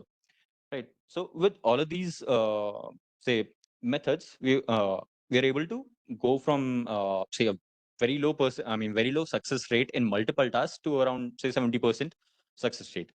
But there are certain limitations with these particular algorithms, and majority of them being things like BC0 or behavior cloning zero. Now, behavior cloning depends on the kind of data that you are gathering. In the sense, you are supposed demonstrating a particular task, like how I'm going to go about picking up this object, right? So the way you're going to pick it up is like the thing that the method that the robot is going to learn is very dependent on how you're going to pick it up. So if you're going to pick it up a certain way and somehow the robot goes some other way, it gets into the state, it's get into a state that it can't get out of, like, because the data that you collected, you didn't cover all of the ways that you could have gone to pick the thing up.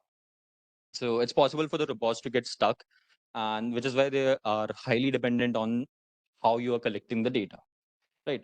And some of these methods like imitation learning and even BC0, they are highly dependent on demonstrations on, and because all of these learnings are, or all of these techniques are online, so you are demonstrating as the robot is learning, right? So these are some of the limitations here. So in order to improve on them, we moved on to something called scalable multitask imitation learning, right? It solves a lot of those problems. One of the major thing that it does is it's an online learning mechanism. So we can basically separate out the two parts of the process, that is collecting the data and learning from it, right? So like we do in the rest of the ML domain, we collect a lot of data, be it internet scale data or whatever. And then later on, we have models that we can just put on learning. We don't have to demonstrate as and when the bot is learning. So that was one thing, which also meant we switched to offline learning. And with this, we're able to reach more than 90% accuracy in multitask environments, right? So that's well and good, but that is when we got the paper, Attention is All You Need, and the race for LLMs, VLMs, and all of the foundation models started. And that affected the entire embodied AI domain by a lot, right? So with all of the learnings from like the foundational foundational models game and the ones before that, we learned three major lessons, and these three major lessons can be like really good ingredients to a recipe that can result in a great embodied AI model. Now, what are these three lessons? One, learn from the traditional ML domain. Learn what? Well, traditional ML domain requires very large amount of data, and in order to handle that and process them, there are high capacity architectures like attention. And the other good thing is tokenization, which allows us to now process your say action data, as Aditya mentioned, and vision data, or your text data that explains the task or the description of the environment, process all of them together and use all of them to learn from them actually. Second thing is proliferation of internet scale models. Now, as I mentioned initially, the high level task planning part is not very difficult. And these models, because they are trained on such large amount of data, they tend to show certain common sense, right? A bit of common sense. And we can leverage these models. And one other good thing about them is these models have been growing at a rapid rate. And as and when these models grow, so do we, right? And again, as Aditya mentioned, language is amazing. Language allows us to sort of understand the environment or make robot understand the environment. And now that the robots understand the language, we can talk to our robots, in the sense, get their feedback, get their understanding, and we can see how objects or how environments relate to the tasks that we have given them. And the last ingredient here is offline robot learning, right? So data is a major problem with robotics in general. And in comparison to the internet-wide scale of data that we have for large language models or vision language models, data for robotics is like we don't have it enough. Like it pales in comparison to the data that we have for LLMs and VLMs, right? So even then, it's possible now that we are using offline learning and on data that we have collected, it's possible for us to now take data from all across the globe and use all of that to train our models, right? And we don't care about how the data was collected. Earlier, it used to be the case that if you have a good number of robots or simulations, so you run the robots, get them to generate data. But now this doesn't matter anymore. You don't have to depend on those robots. You can just have a person wear a mocap suit and a VR headset, get the person to collect data for really, really cheap. And by the way, that's what Tesla is doing. I got to know about day before yesterday, I think. And yeah, similarly, there are multiple other methods to collect this data here. Now, with these three lessons or learnings, we get this recipe. And that is combine large, diverse offline datasets with high capacity architectures by using language as a universal glue, right? So we have a lot of data now. And in order to handle that, we have the capacity thanks to architectures. And we are connecting all of that using language, right? We are using language for grounding in the real world. We are using language to give them tasks and understand relationship between all of that. So this is where we currently are, right?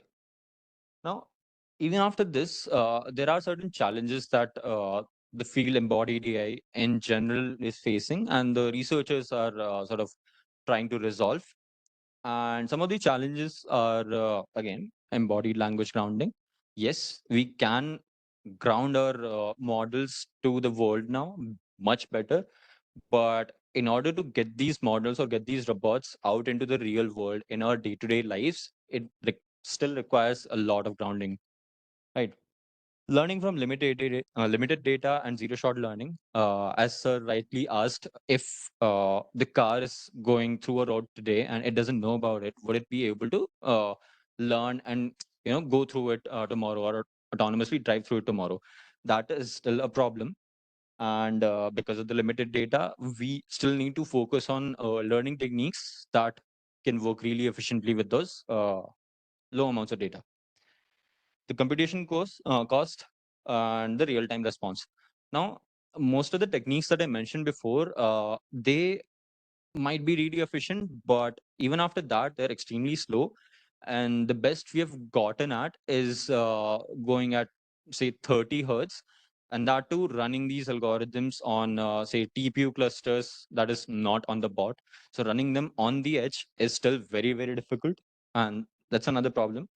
Along with that, the physical interaction and manipulation. So getting these robots a feel of the real world is very important, and you can't just let robots roam around in physical environments. If you do let them roam around in simulated environments, then the sim to real gap is definitely an issue, which is the last point here. Now, if you're someone who's sort of interested in the domain or would like to explore the domain, there are a lot of barriers that you need to cross here, right? And some of them being robot hardware itself. So one of the reasons why data collection is difficult is because the robot hardware is very expensive now. And in order to get into the domain and work in the domain, you need hardware that gives out good data. So that becomes quite expensive. And the next is software and tools. So all of the simulators and that you might require in case you don't have hardware. So how do you get access to that? How do you get access to the models that you might use to be it LLMs or VLMs in order to get your pipeline up and ready? The computation that it requires to train these models, fine tune them, distillate them, and whatnot. And of course, the data sets. Like unless you have access to data sets, which is already scarce in the domain, how are you going to go about it? Well, from my experience, open source has been the answer to all of them, right? From your data sets like OpenX embodiment or Droid, which has a lot of data from a lot of robots, and a lot of companies and universities have sort of collaborated together to build this data. So a lot of robots in a lot of environments doing bunch of tasks, and we have all of this data together, which is all open source and available to anyone to utilize. Next, certain embodied AI models. Now, these are not the best and the greatest in the domain, but because they're open source, you are free to sort of build on top of them and explore your way around. Visual Cortex is from Meta AI, by the way, and Robotics Transformer 1 is from Google DeepMind. There's a new version, Robotics Transformer 2, but it's not open source yet. Next, simulators. So in order to bridge the sim to real gap, you need good simulators that emulate the real world. Habitat Sim being one of them. It uses 3D scans of the environment so that it's, you can train the model in there and just directly transfer that to a real world robots. Mijoku is another one of them. Yeah, that's from Meta, and this one's from Google. Now, large foundation models, why am I even mentioning them? Well, it's quite important for these models to be open source so that you can again, fine tune, distillate, and whatnot, and modify them to our use case. Metalama 3.1 8B instruct, it can be quantized down to, say, 2-bit here. I'm not sure how useful it's going to be, but amazing model that you can run locally on your system and get good results out of. And because long horizon planning is not very intensive, this should work just fine. And so does Florence 2. Florence 2 is a very capable VLM from Microsoft and can do image captioning, detailed descriptions, and your segmentation, detection, and whatnot. Right. In the demo that I showed, I was using Cosmos 2, successor to what Cosmos 1 was mentioned. Florence 2 is a lot better than that. I'll probably replace that. Other tools. So hardware in general is still expensive. I am currently working on open source hardware that anyone can, either get the kits or build it themselves. But in order to even, help out with that, you can, or you sort of need either stereo cameras or even just RGB cameras. But if you need depth in any case, something like Depth Anything 2 is a great tool. I've tested it out, pretty accurate results. And Foundation Pose from NVIDIA has been a great help as well. You can get 60 poses of objects either by using RGB data or depth, RGB plus depth data, or even using CAD models of the objects. So that's mostly it. And here are certain resources that I've found really helpful when I first started. And one of them being Awesome Embodied AI. Now, it's a repository of a lot of research papers in this domain and events and even workshops and talks and whatnot. And Google DeepMind released this paper called Say Can, or Do As I Can, Not As I Say. So I've modified their SayCan implementation to work with open source models that anyone can try on their own systems. And yeah, it's a complete end-to-end pipeline. It uses RT1 that I mentioned before for low-level task planning. And yeah, there are a couple of other books, and this one's a great talk from Vincent, who was a couple weeks ago head of Google DeepMind, but has now switched to Waymo. And there's this amazing course from Stanford, not course actually, a list of lectures per se, along the lines of transformers and embodied AI. So that's mostly it from me. And if there are any questions, I would love to answer them.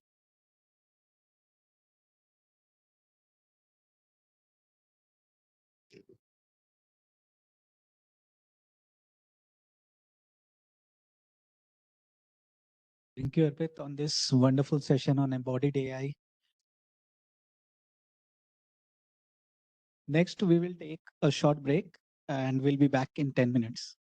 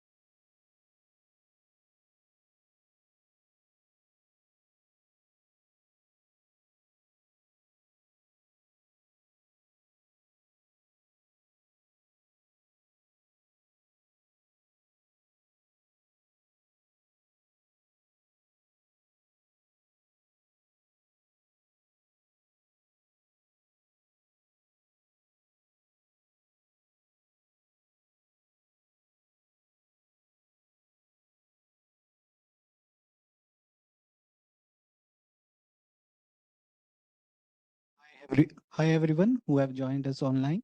We will start in the next 5 minutes. Sorry for the delay.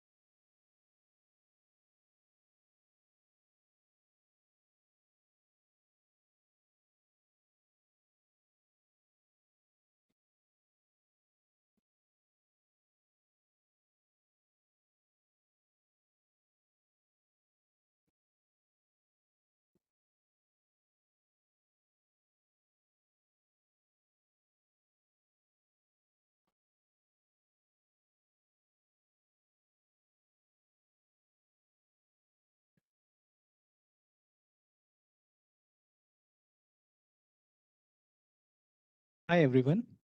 Our next session is by Callista Redmond. She is the CEO of RISC-V International with a mission to expand and engage RISC-V stakeholders, accelerate industry adoption, and increase visibility and opportunity for RISC-V within and beyond RISC-V International.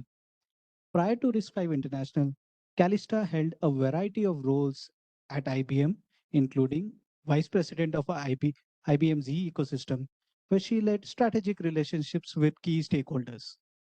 Prior to IBM, she was an entrepreneur in 4 successful startups in the IT industry. Callista also holds degrees from University of Michigan and Northwestern University. Hi, I'm Callista Redmond, CEO of RISC-V International, and I'm absolutely honored to be here together with you today to share my thoughts on RISC-V. RISC-V is fundamentally the instruction set architecture that is changing the course of history. It is absolutely inevitable. It has really popped up around the world in implementations from the smallest, most lightweight to the most robust, high performance. And this is our time. This is our time to seize that opportunity and come together. So thank you so much for having me on your stage, and I look forward to sharing together with you a bit about just how RISC-V is igniting this incredible opportunity. So first, RISC-V is a standard. It is an instruction set standard somewhat like Ethernet or web protocols like HTTP. These are the things that connect different software and hardware to make them run, to run those challenging workloads. RISC-V by itself is not the implementation. It is the interface between the software telling the hardware what to do. This fundamental standard is changing and expanding opportunity. This is important to understand as we look at the many different ways that RISC-V is instrumented as well as impacting that opportunity. So I'm going to talk about a few things today. First, the incredible market potential.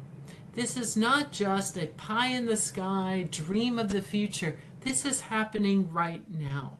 This is the opportunity to engage when the doors are just barely open to both existing workloads and new greenfield opportunities. That market potential has already started to surpass expectations, and we're seeing an incredible investment from multinationals, from investors looking at new startups, from educational institutions and research bodies to governments, entire governments that are investing in RISC-V to underpin their digital sovereignty. So we'll talk about that.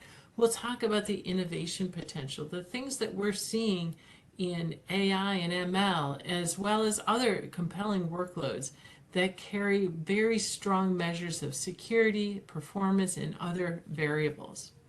We'll talk a little bit about collaboration. Collaboration, not just on the base building blocks, but the relationships that are forming throughout our community to take advantage of all of these opportunities. And we'll talk a little bit more about wild commercial success. That's our goal. At RISC-V International, we want to ensure your success. Whether you're a student embarking on your career, a researcher doing firsthand research with all fully open stack, or a commercial enterprise that is leveraging RISC-V to take advantage of those no barriers to entry to embark on new fields. So this is our time. So let's first tackle market potential. What is the growth rate? How can I plumb these numbers into a business case that makes sense to my investors, to my business unit, to others who have a say in the precious allocation of resources? So once upon a time, we used to talk about how many cores we were seeing in market, and now we are talking about how many SoCs are in market. 40% CAGR. I recognize we're growing off a smaller base. However, 16 billion SoCs by 2030 means that we're seeing this across multiple different workloads. This is an important statistic to think about as you plan your course and your design freedom and flexibility with custom processing. This accelerated rate and pace is possible without needing to negotiate proprietary licensing, royalty schemes, or other variables that are inherent in other architectures. But let's break it down.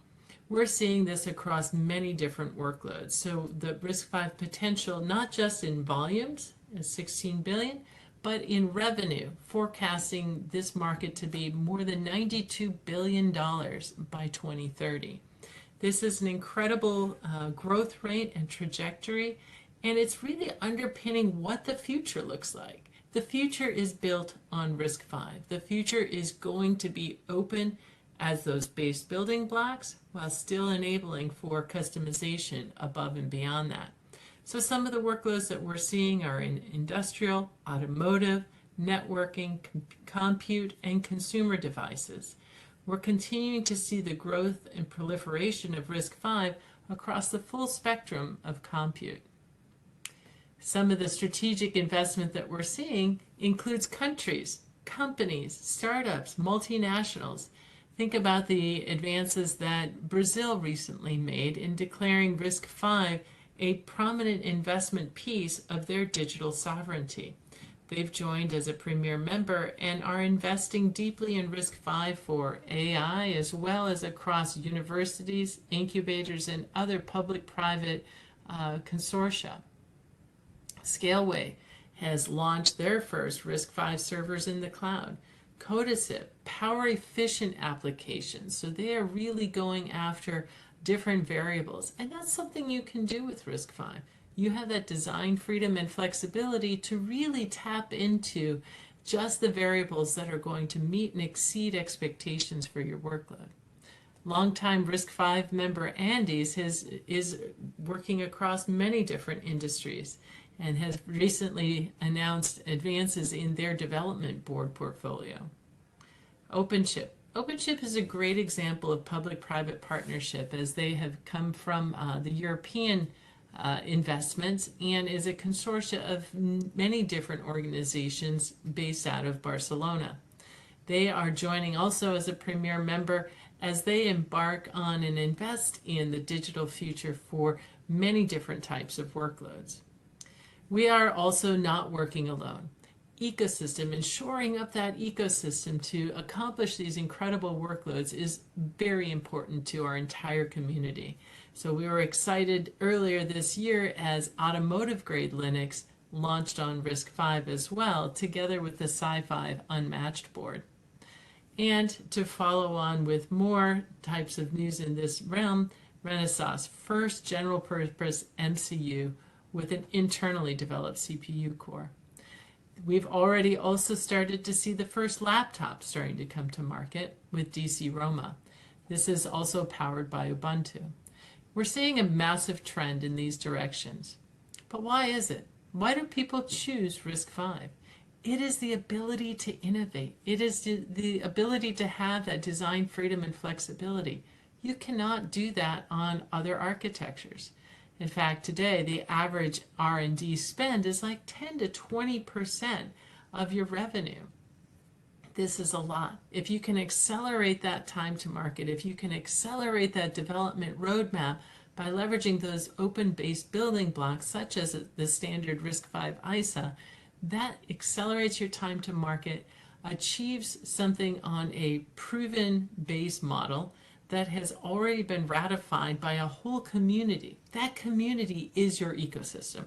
That is composed of software, it's composed of hardware development partners, so that you can achieve something with portability and not have to absorb the complete risk of starting and charting your own course.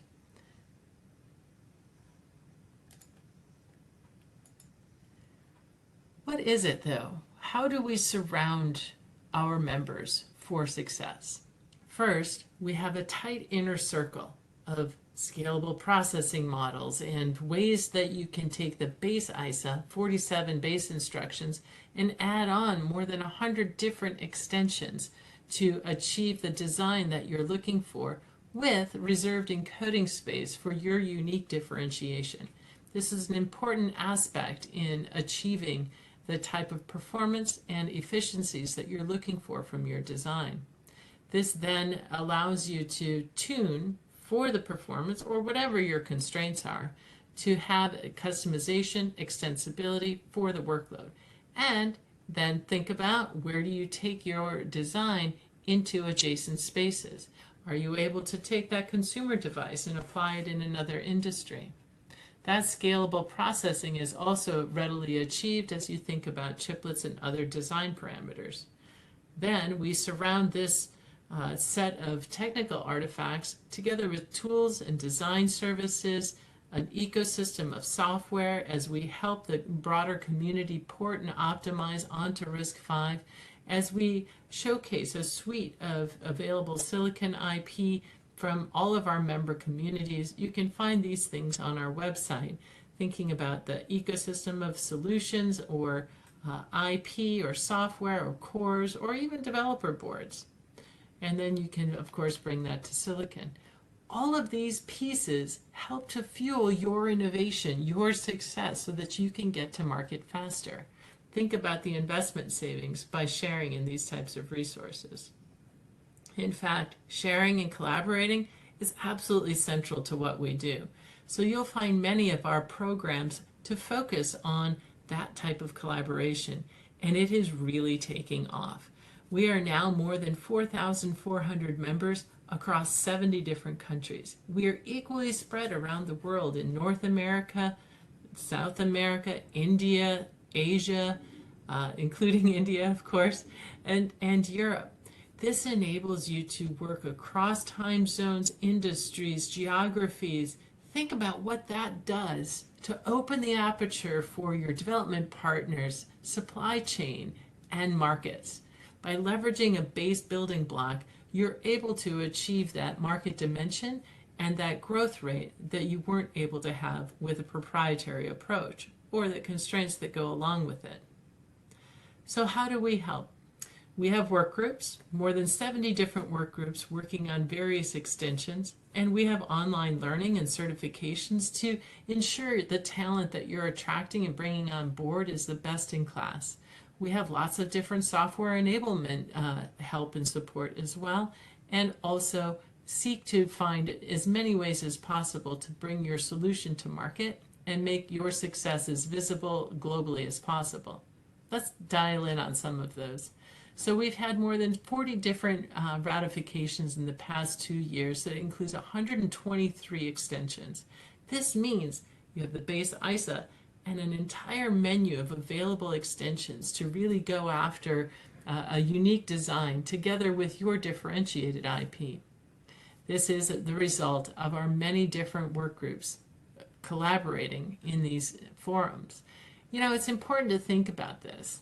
These are the best in class, the top minds of our computing generation who are coming together to share this knowledge and ratify these extensions.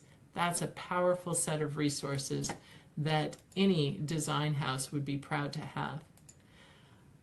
That software ecosystem then is fueled and fed on top of that. We enable that upstream software on ratified extensions, and we contribute hardware to specific software projects to enable and accelerate that journey. This is also supported by hardware in our dev boards program and lab partners as we create sandbox opportunities for the community.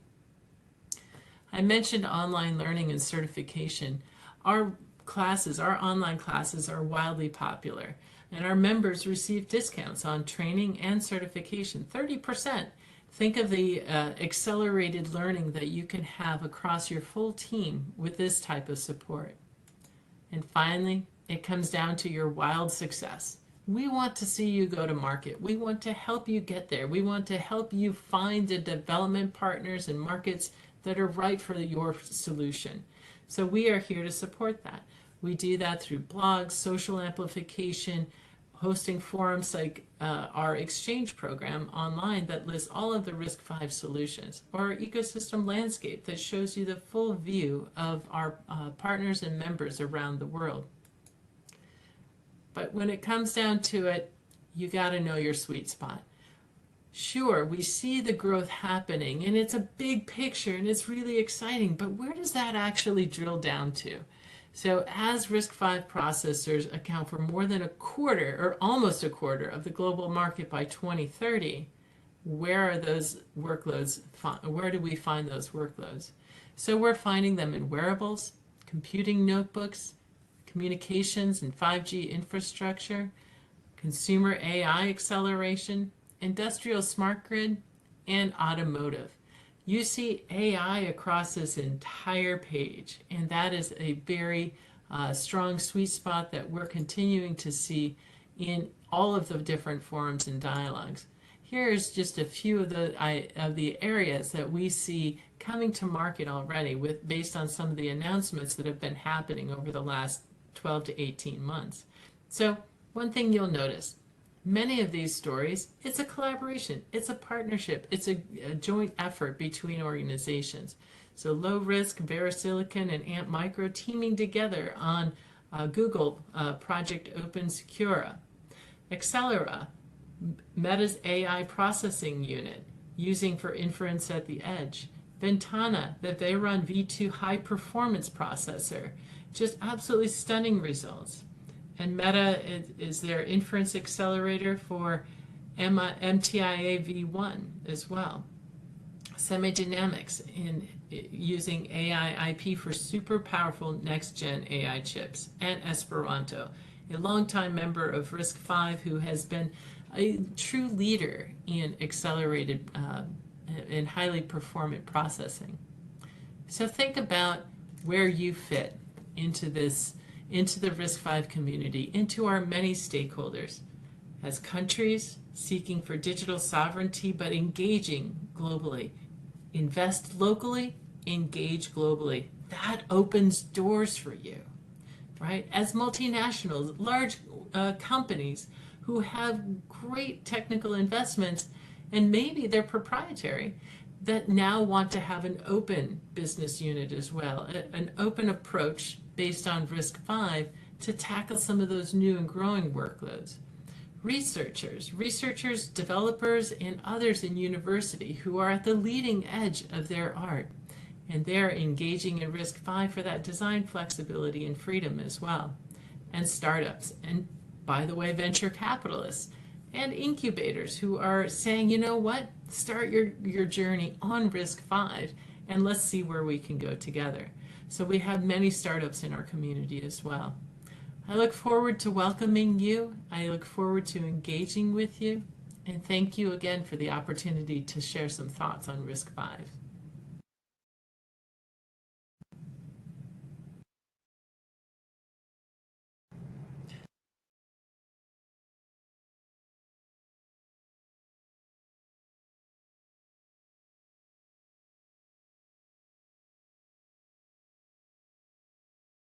Next session is by Anup Patel. Anup is an open source enthusiast with primary interest in hypervisors, firmwares, bootloaders, and Linux kernel. He has 18 plus years of experience developing system software, and he maintains various open source projects, namely OpenSPI, KVM RISC-V, XVisor, and Linux RISC-V interrupt drivers. He has also contributed directly or indirectly to various RISC-V ISA and non-ISA specifications. Currently, he chairs the RISC-V Privileged Software Horizontal Committee, and he also leads the RISC kernel and virtualization working group. He is also part of the systems and software division at Ventana Microsystems, a leader in high-performance RISC-V CPU and chiplet technology. Please welcome Anu.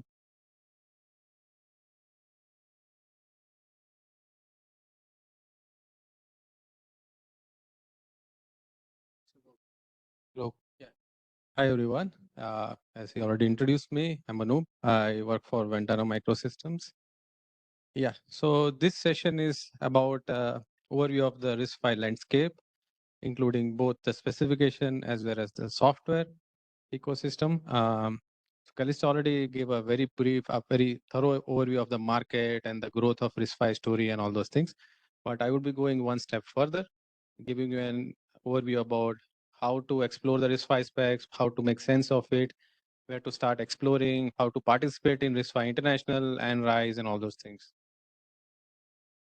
Yeah, so this session is divided into 4 parts.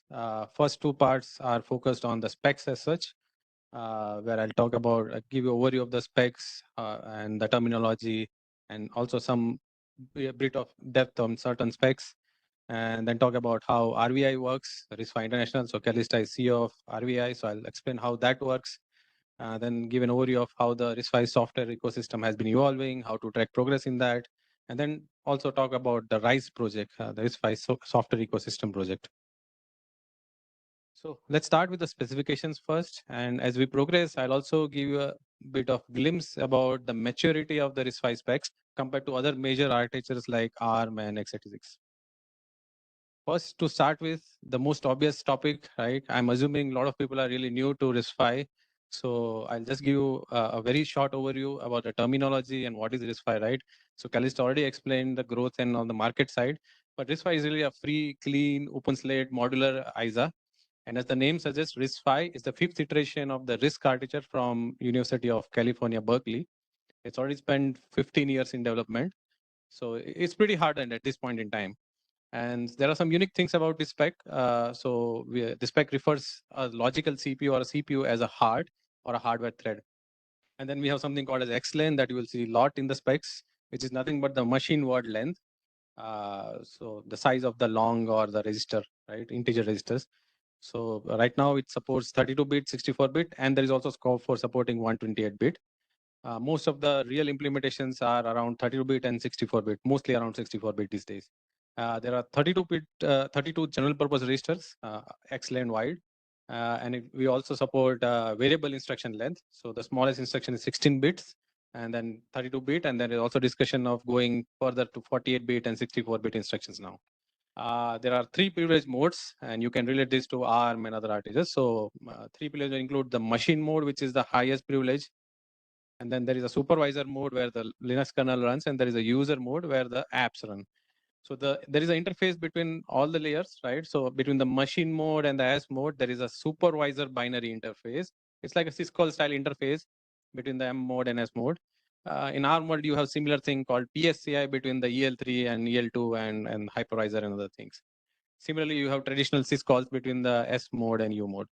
Right? So in addition to these privilege modes, GPRs and instructions, we also have something called as control and status register or CSRs, which are required for additional functionality. And the table in the middle you see over here just gives you the name of the GPRs. And on the right side, you see the minimal set of S mode CSRs, which Linux uses. In addition to these things, we just have 47 minimal base instructions, which you require to boot the whole system, full-blown distro. So it's really compact, well thought through, and very modular design actually. So where do you find the specs? How do you go about exploring? Okay. So firstly, at a ISA level, the instruction set level, there is an unprev specification and a privilege specification. So unprev specification is nothing but the collection of an ISA extension which are available across the privilege modes. The unprev specification does not have a version of itself. It's simply a collection of ISA extensions. But the prev specification is focused on ISA extensions which are required for running the privileged software, which is the Linux kernel or machine mode firmwares and all those things. And it does have its own version. The latest version is 1.12. And this year, by end of this year, we'll be seeing 1.13 coming out. And apart from these two specifications, there are a lot of specifications, ISA extensions, which are continuously in development. Some of them get ratified. So initially in the development phase, all these extensions exist as separate documents. And you can easily find that on the RISC-V GitHub pages, actually. And after the ratification is done, these are all integrated either in the unprev spec or the prev spec. And just the ISA specs are not enough to build a working system. Okay, so you really need the non-ISA component, which is the SOC components part of it, IOMMU, interrupt controllers, error handling, and lots of other things actually. So there is a lot of efforts around building the non-ISA part of the RISC-V ecosystem. So there are either a hardware non-ISA spec or there is a software non-ISA spec. So software non-ISA specs are nothing but the software interfaces. The one already I explained, the SBI interface is a software interface. And the interrupt controllers, IMMU, all these are non-ISA specs. So, and so like Calista also explained, modularity and flexibility is really the key of RISC-V, key trait of RISC-V specs. It also brings with a lot of problem because, as you can see, there are tons and tons of extensions already ratified and more in works actually. So this leads to a combinatorial explosion about what potential implementations you can see out there in the world. Okay, and it also becomes a challenge for software ecosystem. Okay, what set of extensions you will support. So that's a unique challenge with the RISC-V architecture in general. Okay. To address this thing, actually, so RISC-V has something called as RISC-V profiles and platform specifications. So by profile, it's basically defining a set of common ISA choices, which makes most value for a user. And it's also targeted a certain class of processors, actually. We easily see this in ARM and PowerPC and other places like ARM has A class processor and E and R class and all those things. Similarly, we define profiles for that. Okay, out of this 100 extensions, okay, what is the best 40, 50 extensions for an application class processor? So this defines that, the profiles. There are already like RVI 20, RVI 20 and RVI 22 profiles already ratified. And there is a major release coming this year, which is the RVA23 and RVB23 profiles. Then we have a platform specification, and first one being the RISC-V server platform specification. As the name suggests, these platform specific, the server platform specific will be focused on standardizing a platform definition for a server class system. Okay, and that of course this is like an umbrella specification which sort of points to various, depends on various non-ISA and ISA specifications. Like it's like a one giant recipe of how to create a server class RISC-V platform. And it's not just the only platform spec. Right now it's the first one. You will be seeing more such platform specifications targeting, let's say, mobile platform, network platform, or other platforms, IoT platform. You can imagine other things. The biggest advantage with just platform specification is that you can have targeted software and distros for such platforms. So going more into a little bit more depth, so more about the server platforms. So for server platform is not just the server platform spec. You have a lot of other ISA and non-ISA platform specs which have made it possible actually. So I've just listed few of them over here actually. So for the ISA side, you have hypervisor support, which is the H extension. You have vectors, then you have pointer masking for the JIT compiled languages. Then you have vector crypto extension, cache maintenance, and the profile itself, RUA23 profile, and a lot more actually. And you know, a lot of these extensions are also beneficial to, let's say, mobile or Android and other things. And then on the non-ISA side, we have AIA, then IOMMU, RARI, which is the error record interface. Like RAS, error record handling, is a very key attribute of servers.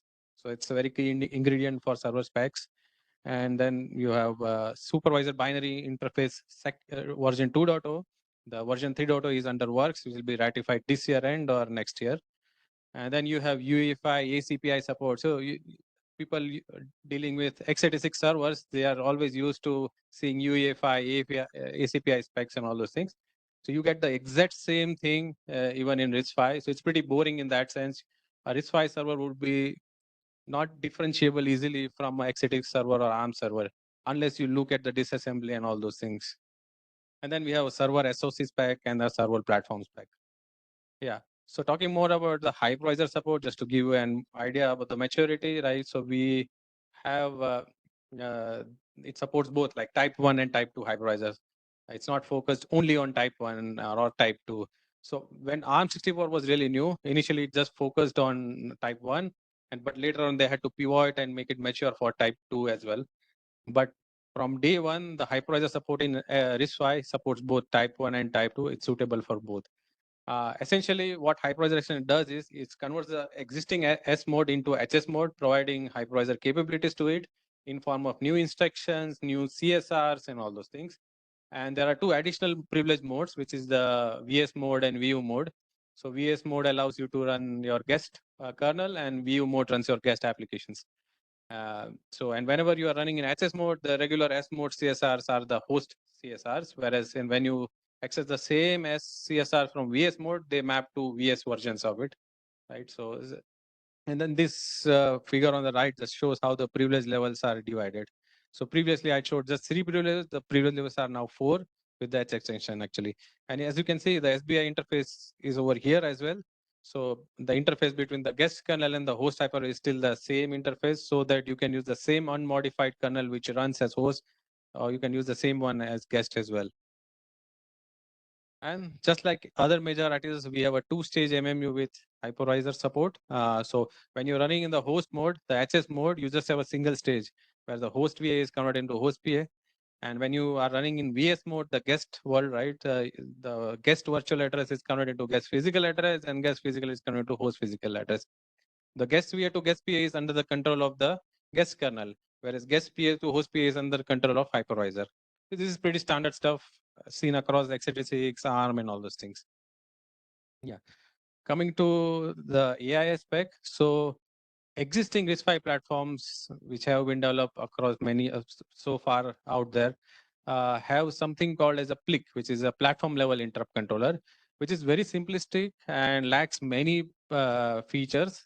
Particularly, does not support virtualization and line sensing and all those things, and MSI. So to cater all those limitations and make it bring it in feature parity with the latest and greatest out there in the other architectures, we have this AI spec, which is the advanced interrupt control architecture, and it addresses all the limitations of PLIC. In addition, it goes further and adds more scalability by supporting large number of hearts or CPUs, and defines functionality as optional modular components. It supports MSI, interprocessor IPIs as software injected MSIs, and MSI virtualization, and all those things. So it defines primarily 3 components. One is more additional local interrupts in the CPU, which is the AI CSRs. It also defines an IMSIC, or the message MSI controller, which is not inside the CPU, but almost sort of tightly coupled with each CPU or the heart. And then at a SoC level, it also defines an APLIC, which is the advanced platform level interrupt controller.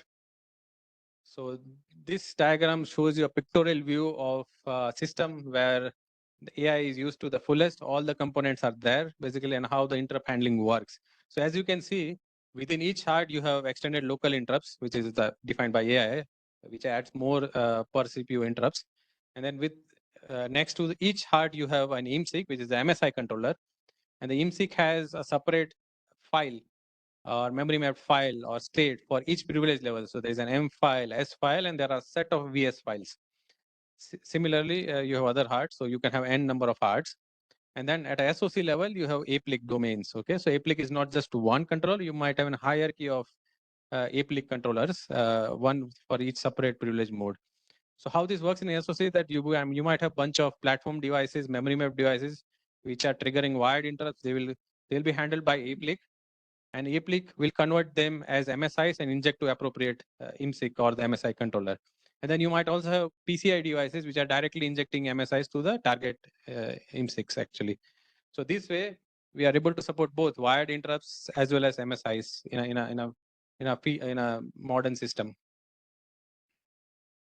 So IPI is a key ingredient for good performance, right? So AI supports IPI as software injected MSIs. So by that, I mean that if a heart N wants to inject IPI to another heart at any privilege level, it simply directly writes to the IMSIC file, a memory write to the IMSIC file of the target heart actually. And this approach naturally supports IPI virtualization. By that, I mean that we have multiple VS files for each heart.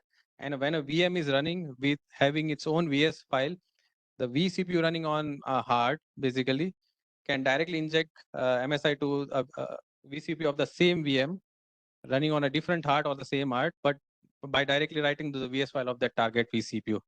So essentially, yeah, software injected MSIs also naturally provides you IPI virtualization.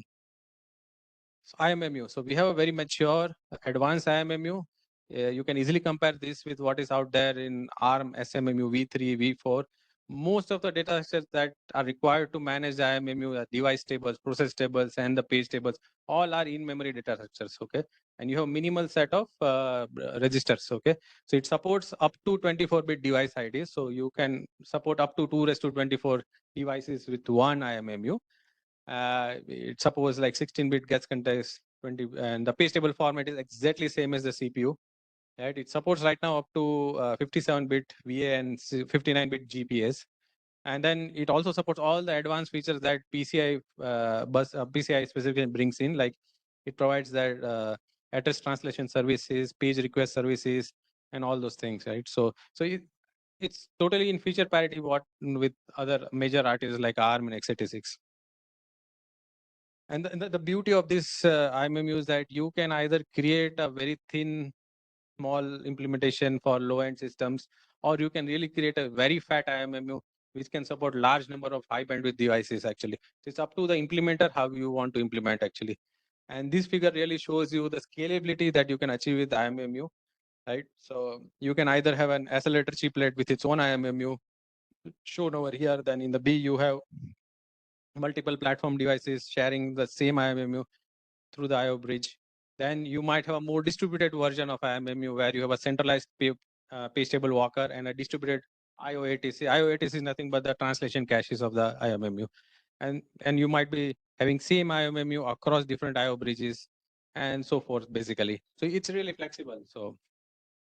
And so what is the bleeding edge? What is happening right now in the RISC-V spec world, actually? So like I already said, the RVA23 profile and RVB25 will happen this year soon. And there are a lot of interesting ISA extensions happening this year. Some of them are focused on AI, right? So we have an integrated matrix extension, which is using adding more vector instruction and adding more capability to the V extensions to support matrix operations, basically.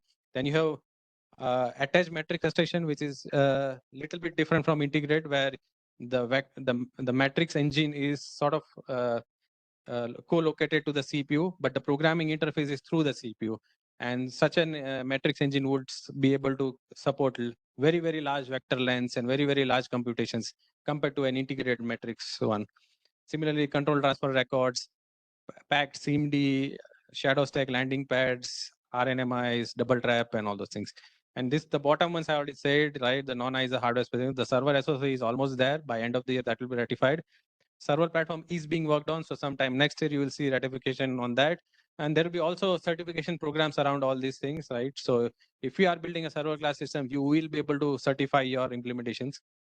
And on the software side and the other things, you have boot and runtime services happening by end of this year, security models, semi-hosting, SBI 3.0, which brings in a lot of new features. And then confidential compute is also under the works. Hopefully next year you will see a lot of progress on the confidential compute part. These days, most of the major architects like ARM and XRs are working heavily on the confidential compute part.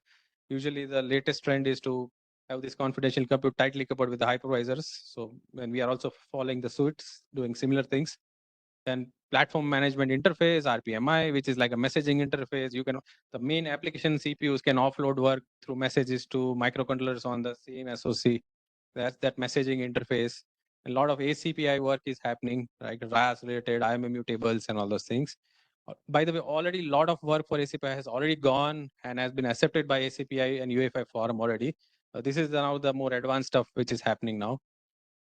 And so that's all was about the spec. I hope I gave you a good glimpse about the level of maturity of the specs. And so, but it's interesting to see how so many specs are churned out or done by RISC-V International in a more democratic and a collaborative way across many organizations, right? So it's worth to look at how the RISC-V International is such works. So yeah, it was founded in 2015. Before that, it was actually RISC-V Foundation, registered in US. So to maintain geopolitical neutrality, they moved to Switzerland, registered as a not-for-profit, and renamed themselves to RISC-V International. It's a global non-profit, right? And there are a variety of RISC-V members. Either you are individual members or organizers are members. But typically there are three types. Either it's a member is an academic, non-profit, or an individual member. Okay, they have free. There is no money to join for such individuals, right? But they have limited rights. Okay, and then there are strategic member and there are premier members. So premier members are deeply vested. Okay, they are investing heavily into building RISC-V products, and they also get a seat at the board of directors and all those things. And the most important thing is the last red line. To use the RISC-V trademark, you need to be at least a strategic or a premier member, actually, which is very important, actually. So it's free for everyone as such, for academia and everyone, basically. But to use the trademark, you have to be a member. The membership fee is really less, actually. And this is, I mean, sort of, just to give an idea, the number of members, the number over here is out of date. I think Kelly's already mentioned it's more than 4,400 members now across 70 plus countries. And so far, all the software development around all these specs have been happening across the members. Members have been voluntarily doing all the software activities, like Ventana has been contributing heavily for the server ecosystem and all those things. Yeah, so it has been always member-driven, community-driven efforts for software as well as the specs. Yeah, and as you can imagine, due to large number of member organizations and also the RISC-V International itself is a fairly large organization in itself, actually. So all the things are driven by the board of directors, the strategy, policy, and all those things. Below, and the technical aspect is driven by the technical steering committee. So strategic and premier members get a seat at both the places, actually. And then under them, actually, you have a lot of HCs, which are the horizontal committees, actually. And all the heavy lifting is further done by the TGs and SIGs, the task groups and the SIGs. Okay, so under each HC, there are a set of SIGs and TGs, actually.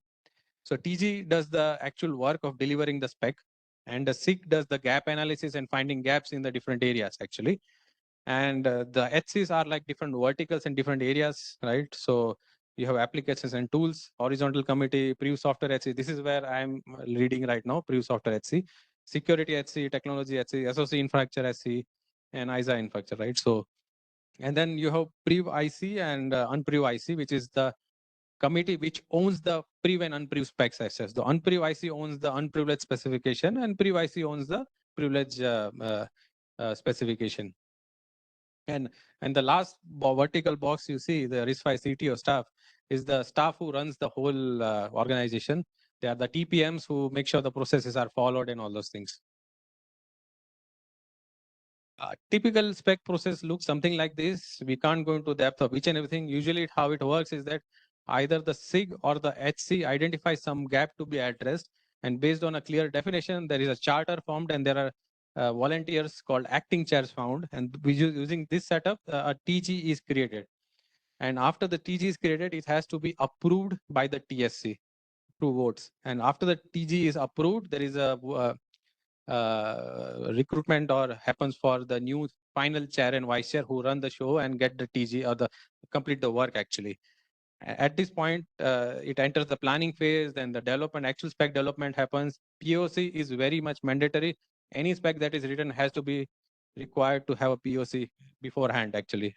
And once it's close to a stable state and all those things, there is an internal review, there is an arch review committee which does the review, and after that there is a public review period where it's publicly sent out for general public to review it actually, and then you address the feedback, then it becomes ratification ready, and the final ratification goes to the board actually. So even for a very simple spec, okay, it can take like several months.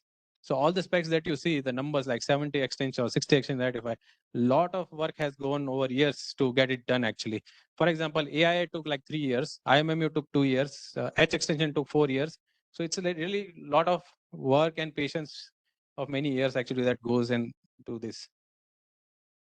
And so the most important question that I'm sure a lot of you would be interested in, how can you really participate? It's an open organization. Anyone can join, okay, as an individual. Even if your employer or your affiliated organization is not part of RISC-V, you can still go and join as an individual, see what is happening in the mailing list, just like any open source mailing list. You join as an individual, okay?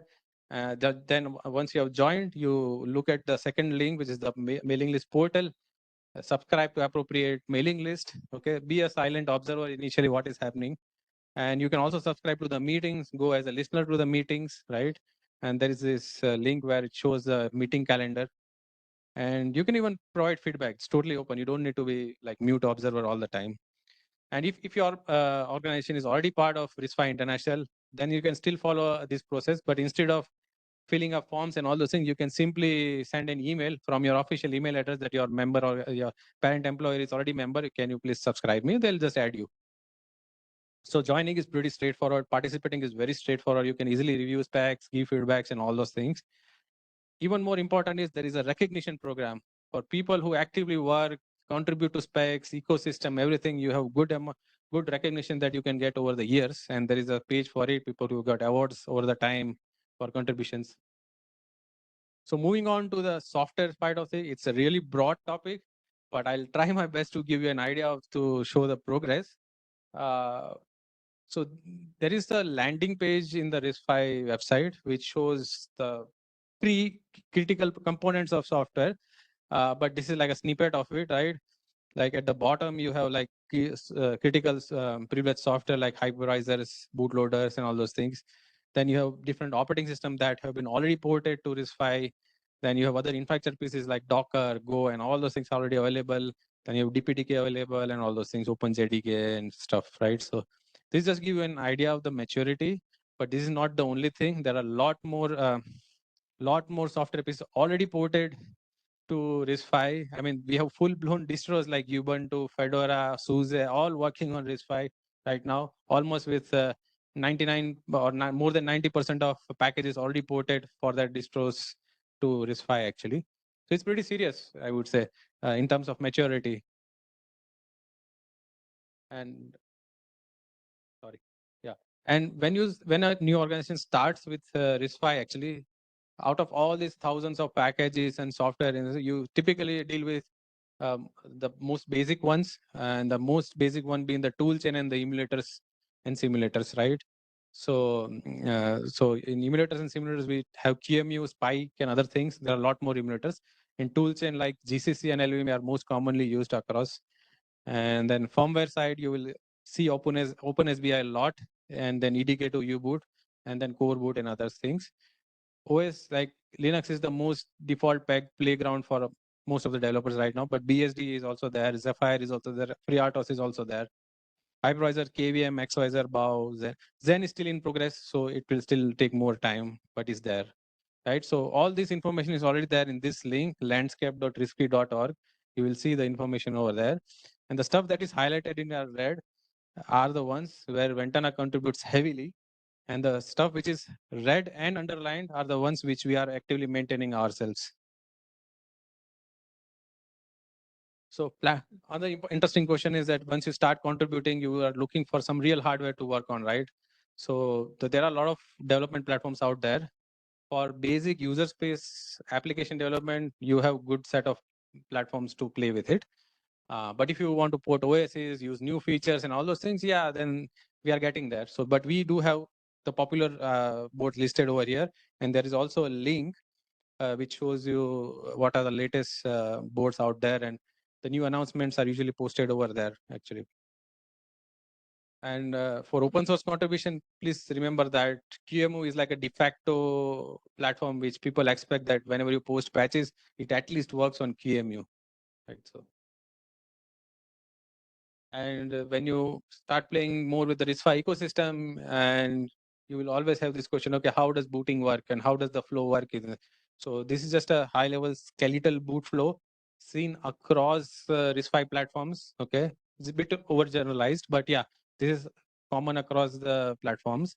You have some one pre-boot stage, then you have a loader stage, typically U-boot SPL or something platform specific.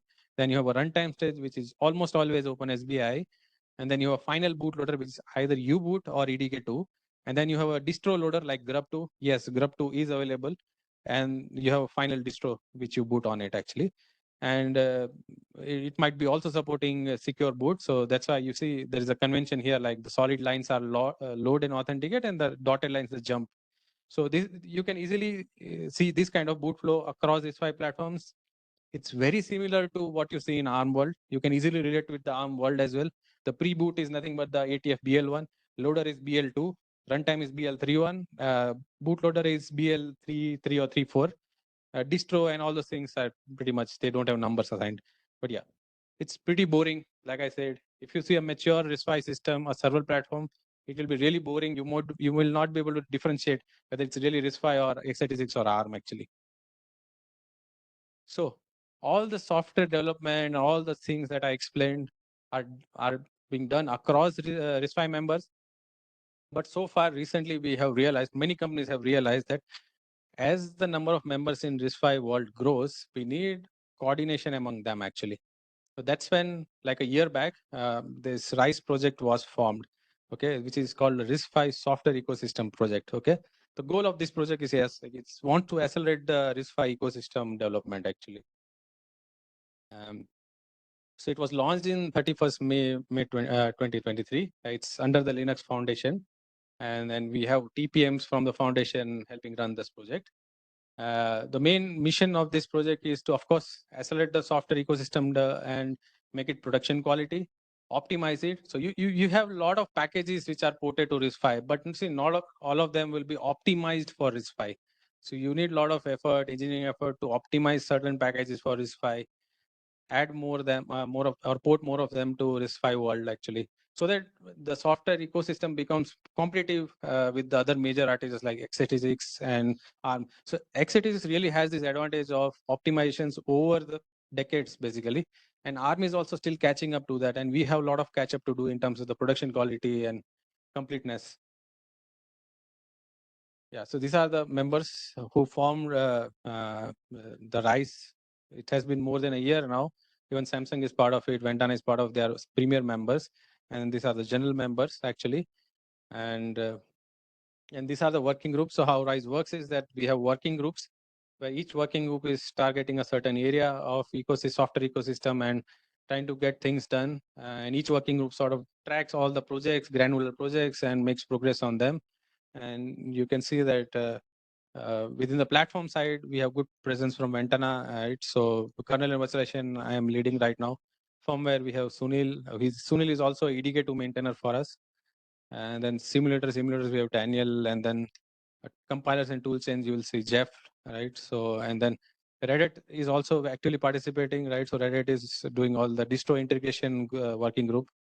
Then Sci-Fi is leading the dev infrastructure. And then language and runtime is led by the Revos, Ludovic, and then other folks, right? System library from Google. So yeah, even Google is part of this. So yeah, they are also actively involved. Yeah, so the functioning of a working group is like that. Each working group defines a set of work to be done within 6 months period, and they create granular or wiki pages around it, which are publicly available to everyone, what they are doing. And the coordination is done through the wiki pages and regular meetings and status updates. Actually, each working group has a lead who tracks the progress and defines the next set of tasks. Okay, and there is a mailing list for each working group where you can just participate and discuss over there. And there's also a monthly or bi-weekly meeting, basically. So there is a lot of stress on the transparency aspect and the way RISE working groups work. And because of that, the RISE wiki, the link mentioned over here, is totally open to everyone, right? So even if you're not part of RISE, you can still go ahead and see what the work is actually happening within RISE. So if some enthusiasts want to really work, they can immediately go and see whether RISE is already working on it, or so that to ensure avoid duplicate work and all those things. And I think that's all I had. I mean, it's a very broad topic in general, talking about the landscape for both software and specs, but I tried my best to give an overview. I hope it is helpful to people who are really new to RISC-V, where to start from, basically, either in RISC-V International or RISE, both ways, right? So, any questions? Yeah, please.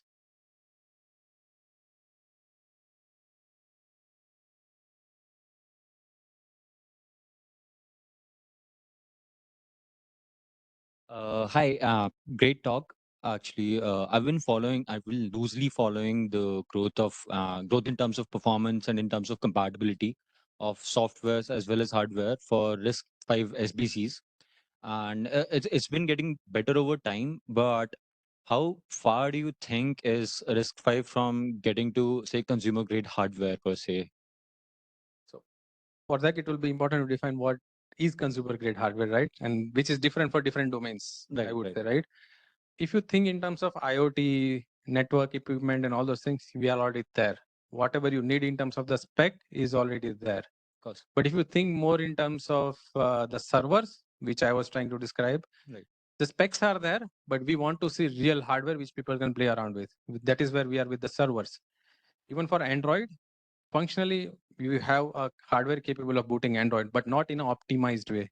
There are certain specs which are just ratified or are going to ratify, which will help Android kind of operating systems a lot, right? So more realistic Android mobile platforms you might see next year. I can't say. I'm just guessing at this point, but yeah.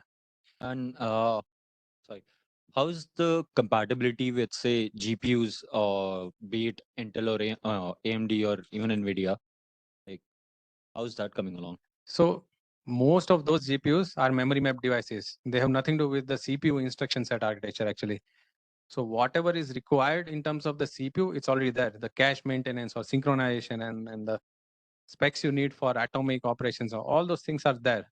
So that you can easily integrate a fully mature GPU from either of the companies with a RISC-V CPU, actually. Thank you. Yeah.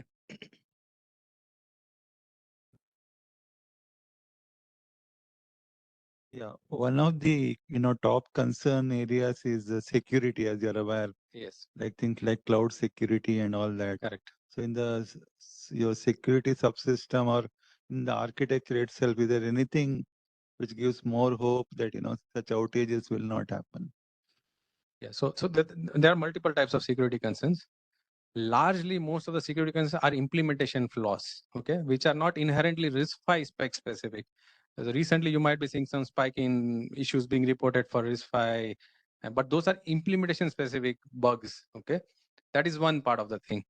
As far as the ISA goes, or the instruction set architecture goes, there is a lot of effort being put. New ISA extensions are being defined to increase the security.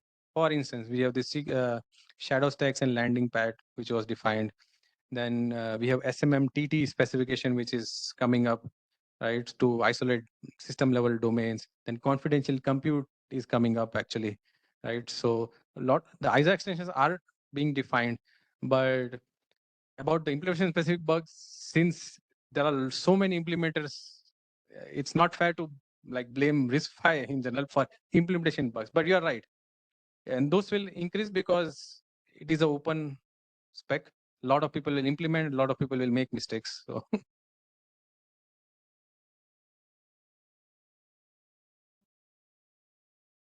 Thank you, Anup. We would like to also thank Ms. Calista Redman.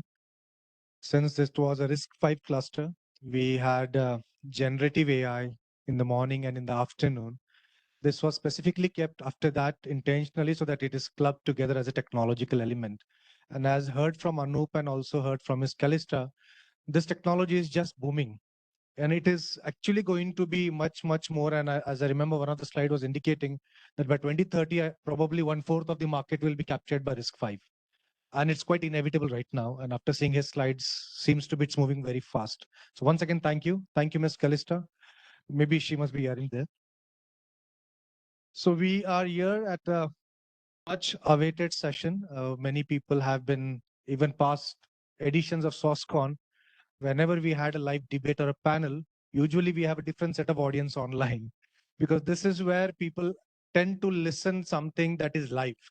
And we always have been picking up a topic for this round or this session, which is highly advanced and highly futuristic, which probably might be visible in terms of literature, in terms of theory, but may not have too many practical approaches available right away. So today we are going to have one such topic, which is around quantum inspired AI. The panel topic is quantum inspired AI, unlocking AI potential in resource constrained devices. I would like to introduce the moderator of this panel, Mr. Srivatsa DB. He is with Samsung R&D Institute, India, Bangalore.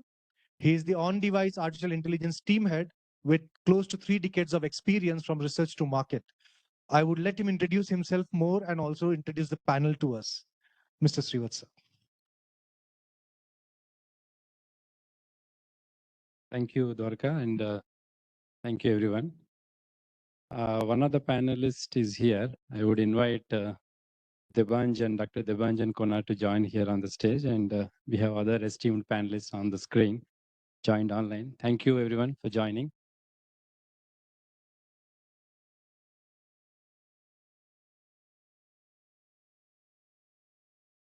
So let me introduce the esteemed panelists who agreed to join this session.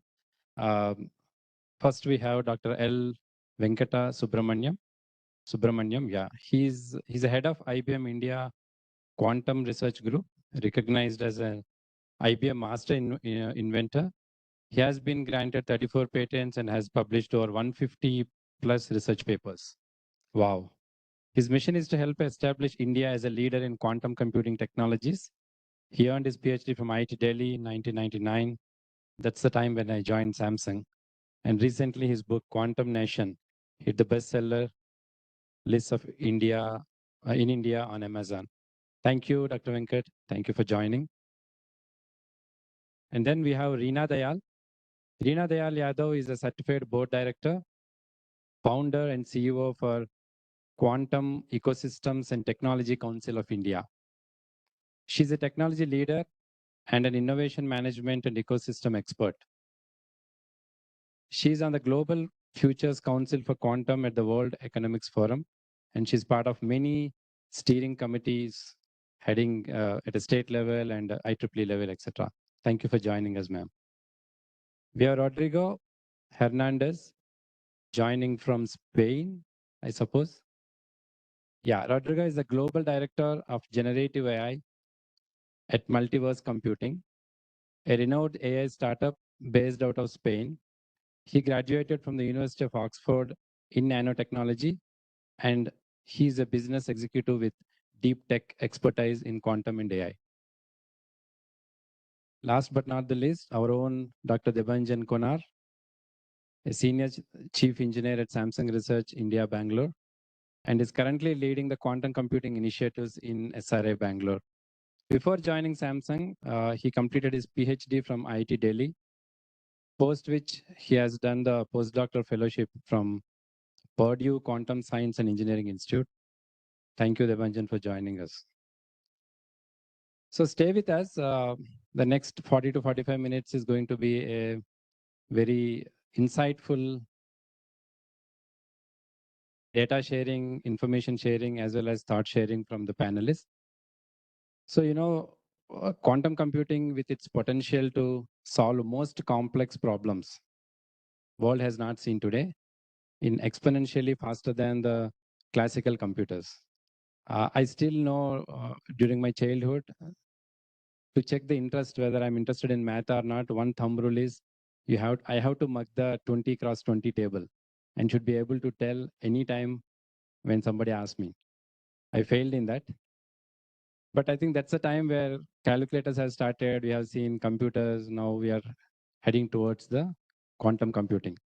So inspired by the quantum mechanics and taking some of the inspirations to the algorithms which are complex to run on the resource intensive like mobile devices and even small devices, how can we draw those inspirations and apply to run on classical computers in AI generative AI algorithms? So now my first question to all the panel members, we have seen AI, ML, and suddenly generative AI has brought about a big radical change. And what are your thoughts on the evolution of generative AI to quantum inspired AI? Is it going to be an incremental kind of innovation or a radical?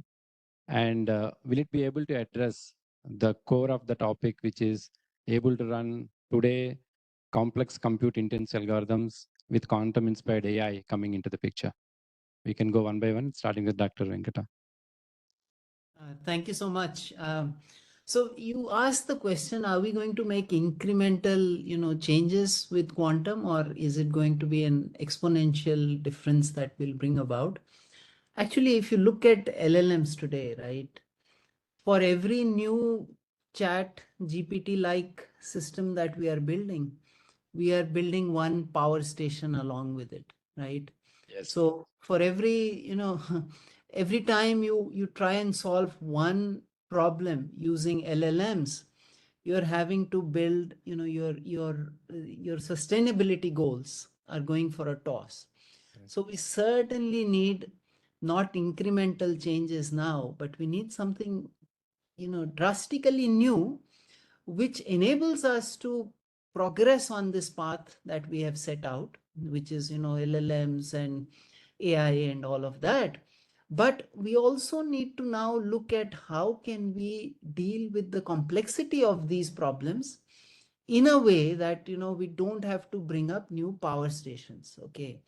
So the answer to that is to use quantum computing. And that's why I think all of us are here to see what kind of those step changes can we bring about, which will enable us to continue on this AI path that we have set out, with ChatGPT and all of that. But at the same time, ensure that we are sustainable, we are able to manage these computations in a sustainable fashion. So I'll stop there. Yeah, thank you. Sure, thank you. We'll go to Reena. Yeah, I think to further add on, if you look at the state of quantum computing today, right, we have, a few hundred to 1,000 qubits, and we are in the noisy intermediate scale computing era, right? But the hope is that we'll be able to get to scalable quantum computing at some point in time. So I see and then let's examine what it means to interface LLMs with large language models or generative AI with quantum. I think there are multiple opportunities there in the current and in the future. In the near term future or the current, the opportunities are more in terms of leveraging quantum inspired, as well as looking at how data can be more efficiently classified using quantum given the number of qubits that are available right now. So in that context, the impact is still, I would not say it is trivial. No, it is still significant. But really the scale up opportunity comes in as we scale up quantum computing, because then we can start looking at quantum neural networks as well, which is a completely different set of algorithms that will come into picture for, and will give a completely different insight into how AI and quantum interface with each other. I'll stop there as well. Thanks. Sure. Rodrigo? First of all, thank you very much, everyone, for the invitation. I want to go just absolutely agree with Rina and Dr. Venkat. What I want to express here super quickly is what we're doing at Multiverse right now. We come from a background from quantum computing emulation. We know that quantum computers, they tackle problems that are huge. So in order to benchmark or to characterize these problems that are intractable in classical computers, there's a tool that is called tensor networks. That is what we call quantum-inspired methodologies that are mathematical toolkits. So we use these tools to emulate the quantum computing problems that they are super hard to emulate. So what we do is emulate this problem using tensor networks and run these computations on a classical computer so that we can retrieve results and we can compare to the results that quantum computers are giving us. If the results are okay, we will evaluate that the result that quantum computer has outputted is all right. So what we're doing is bringing these tools that can be running classical computers to emulate quantum computers, bringing these tools to AI. At the end of the day, everything is a matrix. So what we're doing is optimizing the matrices, the computation that occurs in AI algorithms, large language models, computer vision algorithms. We are optimizing these models using quantum-inspired tools in order to improve the efficiency of the AI neural networks. So what we're doing right now with many different partners that we have, and we are outputting results, is compressing and optimizing large language models, Llama 2, Mistral 8x7b, or computer vision models like YOLO, ResNet, and so forth. And what we are, these methodologies are not used right now in the industry. They are using, let's say, classical methodologies. But we can build these quantum-inspired methodologies on the top of classical methodologies. So what we are seeing is that we have a huge edge with respect to the competitors, and the results that we are obtaining, they are super, super powerful. We are accelerating the compute maybe 2-3 folds, shrinking the models to the half or to 90% in other cases. So we have different results that we're going to present in this talk right now. And I will stop here as well. Sure. Thank you, Debanjan. Thank you. The evolution from generative AI to quantum-inspired AI, I believe that is poised to be transformative.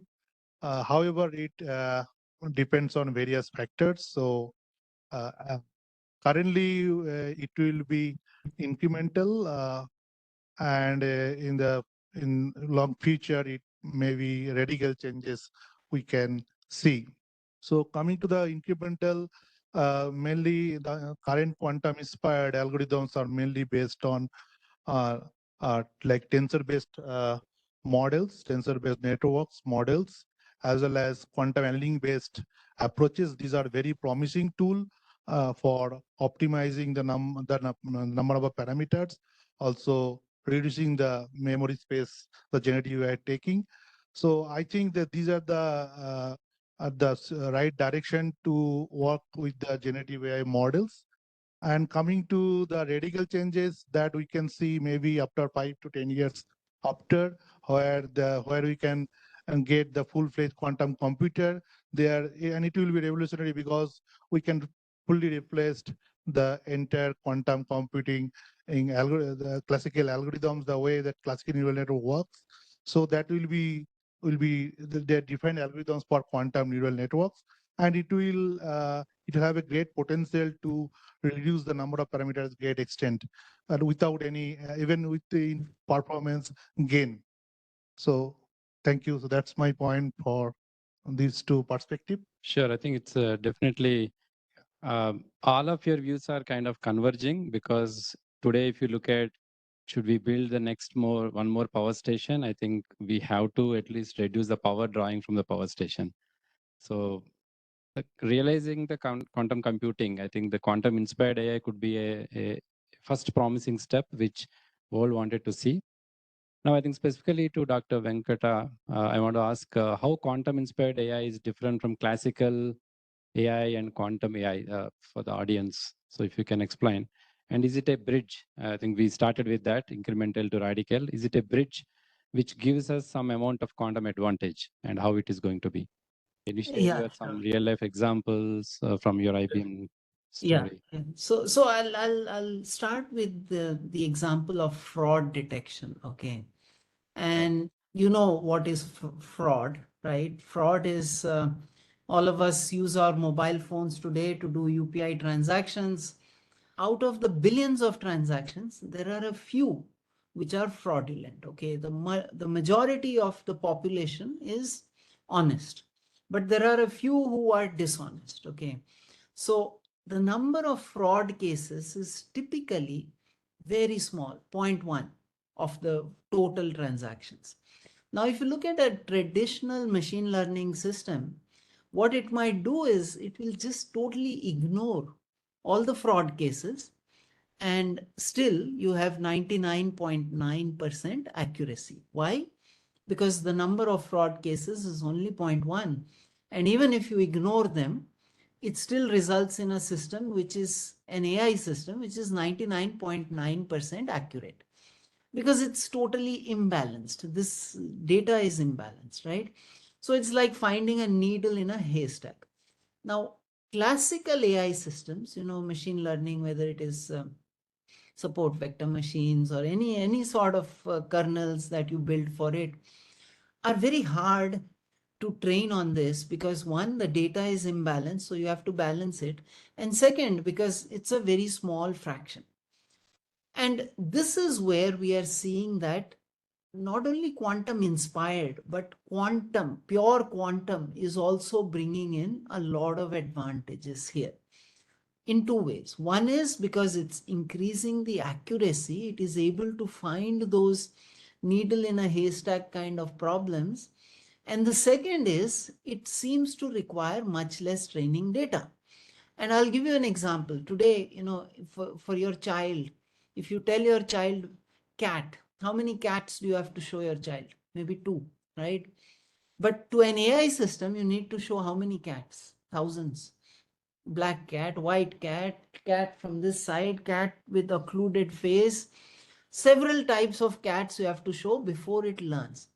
And so we are seeing that quantum, pure quantum, not just, I'm not talking about quantum inspired or hybrid quantum AI. Pure quantum we are seeing is tending closer towards human tendencies, where you're just requiring a few examples, not thousands, but not like humans where you just need 2. Okay. So at IBM, we are really focused on a new approach, which we call quantum centric supercomputing, which involves combining quantum computers with classical computers so that they can work together on the same tasks, integrate them, and handle much more complex problems than was possible before, right? So this can include things like, putting a high bandwidth line between an HPC and a quantum to ensure that, you get results here, you get results here, you stitch them together, and the combined results are typically, we have seen, much better than what you can obtain with pure classical or pure, quantum. So I'll stop there. The new term I introduced here was quantum centric supercomputing, where you're trying to bring together quantum and classical. I think very, very, insightful. Now to Reena, what do you think about, I think before even going to quantum computing, what do you think about the acceptance and adoption of AI and specifically generative AI in India? when you compare with other countries like USA or even China? Where do we stand? So I think that's a very interesting question. In India, actually, the AI focus has been there for several years. Today, if you count the number of startups that are there, it is more than 6,000, which are classified as AI. Now, you can question how many of them are pure AI, how many are on the borderline of machine learning and statistics and things like that. But there are 6,000 plus, so I'm assuming some of them are really good ones. Apart from this, if you start looking at how many master's programs focused on AI are there in India, almost all the IITs and the NITs and many other institutes are actually giving master's programs in AI for the last several years. So when you look at these things in an ecosystem, you know that this is a subject which has been there as a research area, as an educational focus, as a business context for a few years. Now, from the government perspective, just this year, a national India AI mission was announced with more than 10,000 crores worth of investments. So that is significant. It shows that India is now looking at going deeper into this domain. I mean, the breadth is already there. Now going deeper and saying, what are the Indian companies going to do with respect to these large LLM models? Right? And when you look at the ecosystem, one thing to realize is that traditionally India has been a software powerhouse, not so much focused on hardware. I mean, all that focus has come in relatively later in the last decade or so.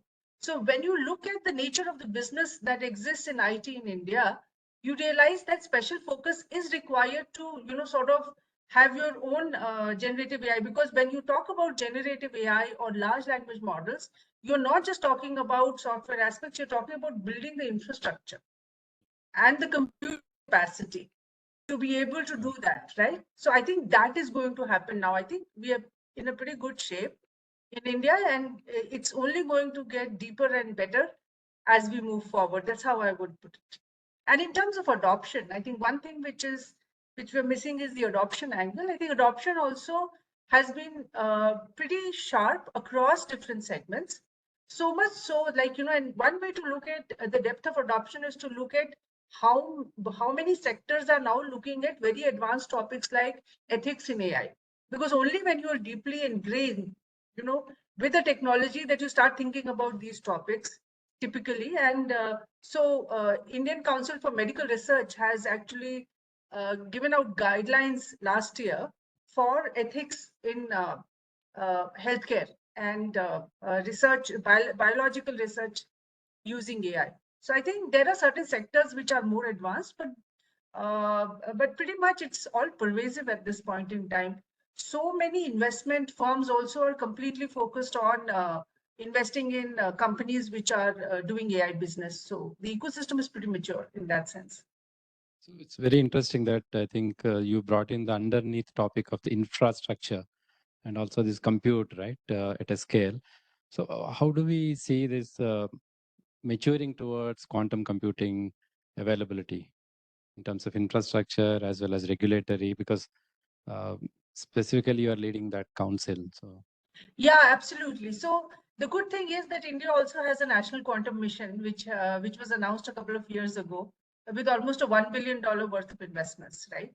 And that, as we talk, there are the first call for proposals actually went out a few months ago.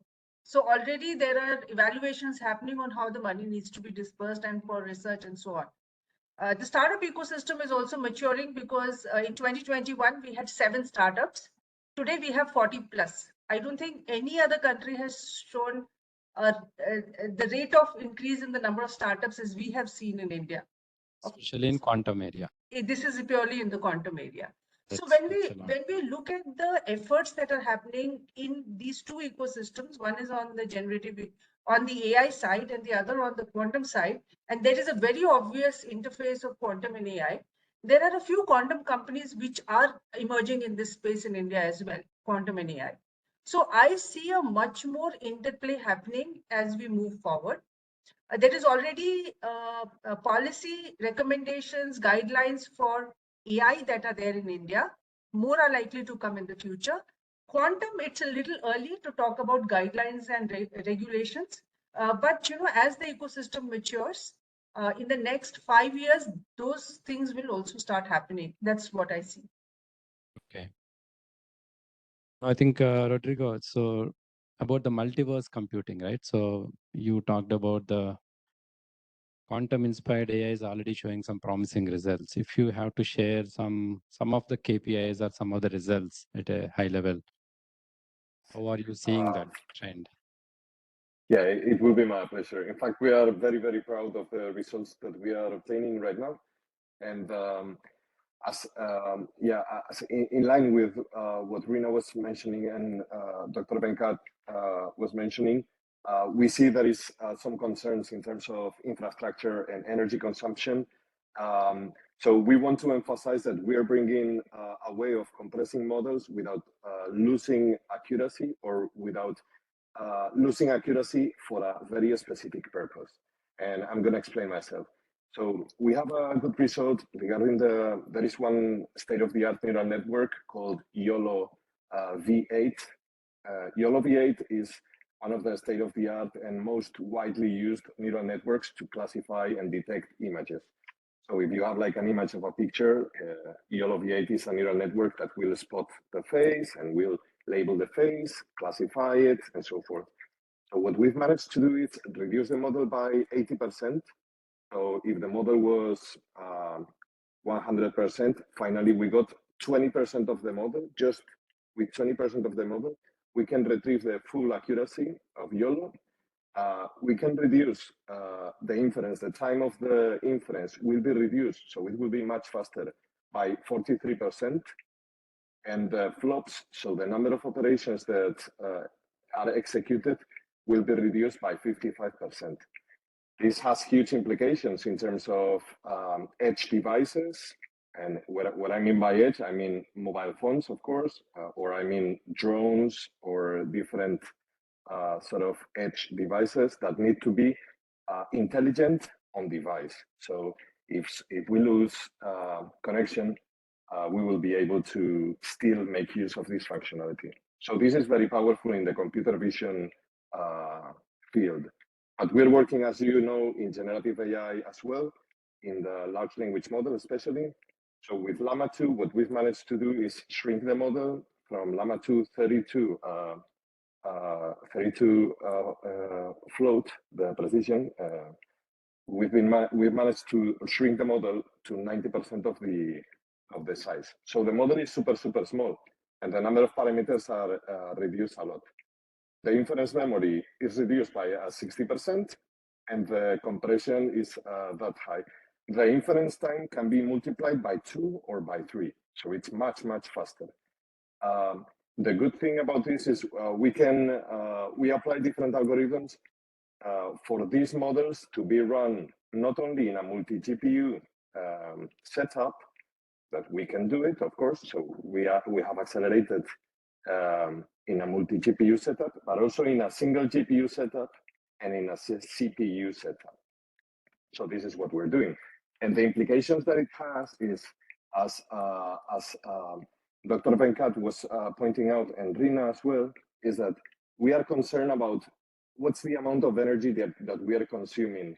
And if you follow different, let's say, forecasts in AI energy consumption, it seems that in the next 5 years, and I can give you even the reference, that is Wells Fargo, it's going to multiply by, it's going to grow like 83%. The compound annual growth rate is going to be 83%. And the sustainable infrastructure is growing up just 8%. So all the policies that HPCs and computer centers, data centers, and HPCs need to comply with, they are not going to be able to comply with the net zero KPIs and so forth, because the rate of consumption is steeper than the generation of renewable energy infrastructure. So what we are witnessing is, instead of just building more and more infrastructure in terms of sustainable energy, what we can do is optimize the software so that instead of consuming, we can reduce actually the slope of consumption 50%. And this is a big deal. So the implications are huge. not only for edge devices, as I mentioned, but also for cloud and cloud consumption and high performance computing centers. So this is a few of the KPIs that we have. I will be very glad to provide with more data on Sure, this. sure. So thank you. Sure. I think while he shared a lot of numbers which are promising for YOLO, one of the key architecture, how do you see the bench and this overall research moving in SOTA networks coming out of quantum inspired AI? Where is the direction? Okay, so this is very generic questions on quantum AI or quantum inspired AI. So it reminds me a term AI for quantum, quantum for AI. So there are various algorithms which researchers are developing to make the quantum computing better, as well as quantum computing is also used to make the classical ML or AI algorithms better. For an example, the mean estimation algorithm that is using in the global search algorithm. So this mean estimation algorithm is very well known classical algorithms using global search. Okay. And on the other hand, there are all these QAOA, that is quantum approximation optimization algorithms. So these algorithm is optimized through a classical optimizer. So these two terms are very win-win situation for both. So coming to your question, so there are various quantum computing, quantum inspired AI techniques. So starting with quantum inspired optimization algorithms. So the first it comes into mind, like there is quantum annealing based approaches. This is also a quantum inspired approach because we basically simulate on classical hardware that is first developed by DOF system. Some of you have already seen it. And I have also talked about that tensor network based model. So this is a quantum inspired or quantum physics inspired machine learning models. So, and apart from that, there are other algorithms like quantum inspired neural network, like quantum inspired Boltzmann machine, then quantum inspired generative algorithms. So these are very promising algorithms, and you can generate some synthetic data through quantum inspired generative algorithms or generative networks. And yes, so these are uh, uh, the very promising tool in quantum inspired AI, and this can have very good impact on enhancing the efficiency of the models, which are like the people already talked about generative AI models. And in addition, the quantum optimization algorithm using annealing-based hardware. So it also promising in various domains, like starting from your finance industry, as well as portfolio optimizations. Then you have your health industry. So these are as well as our logistic and supply chain, where we can optimize the routing problems as well as scheduling problems. So there are various impacts already seen, observed, and this is growing in very fast pace. Thank you. Sure. I think overall things are coming together. That's what I think you are telling from the research angle. But a question to Dr. Venkata. So how do you see this getting standardized? Are the collaborations of the open source ecosystem, companies like IBM and Samsung, like all the biggies coming together and driving this quantum computing world?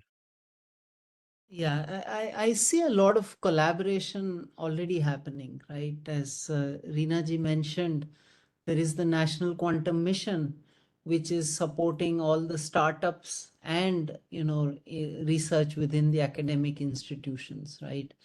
So it's still a bit early to say that we need to standardize the quantum computation aspects. So, for example, in AI, even after all these years, we haven't reached any standardization per se in the algorithms or in terms of the applications or those, right? There are only these concerns that how do you make AI, bias free or all of those things, right? So Collaboration, yes, a lot of collaboration has already begun within the Indian ecosystem.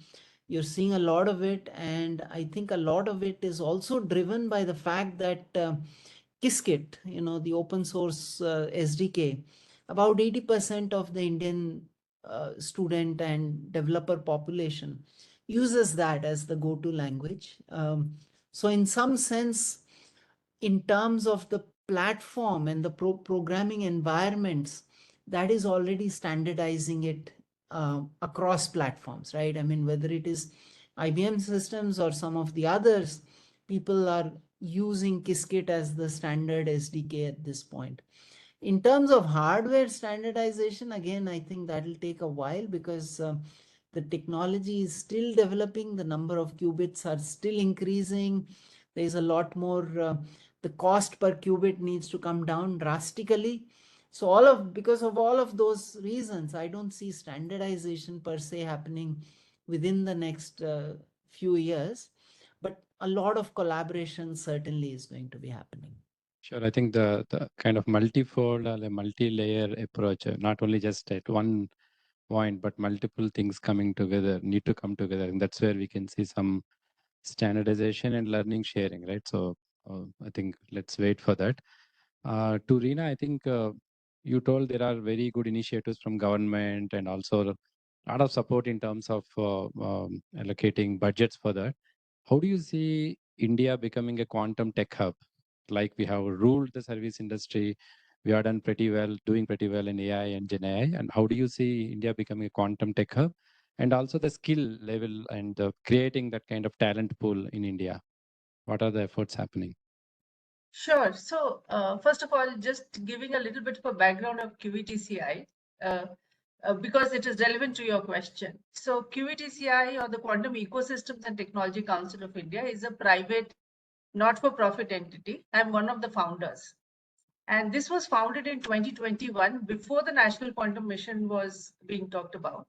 Primarily because myself and a couple of my co-founders, we sort of looked at the generic situation around the world in quantum, saw the progress that was happening, and realized that the implications of missing the quantum bus will be extremely high for the nation, because this is going to drive economic progress, this is going to drive technological progress, not just in quantum, but in all other sectors, once we have more advanced capability in computing and so on. So this entity was founded to be the catalyst agency in India to act as, as catalyst to spur the ecosystem or to accelerate the ecosystem. Our mission is to enable and accelerate the quantum ecosystem in India, and we also drive international collaboration. So these are the two things that we focus on. And therefore, the reason for the formation of this entity was to spur this progress forward. Now, if we look at where we are today and where we want to go, what is the mission? What do we want? And I'm going to be audacious enough to say it out loud here, that we want India to be among the top 5 countries eventually in quantum. And that's a tall order, because traditionally we have been very strong on the IT services sector. And IT services sector, so there is a great opportunity there as well, by the way, because when you look at that sector, there are very specific quantum related opportunities that are there. But India also has a lot of, what we known as captive centers for R&D organizations, just like yours, like, Samsung's R&D center leveraging the Indian talent is based out of Bangalore, IBM, and so on, right? So when we look at all of this, that is definitely a great opportunity. So things look positive. And if I look at the Indian talent, and I think this is not me saying this is what I hear from others when they talk to me about the Indian ecosystem, is that everybody recognizes the quality of the talent in India and the speed at which we catch up from a talent perspective. So any new technology, I mean, I personally was involved in some of the first few efforts to incubate drone startups in India. And I was very skeptical, but they jumped, I mean, I was in Microsoft then, and then we sort of partnered with a few companies to do an incubation, and contributed to an incubation effort. And it was so surprising to see the speed at which then we started having drone-related startups in India. The same is true for quantum. In 2022, QETCI conducted a 3-month incubation effort purely as an experiment to see what is the kind, if you give support, what is the kind of capabilities that will emerge, right? And to see what kind of talent that we have. And we got 1,626 participants, and there were 137 projects that were submitted, out of which 25 were completed, prototypes or POCs. So we had proof, right? We looked at this data, we took it to the government of India and said, this is the possibility, right? Our startups can double or triple in the next 2-3 years if you bring in the right kind of environment for them, right? So this is again to the talent, right? Nobody else, I mean, whatever else you do, if the talent is not there, things don't happen. That is there. Now, when we come to skill development, there is still, like everywhere else in the world, in quantum, we still have a skill gap issue. That is because people who pass out of masters, who do masters or PhDs in certain topics, and what the industry needs, there are still gaps because it's a very evolving area. So what is needed is a much more focused skill development program, which is aligned to the workforce needs in India, which incidentally may not look the same as the workforce needs in US or those in Europe, for example. So that is something that we are working on. We are actually running 2 working groups, one for education and the other for skill development. And we're coming out with a framework that would be, more relevant as we move forward. And of course, the government is doing a lot of initiatives on that front. If you look at AICTE curriculum recommendations, they already have, for the last couple of years, very detailed recommendations on different courses for quantum. And what could, even down to the level of what the curriculum should look like and so on. So I think that machinery has already started moving, and more things can be done as we go forward. Great to hear. I think first point is like we want to be one among the top 5 quantum driven, driving the quantum technology as a nation. I think also the lot of effort going on in terms of skill improvement and from the academia perspective. One quick question to Rodrigo. So you shared some numbers and one of the optimization. So what are you seeing like key use cases which will touch the lives of people like at the end user level in a short term? That's a great question. And before replying, I just want to say that here at Multiverse, we're a global company. We're in Canada, Spain, most of Europe, now going to the States. And the first nationality behind Spanish people, that we are like 40 something, we are 170 people almost. The first nationality after the Spanish people is Indian. So the presence of Indian community in Multiverse is pretty heavy, and so very good talent and very good experience so far. It will keep on growing in the future for sure. So very nice. And in terms of use cases and so forth, we've seen that there are different. We are working in different applications. What we are doing is optimizing the engine itself. So of course, we have the use case that if we are receiving an email, we will have some sort of AI that can structure and summarize the email and can give us like some sort of insight about concerns or so forth. Or in the customer service, most of the conversations will have access to information faster. In our cell phone, we will be able to grab information from the surroundings without a lot of interaction. We will be able to command things and interact and interface just by voice or just by. So pretty much, I think the existing AI use cases will become faster. That's what I think you are summarizing, right? Yes, I believe there is one getting the AI to on device. So applying extreme compression techniques as quantum-inspired compression techniques, as we are doing, it will allow to deploy services on device that right now they are actually in cloud. And what I mean is distributors, for instance, like Netflix, I could say, that they create, or all the production system might be moved to entertainment, generative AI as well, built on device. So there are thousands of use cases. In Spain, we're working with huge energy companies. I think the use cases are listed by 90, 100. It's a really transformative technology, and the approach that we are following of integrating tensor networks into not only convolutional, but general neural networks, convolutional, transformers, fully connected. When we insert tensor networks to optimize the neural network, we make sure that we will be able to translate this tensor network architecture to a quantum circuit. So we will be able to embed quantum computers in the neural networks once the hardware is ready. But we're bringing the value right now. We will adapt, or we will be able to migrate to quantum computers once the hardware is ready. So as before, we have two different applications. One of them is cloud, HPC, hybrid computing, and so on and so forth. And then we have on-device applications that are amazing, and the field is pretty green. So yes. Sure. I think, Dipanjan, one last question. You covered about multiple domains applications. If you have to pick one domain which is going to take full advantage of quantum-inspired AI, which is that, and why is that? I think finance. Finance is the most promising a domain where it can be benefited through quantum inspired, and is already developing various Venkat already said that our fraud detection, financial fraud detection, is one of the very challenging domain where quantum computing is coming. And next is your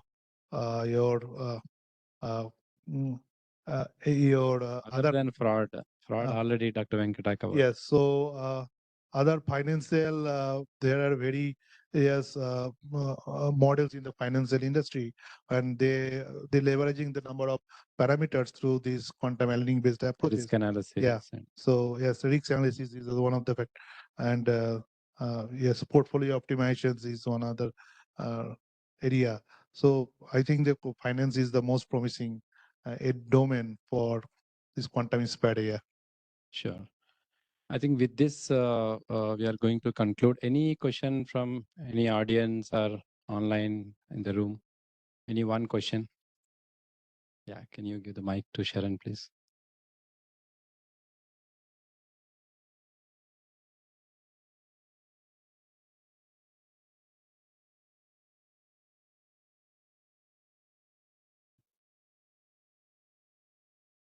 Hi. Go ahead. Yeah. Hi. Thank you for a great session here. There's a lot that we learned today, especially in what's happening in India, what's happening in Spain, and in the quantum area. So one question I had was, we are talking about a lot of progress, but still there are some gaps because of which the big tech companies are still not fully adopting this as a mainstream technology. So I would like to understand what are those key problems that we are trying to solve, all of us together, and some thoughts on one or two key problems. Problems and limitations. Limitations, Yeah. exactly. Should I start or?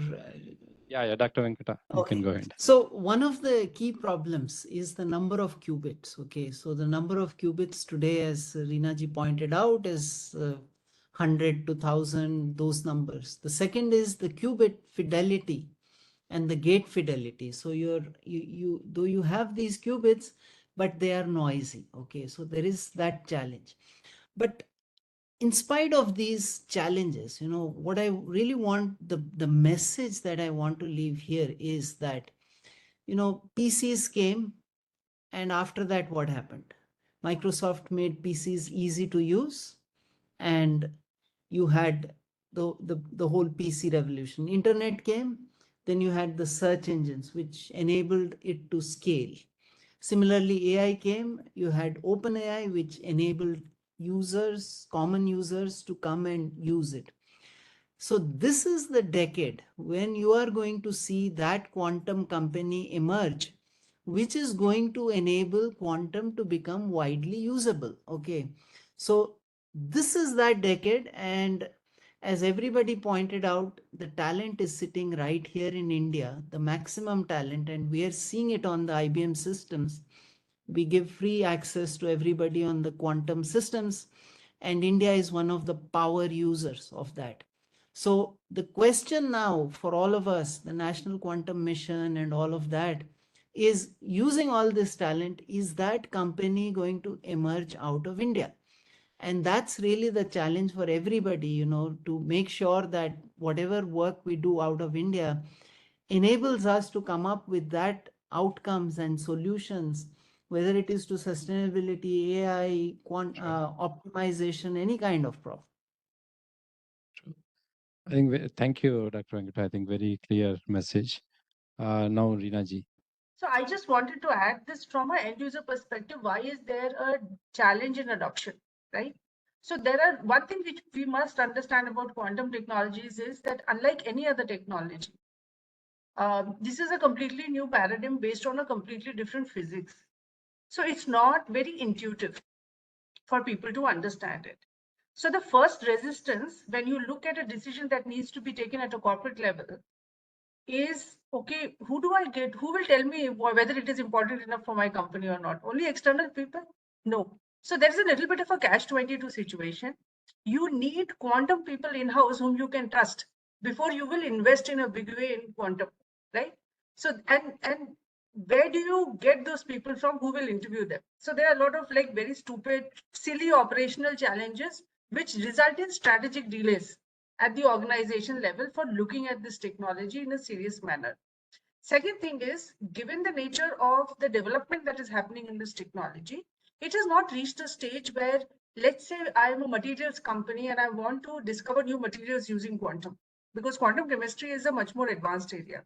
So I know that it is a good use case. If I want to do it, it is not as if I can take a off-the-shelf product and I can now start searching for new materials. Basically, what I need to do is to set up a research team, which will be research people who are chemists on my side, people who are already doing material research, and people who come from this deep quantum side who can work on quantum algorithms and also form a team which is going to be multifunctional, with and they will work together and do more applied research before you emerge with a solution.